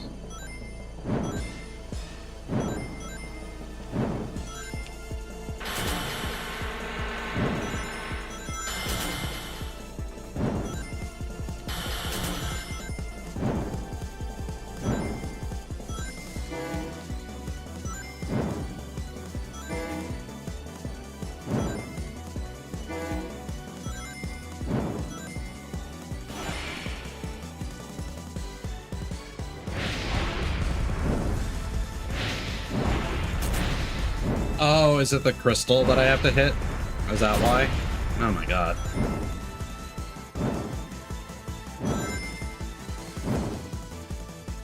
I think I need to make sure to go up first.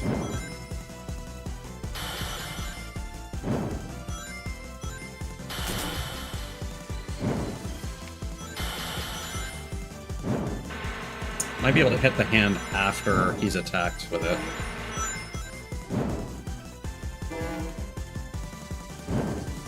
It seems to linger for a moment.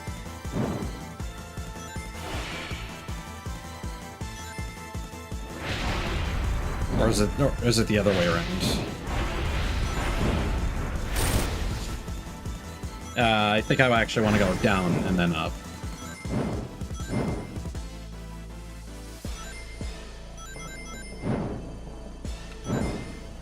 I'll try that next time.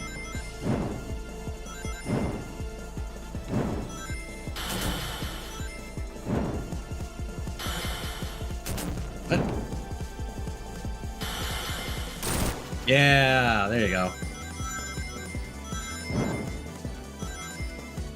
And it seems like whenever you hit him in this state, you get like a little bunch of rings that gravitate to you.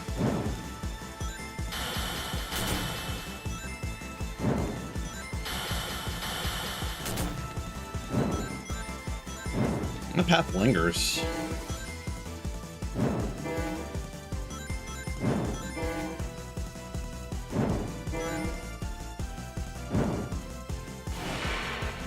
Damn it, Tails. Just like wait a minute. There we go.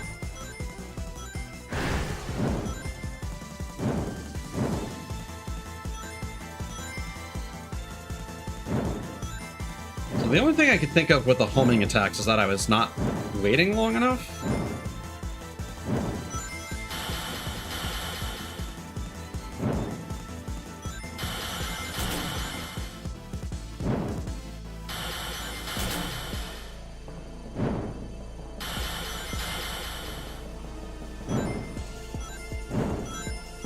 We are low on rings, comparatively. Please. Yes.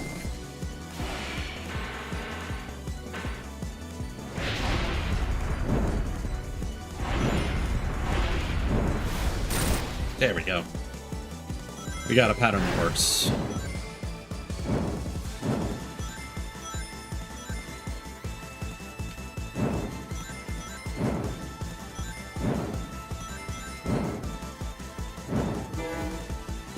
If I could DoorDash some ring boxes, that'd be appreciated. North Star drone delivery, maybe. Speed jungle.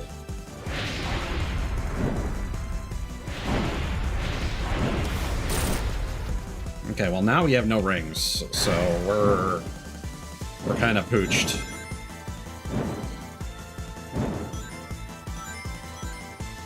If somebody doesn't show up to save us. Oh, Tails! Oh, thank you. Thank you. I don't understand it.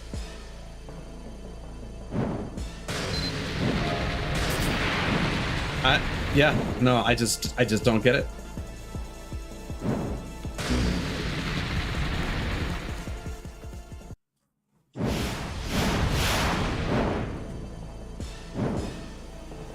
Like, what I think is happening is I have to wait until the circle is whole, but if you take too long, it turns red and then you can't deflect it.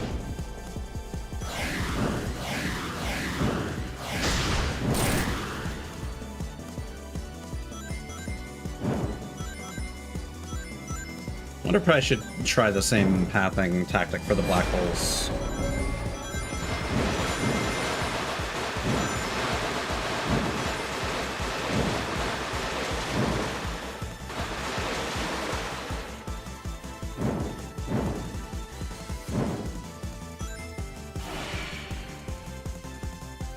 Let's try going down.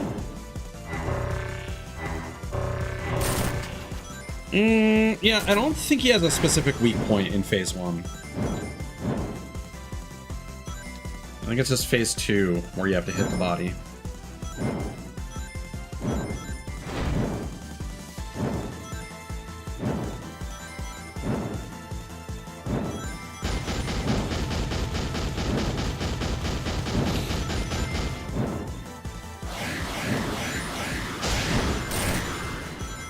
You also want to linger down below because that gives you more time for the fireballs to land from overhead.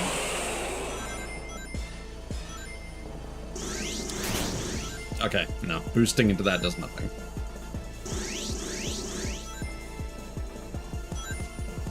Would be nice.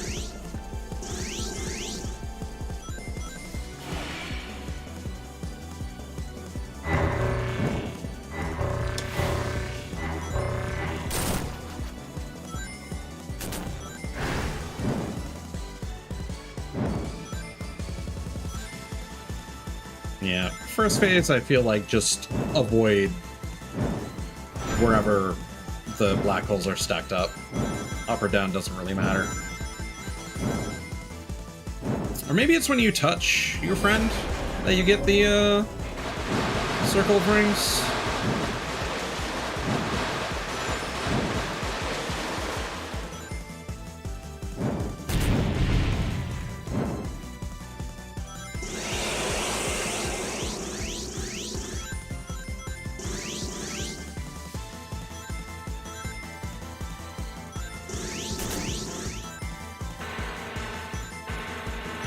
Yes.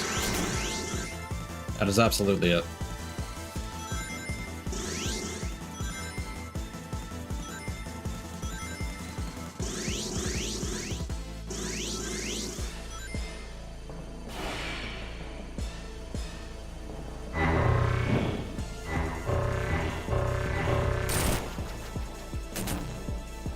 And then it's one more hit to phase 2, I think.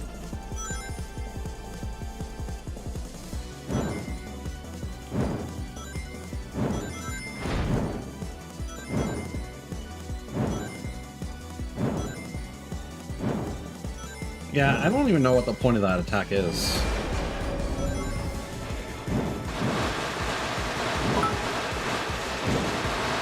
Thanks again for the bit.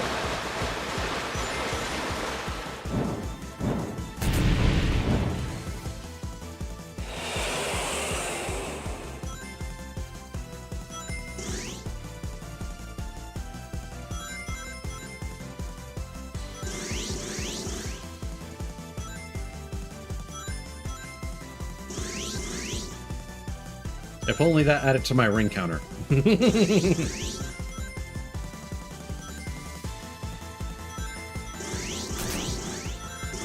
Knuckles!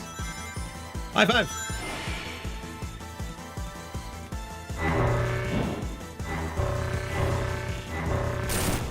Alright, perfect.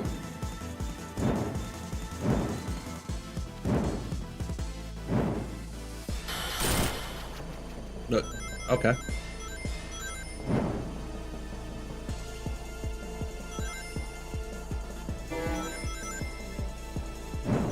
I think the hitbox on the hands is just a little buggy.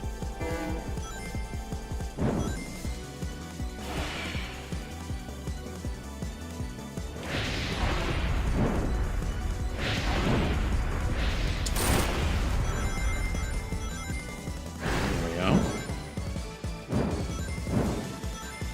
So I want to say it's 3 hits until the homing attack section.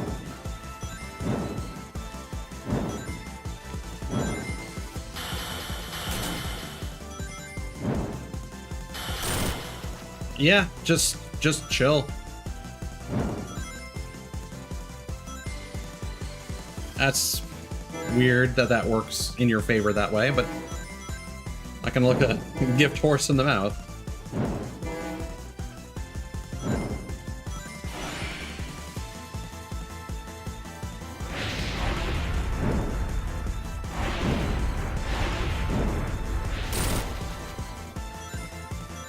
There we go. So I think that was number 2.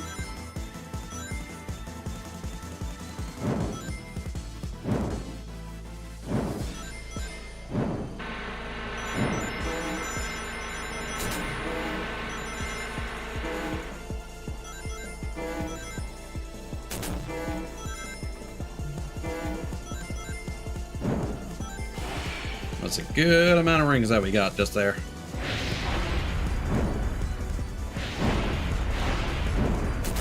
Oh no.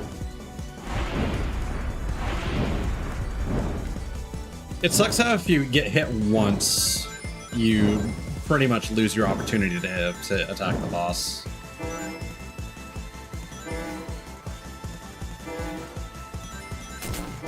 I also think that when the camera transitions to the side-scrolling section, that any rings that were on the field should carry over, instead of getting deleted like that.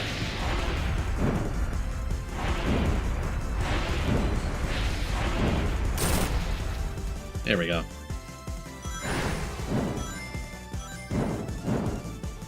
We got about 40 rings. Is it homing attack time? Yes. I don't understand.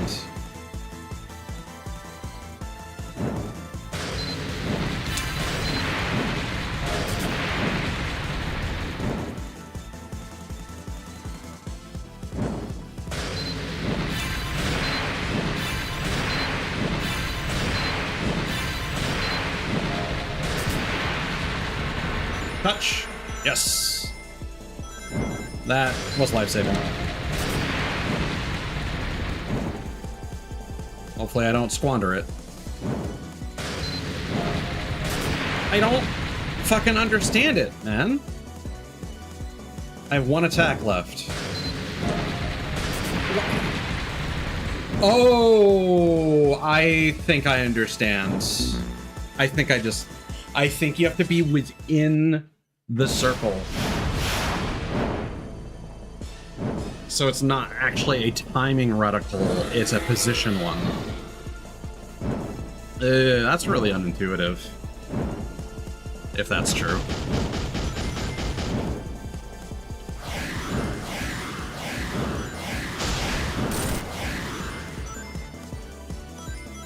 The fact that they just stop giving you rings at that point unless one of your buddies shows up is kind of shitty.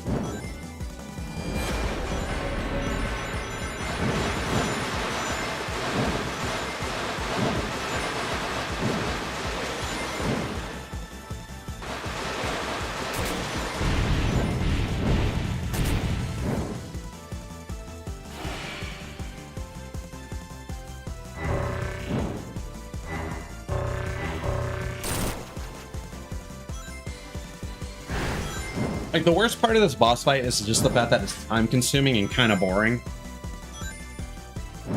Like, especially when he's doing his fucking spin dashes. And... like, there are just a lot of attacks that are kind of inconsequential in the grand scheme of things. Like, this attack, you're at least doing something. There's a strategy to timing...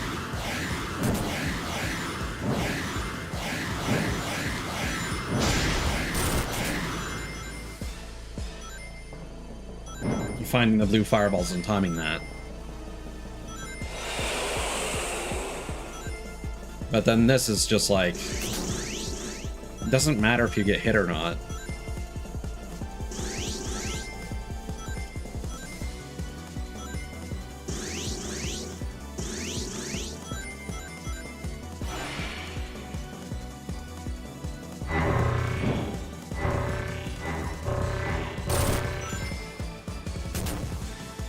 Yeah, there's no rhyme or reason for, you can't lead the black holes. They just get spat out at random Y coordinates. Hell yeah.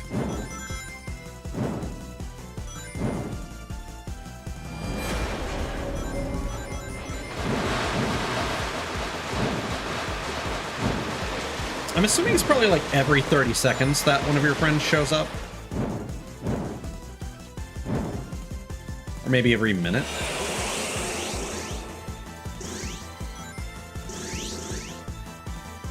Could be 45.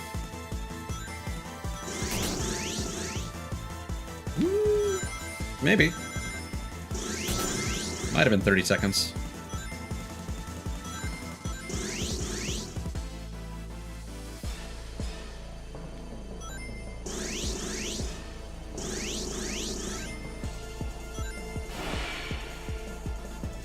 15 sounds a little generous.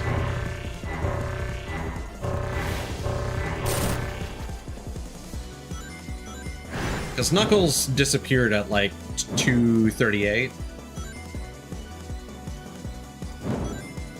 Someone else should be showing up like right now-ish. If it's 30. Of course, the fact that those timers might still be running. Yeah, it's 30 or 45 seconds, I think. So that was like 3:30.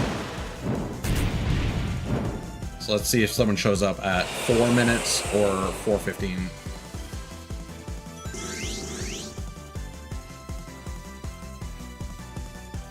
I'm hedging my bets. That's going to be 4:15.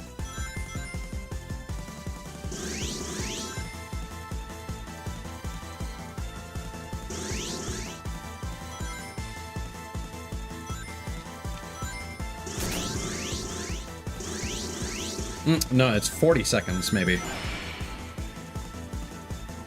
Oh my god. That could have gone better.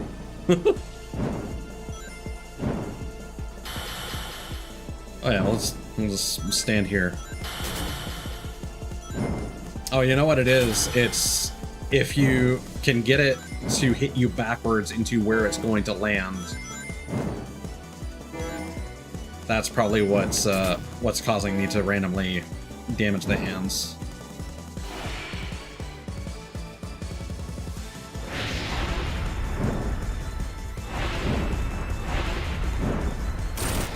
Perfect. But now we desperately need rings.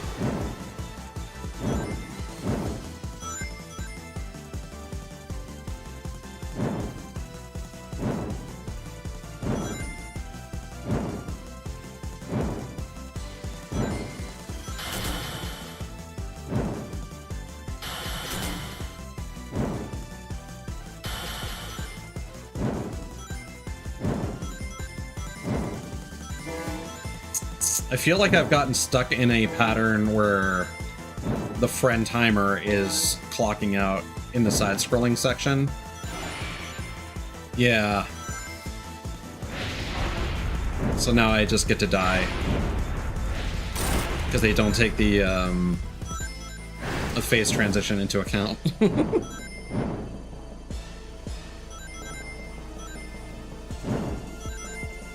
So one more hit, and then it's homing attack time, and we can test if I was correct about my observation.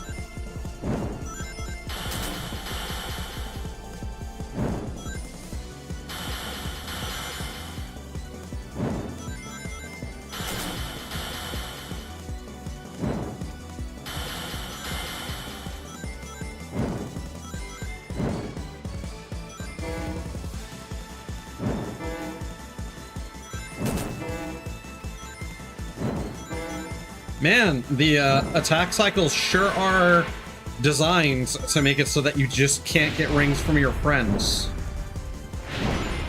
if they are out of sync from these attacks.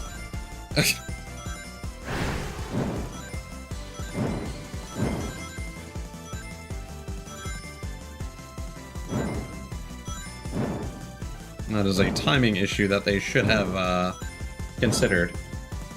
Or they should have reset it at the start of Phase 2.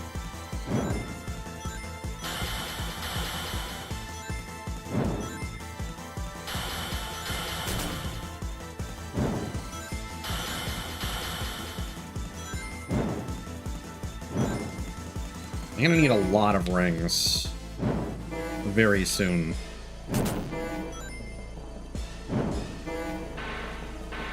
Motherfucker! You keep showing up right when he's transitioning. Oh, I think this is a doomed run, unfortunately.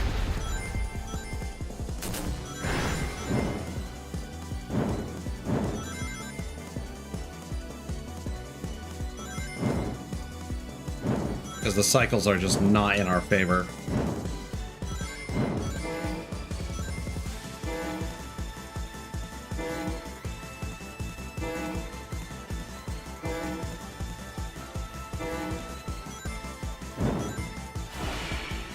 Yeah, I'm gonna die. I literally can't. Unless one of my friends shows up right now. Right now. Right now. Right now. Right now. Please. Game. Friend. Motherfucker, this boss fight sucks. Nobody tested this right.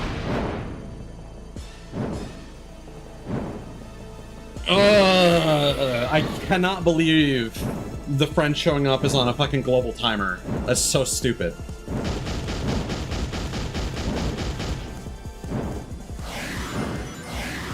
Like, that second phase was literally clockwork. And it's like, as soon as he deviated from the pattern, or he went for the hole in the wall attack without the fists, like, that basically just cost me like 20 rings.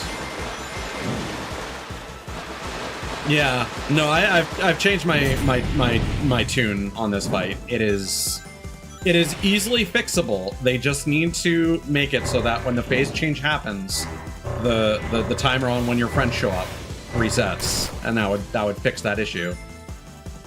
Or just have enough rings raining down from the sky that you don't need to rely on then showing up. Or make it so that the rings don't get deleted when it transitions to the side-scrolling sections. Any one of those changes would fix this.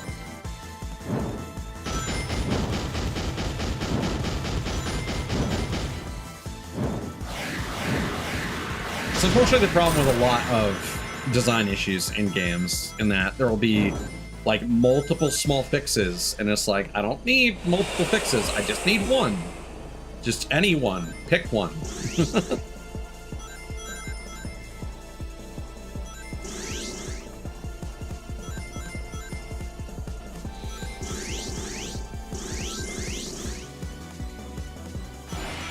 But because there is that aspect of randomness, I suppose you could make an argument that resetting the clock with the phase change would not actually help, because if the boss can just skip the hand section, that cuts out a chunk of the timer. So that would still get you out of sync, potentially. So, like, again, pick one. Like, when you have something on a timer, everything else needs to be on a similar timer so that you don't get out of sync and you get stuck in a guaranteed loss condition. It's like, there was, like, simply nothing I could do. Chili dog. Yes. I would love to have a chili dog, but I don't think there's a place in town I can actually get one unless I engineer one myself. And I don't want to get a full order of chili just so that I can make a chili dog.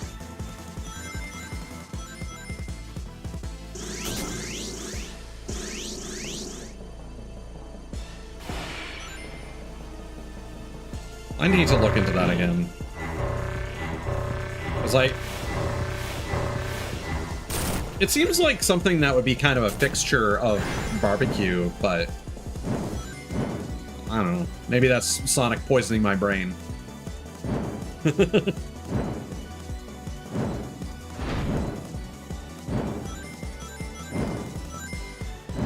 I suppose making a whole thing of chili just to use as a topping for hot dogs is kind of a tall ask.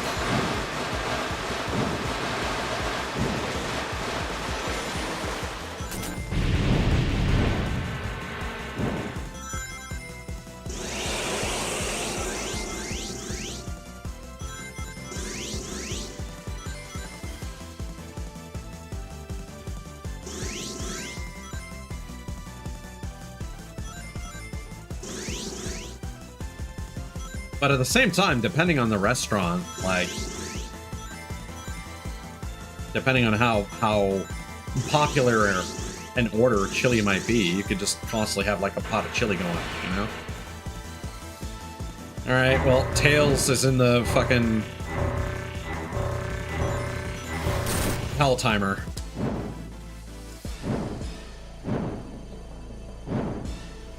That's fair.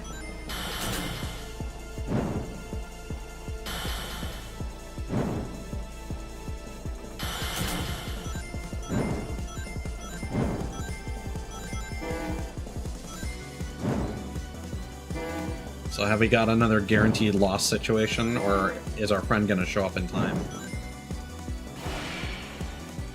I don't know, Chief.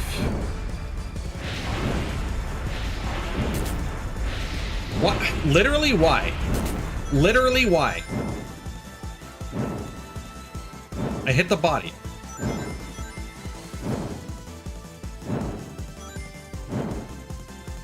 This boss fight does not work on multiple levels.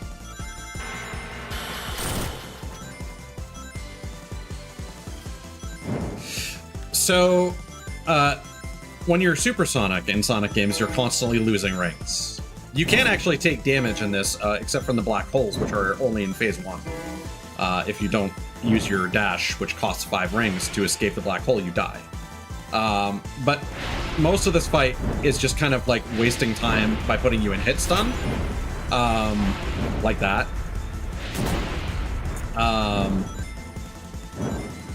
Like, annoyingly, phase 2, you have to hit the chest for it to actually count as a hit. The game doesn't give you enough rings to actually sustain your super form. So your friends show up, and if you touch them, you get a bunch of rings, and then they also drop rings. And you are kind of dependent on them showing up to get enough rings to actually survive the fight. The problem is that the boss can do... it has random attack patterns. It's got these fists, and it has the hole-in-the-wall mechanic. And if the friend shows up during the transition to this attack, motherfucker, why are you invincible? I specifically went out of my way to hit your chest. So yeah, the friend showing up can just get out of sync with the rest of the boss fight, and like, they might show up just in time for their rings to get deleted by the side-scrolling transition, or their timer might proc while you're in the side-scrolling section, and then that's another 40 seconds that you're going without a ring stimulus package.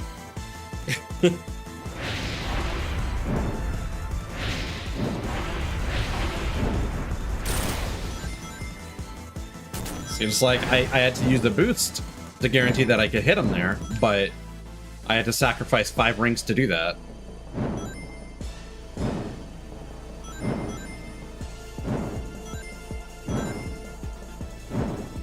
Yeah, we got a...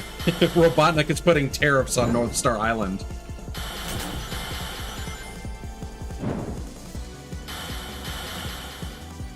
I need... Friend. Thank you. Friend. Help. Thank you. Give. I don't think that was enough.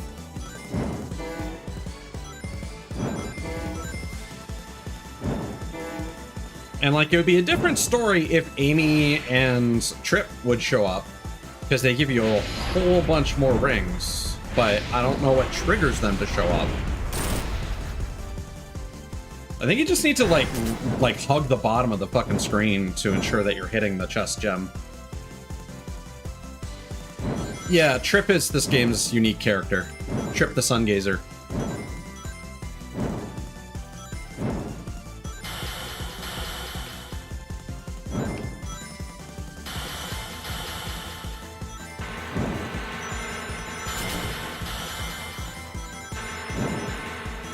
If you could touch your friend multiple times to get, like, additional packages of rings, that would be nice, too. But, like, there should be a condition where it's like, if you hit 10 rings or below, the next friend that shows up should be Trip and Amy. Oh, no.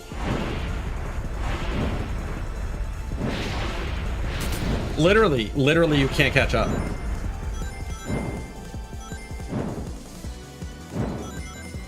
If you get hit by one projectile.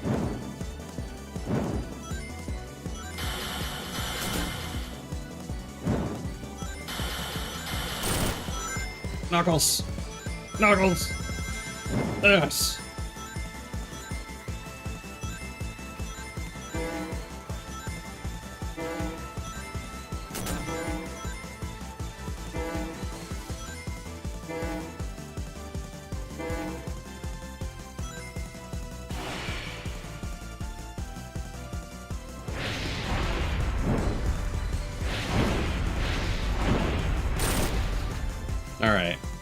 One more hit, and then it's time for the QTEs. Oh, or not. Yeah, okay. Okay, no, I was not in the correct position, or... Knuckles! No! Knuckles, no, the screen!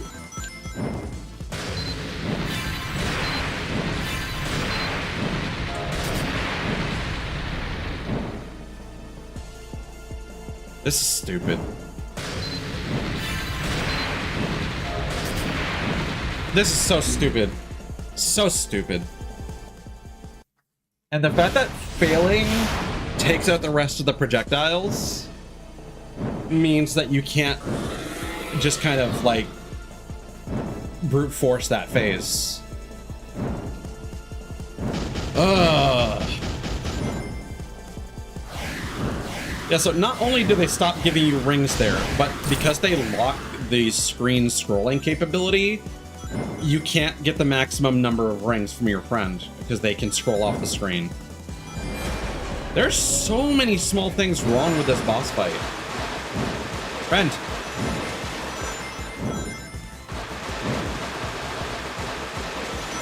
I mean, like, I don't have an issue with a boss fight being challenging, but that's what the the final bosses of the individual story modes have been. This is just poorly made.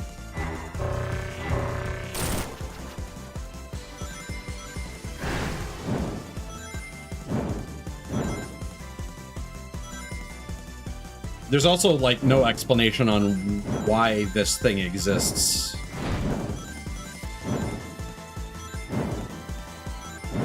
Like, we got an anime cutscene, but it didn't actually explain anything.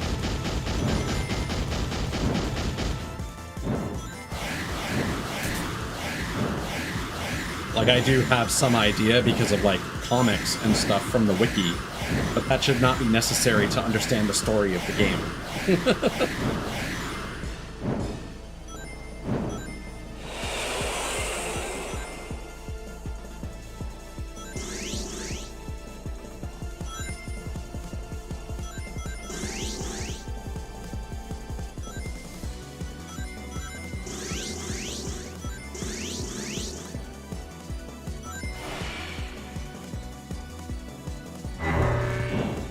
Well, at least on the bright side, you get 2 enjoyable playthroughs that, you know, don't require you to fight this.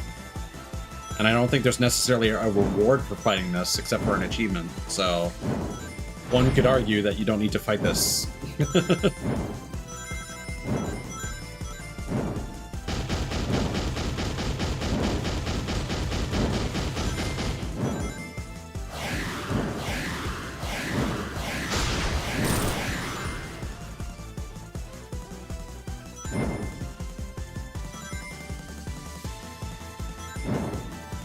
Well, he eat one rock. I don't often have the ability to hit him with another.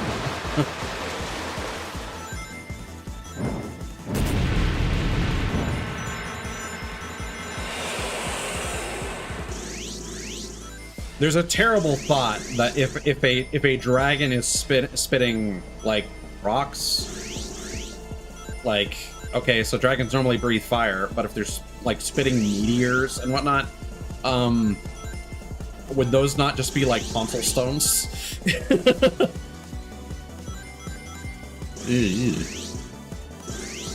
Not a pleasant thought.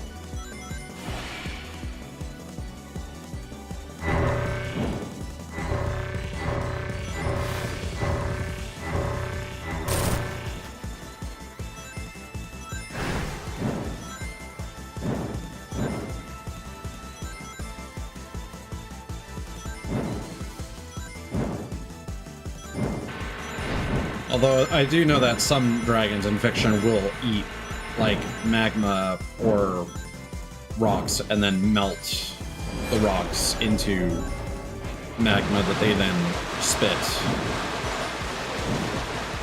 Or they form rocks out of magma in their body. But still.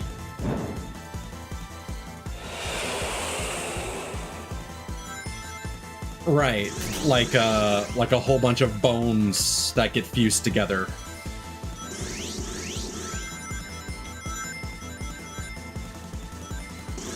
Well, that's kind of just as gross though, because then that's kind of like a bezoar. It's a term I only know due to House.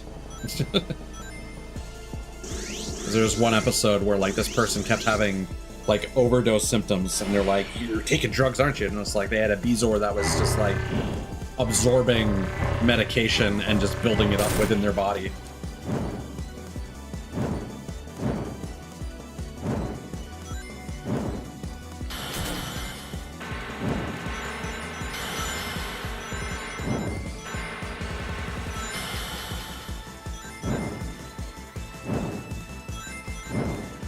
See, now we have more rings than we know what to do with.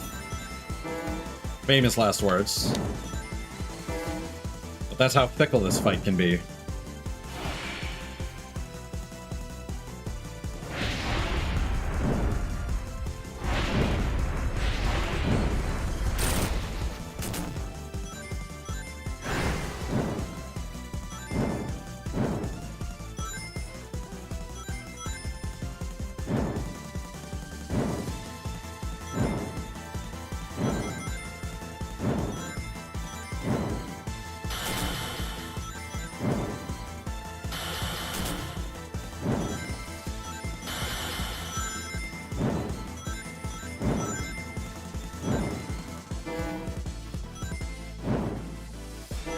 It'd be fun if we could hit 100 rings and get a medal in this stage. I'm not gonna hedge my bets on that happening.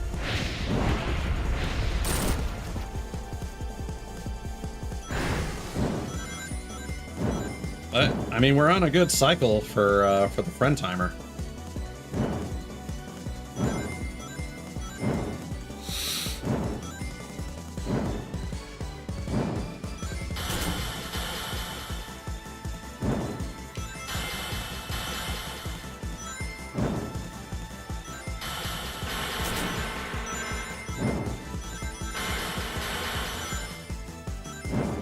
Almost.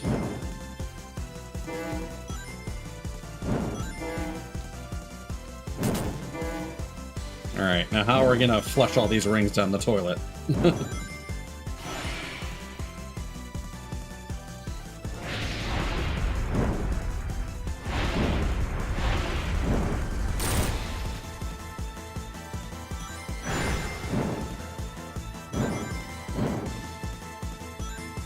Alright.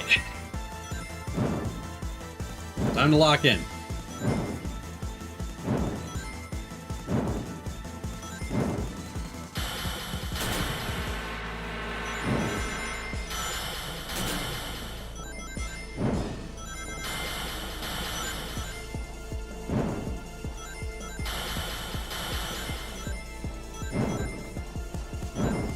God damn it.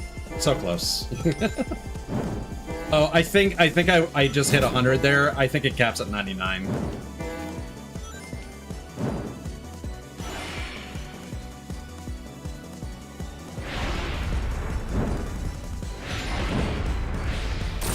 Well, and also that again, the pattern for your friend showing up is linear. So if anything happens out of sync, then the entire fight just gets fucked.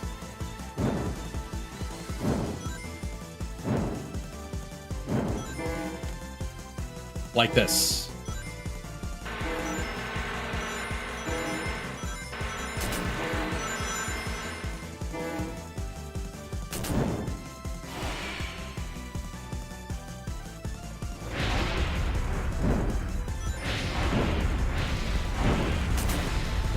Really? Game? Gonna be like that, huh? Alright.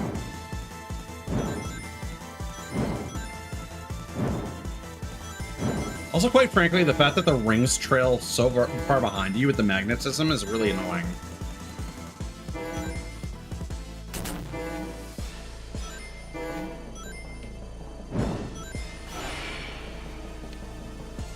Well, see, I didn't even get to see a friend that time. Alright. So we need a friend to show up. Knuckles! Thank you. Alright. Final showdown.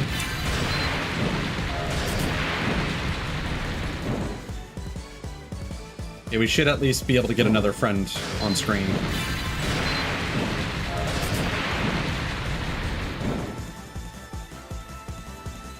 Before we die.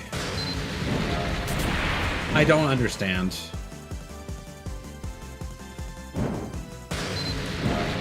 I don't get it. I just don't get it.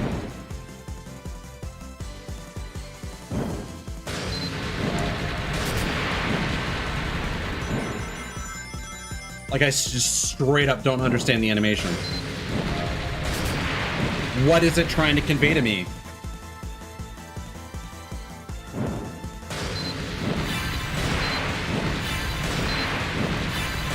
Oh! There are two circles that are overlapping. Jesus Christ, man. What's this now? This feels like this is gonna be instant death. Woo! Yes! God. Fuck.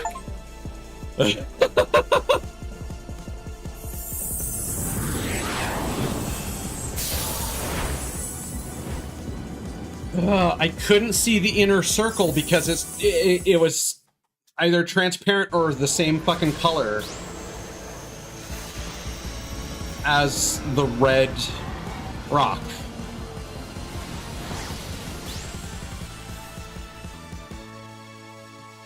And there we go. That is the black onyx that somehow got angry for reasons.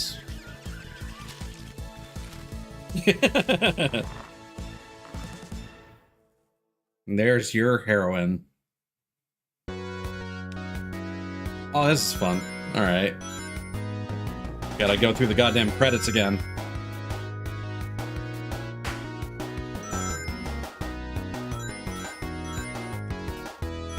At least I get the magnetism. I think those rings despawn if you go too far. Alright. There's so many composers that worked on this.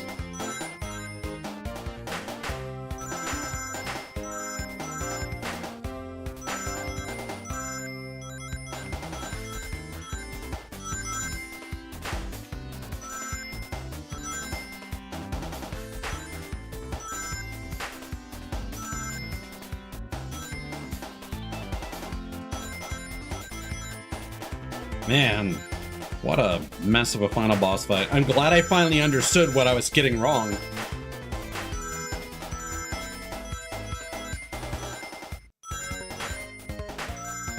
Yeah, having a final boss fight like that where they introduce like brand new mechanics at you. It's like, oh yes, use this homing attack that we've never had you use anywhere else in the game.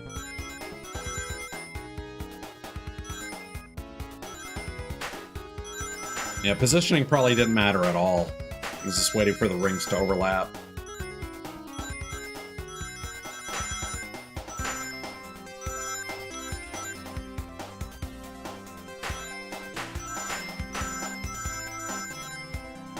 Yeah, Supersonic is a lot faster than Trip in her dragon form.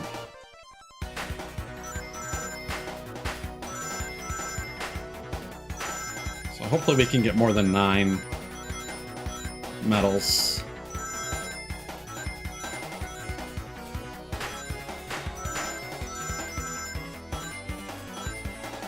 Again, it's one of those things where it's like, I don't like how it, instead of saying skip, it just says return to menu, because I'm worried that it won't count something or it won't show me something. Yeah! This game has been pretty good about tutorializing itself, but it definitely feels like some of the extra story mode content, like Trip's story, had some stuff that was very much like, hey, you've done this before, but now we've added some extra stuff that you can figure out, right?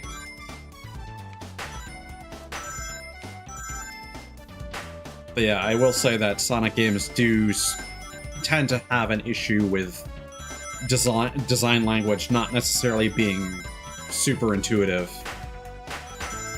The hallmark, of course, being the fucking barrel in Carnival Night Zone in Sonic 3.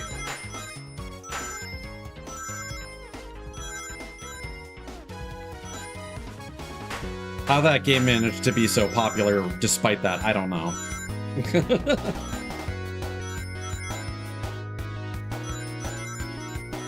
Like, at no circumstance has the game taught you...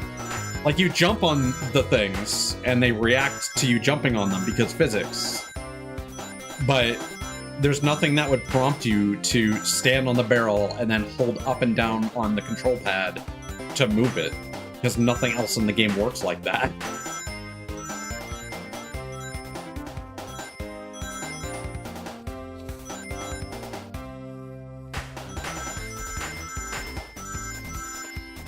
Like I've mentioned before, that when I was a kid, like literally, I would end up there and I would get stuck because the way that I would try to solve it is I would try to solve it by just timing my jumps up and down at like the apex and like landing on the right timing, and you could in fact do that, and it would work eventually, but it took so long to do it that way. And sometimes you would just fuck it up, and then you'd lose all your progress, because all the momentum would reset. Or at least a good chunk of it.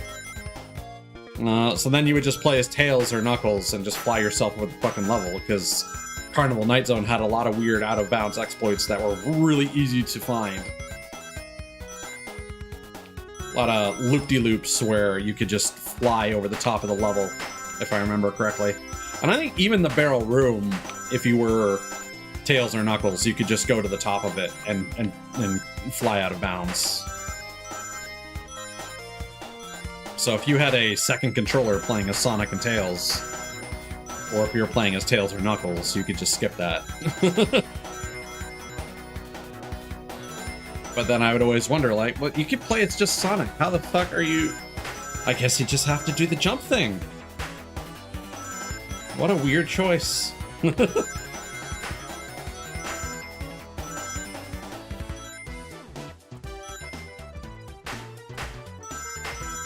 Dude, that fucking barrel puzzle, like, goes beyond sibling assist modes. That's like, you gotta get your cool uncle who plays video games to solve that one.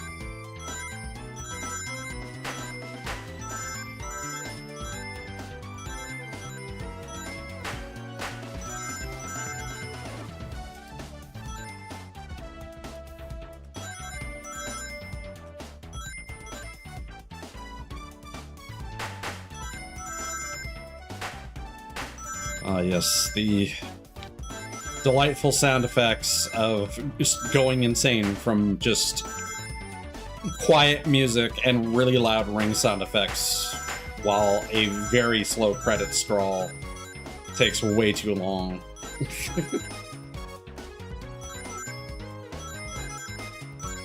Like, it's one of those things where it doesn't surprise me that this dev team is so large, but I also feel like they're crediting a lot of publishing staff. But it feels like this game could have been made by a smaller team, and I feel like that's something that, now that this game exists, like, I would like it if Arthest could make another one without needing all the Sega staff showing them what to do, and hopefully still make it good. Maybe that's a recipe for disaster, but like, again, the engine exists, so just more assets, more levels.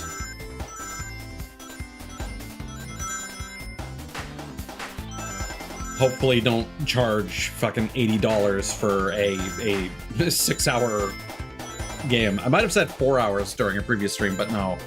A single playthrough is about 6 hours. compared to the 8 hours that Sonic Forces was. I mean, Sonic Team is doing reasonably well nowadays, because, like, Frontiers did pretty well, Crossworlds did really well. And again, despite what people would lead you to believe, because Sonic fans will never be happy, I think the problem is that there are so many different subcategories of Sonic fans. Like, I had this conversation recently about Sonic compared to Mega Man, about how there are several different types of Mega Man games, and they just make a whole bunch of the same ones. But for some reason, Mega Man doesn't get as much flack as Sonic does for the bad ones. Like, for every Mega Man X 1 to 3, people don't talk as much about 4 through 6, and then they do complain about 7, and sometimes about 8. But then they move on. Unlike Sonic, where it's just like a single disastrous Sonic game is like, well, it's going to be another 2 to 3 years before we get another big Sonic game, so if you don't like Sonic Forces, then you're going to whine about it for a while. And, like, you have the situation where there are classic Sonic fans, there are adventure Sonic fans, there's boost-era Sonic fans, there are the classic-era Sonic fans that play generations like me, and are like, this doesn't feel like classic Sonic. Sonic Mania and this do. But people don't like this one because it's a send-up to Sonic 1 and Sonic and Knuckles. Whereas Sonic Mania is closer to, like, Sonic 3 and Sonic CD and Sonic 2.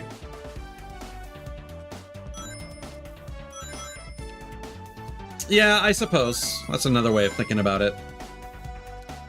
Because, like, obviously the Mega Man games make enough for them to keep making stuff like Battle Network and Zero that are... And Star Force. Who the fuck in America bought Star Force? But they kept bringing them over here. You know? Nobody talks about Star Force. The only people I know that like Battle Network didn't like Star Force, but they made 3 of those. I don't think we got the 3rd one, though. Which, again, I think speaks for what you just said about the difference between Japan and America. Sonic is definitely more of an American franchise than a Japanese one, weirdly enough. Like, that is literally something where Sonic was designed with 90s attitude, and, like, in Japan, Sonic is very much speaking, like, English and trying to be cool in a Japanese way, unlike the hip and happening, like, 90s style goober that we're used to. And, like, Sonic games, like, that's one of the reasons why the stuff like the Saturn and Dreamcast were not as successful, because it's like, okay, you have your headline titles like Sonic Adventure. Japan doesn't really care. Japan likes Sega for other reasons. Mostly their RPGs. Which is weird that Sega is technically an RPG company now.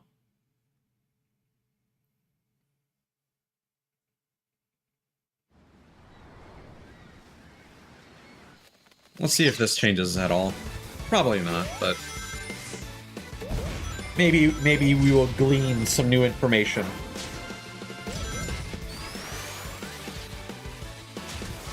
But yeah, apart from that final boss fight, this game is fantastic. Definitely my new favorite Sonic game. It is great, and I will forever hate everyone who misled me into believing that Forces and this are somehow bad when they are some of the best in the franchise. But I understand why they're not popular, because a lot of motherfuckers didn't grow up with the Sonic comics and the cartoons, which is what Forces is pandering to. Ironically, people love the IDW comics, which is what Sonic Forces more or less created. Yeah, Japan does live for the grind. They will buy, because, like, that was the thing I was talking about. It's like, okay, talk about Mega Man on the NES. For a lot of people, that's just Mega Man 2 and 3, and like, ew, Mega Man 1 is a bit but you had like 4 through 6 that did come over here, but like, I barely know anyone that played them until like anniversary collections and whatnot. Like, for a lot of people, Mega Man is Mega Man 2, 3, X 1 through 3, Mega Man Legends 1. A lot of people don't have 2. And then Battle Network 2 or 3, 0, 1, 3, and that's kind of it. And those games are great, and people like them, and they ignore all the ones that are bad. Some people talk about them, but then they're just like, but then there are these other ones that are fine.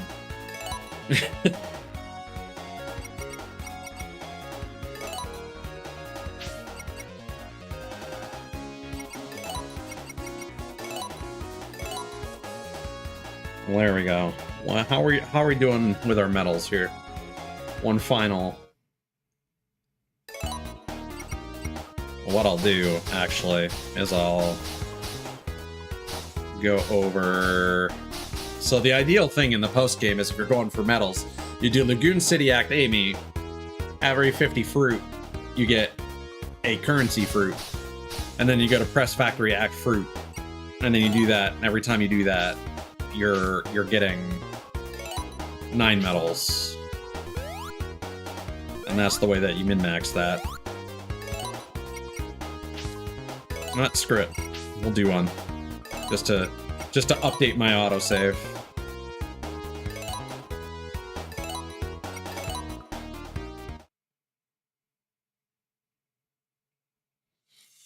And then yeah, Demon Tides and Resident Evil Requiem are next on the docket. Definitely want to put more time into Demon Tides, because Bubsy 4D comes out next month. I'm not sure if I can justify buying Pragmata. I'd love to, but with the issues that Requiem had, I'm not as optimistic. And I feel like I don't really care too much about the pre-order things. The deluxe edition stuff is more interesting, so I could get that at any time. I'm not sure, I want to enjoy New Thing. I would like to support New Thing that I think is very cool and interesting, because I think a lot of people are going to be unfair to Pragmata for being kind of weird and not just a traditional shooter. I think that game should really take off and deserve to, unless it has performance issues. Those I hope people rightfully ream the game for if it does have performance issues, like a lot of Capcom games have recently. I'm tired of games getting free passes when they run like shit.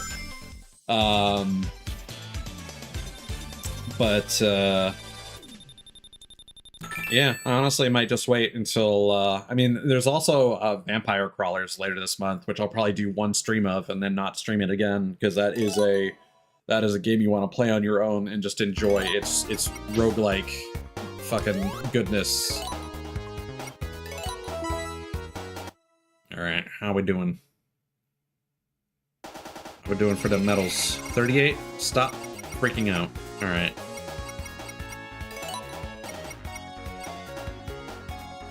I kind of want to buy some of the trip pieces that I can't really afford. Oh well, that's something I'll continue to customize off stream for my own sake. But I think for the sake of this playthrough, we was done and dusted. I'm gonna put my completed achievement list on my Steam profile, show off to everyone. This is my favorite Sonic. And yeah.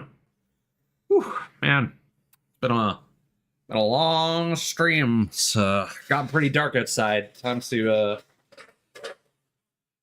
maybe time to head on in, and just duck in for the night. So thanks for hanging out, guys. Thanks again for the bits, Chucky. Thanks again to Triple B for the subscription. Chucky, I think, also followed. Yep. And Dylan also subscribed on YouTube. Much appreciated. Yes. So this is actually the first time I've been able to show off. So I am actually using...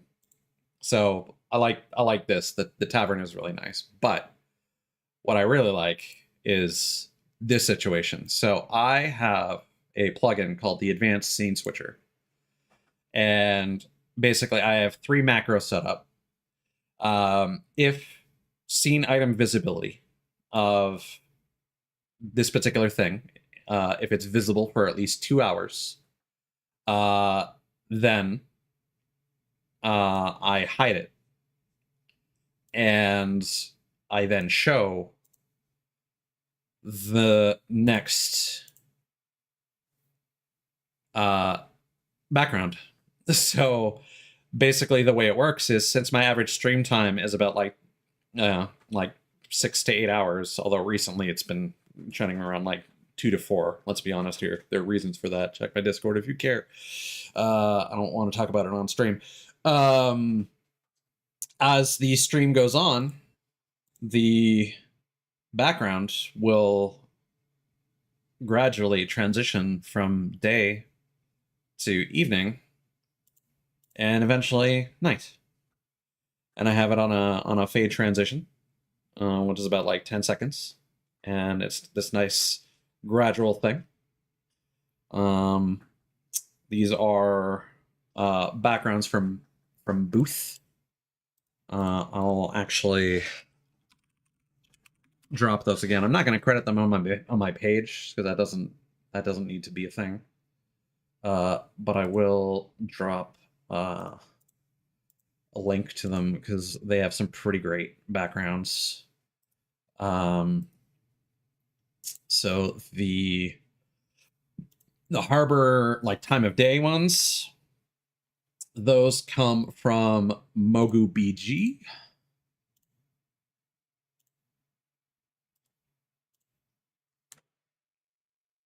And the tavern background,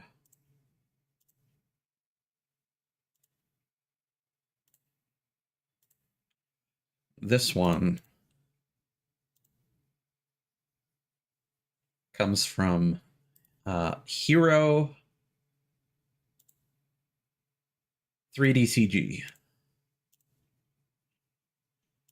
And they have some other really cool ones that I do recommend checking out. And I found some other cool artists on Booth that have some that are like way outside my price range that I would want to spend on a pre-made. But I will shout out some random names like K Studio, like the letter K, and then Studio, and then Nasu Machine, Nasu hyphen Machine, and then the one that I showed you off stream, Ida, the really cool like labyrinth restaurant bar aesthetic, that is from Oni Works. That is Oni spelled with 3 O's hyphen works. And they all have YouTube channels where you can go and take a look at some of their sick ass backgrounds. Good stuff all around. But yeah, this is what I'm gonna be repping for the time being. I like the ocean look. I like the harbor feel. I like the I did just notice that you can see on the left there that it is nighttime in the tavern. So that's nice to transition to after this. But I'll probably start doing some streams just with a tavern background in the near future. As much as I like the transition. I also just really like this night background as well, like seeing the lighthouse in the background. I have a thing for lighthouses as well. It's a very cool aesthetic. But yeah. So that'll do for now.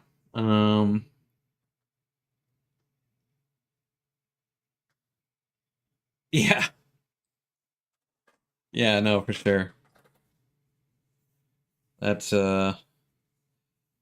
yeah, I'm trying to count my pennies and figure out like what my priorities are in terms of like spending. I think I need to focus on getting a proper reactive with my new design first before anything else. I've been thinking about getting a logo, but as you see on my main scene, I have just separated my graffiti modified logo.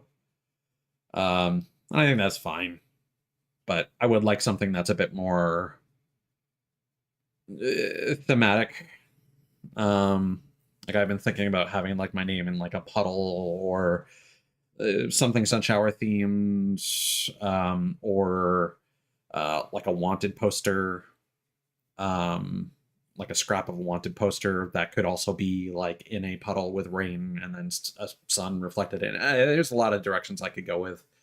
And then there's also a goofy emote I want to commission as well. And I found like someone's gotten very popular recently doing a very affordable like one piece Jolly Rogers, and I like to have a Jolly Roger, but I have too many ideas to like come up with a design in mind, so that's forever on hold.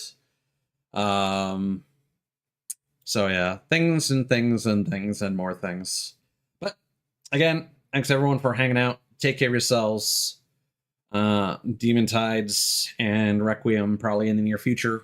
Not sure if I will necessarily get around to anything else in the near future. I think those are my priorities for the time being. So yeah, take care.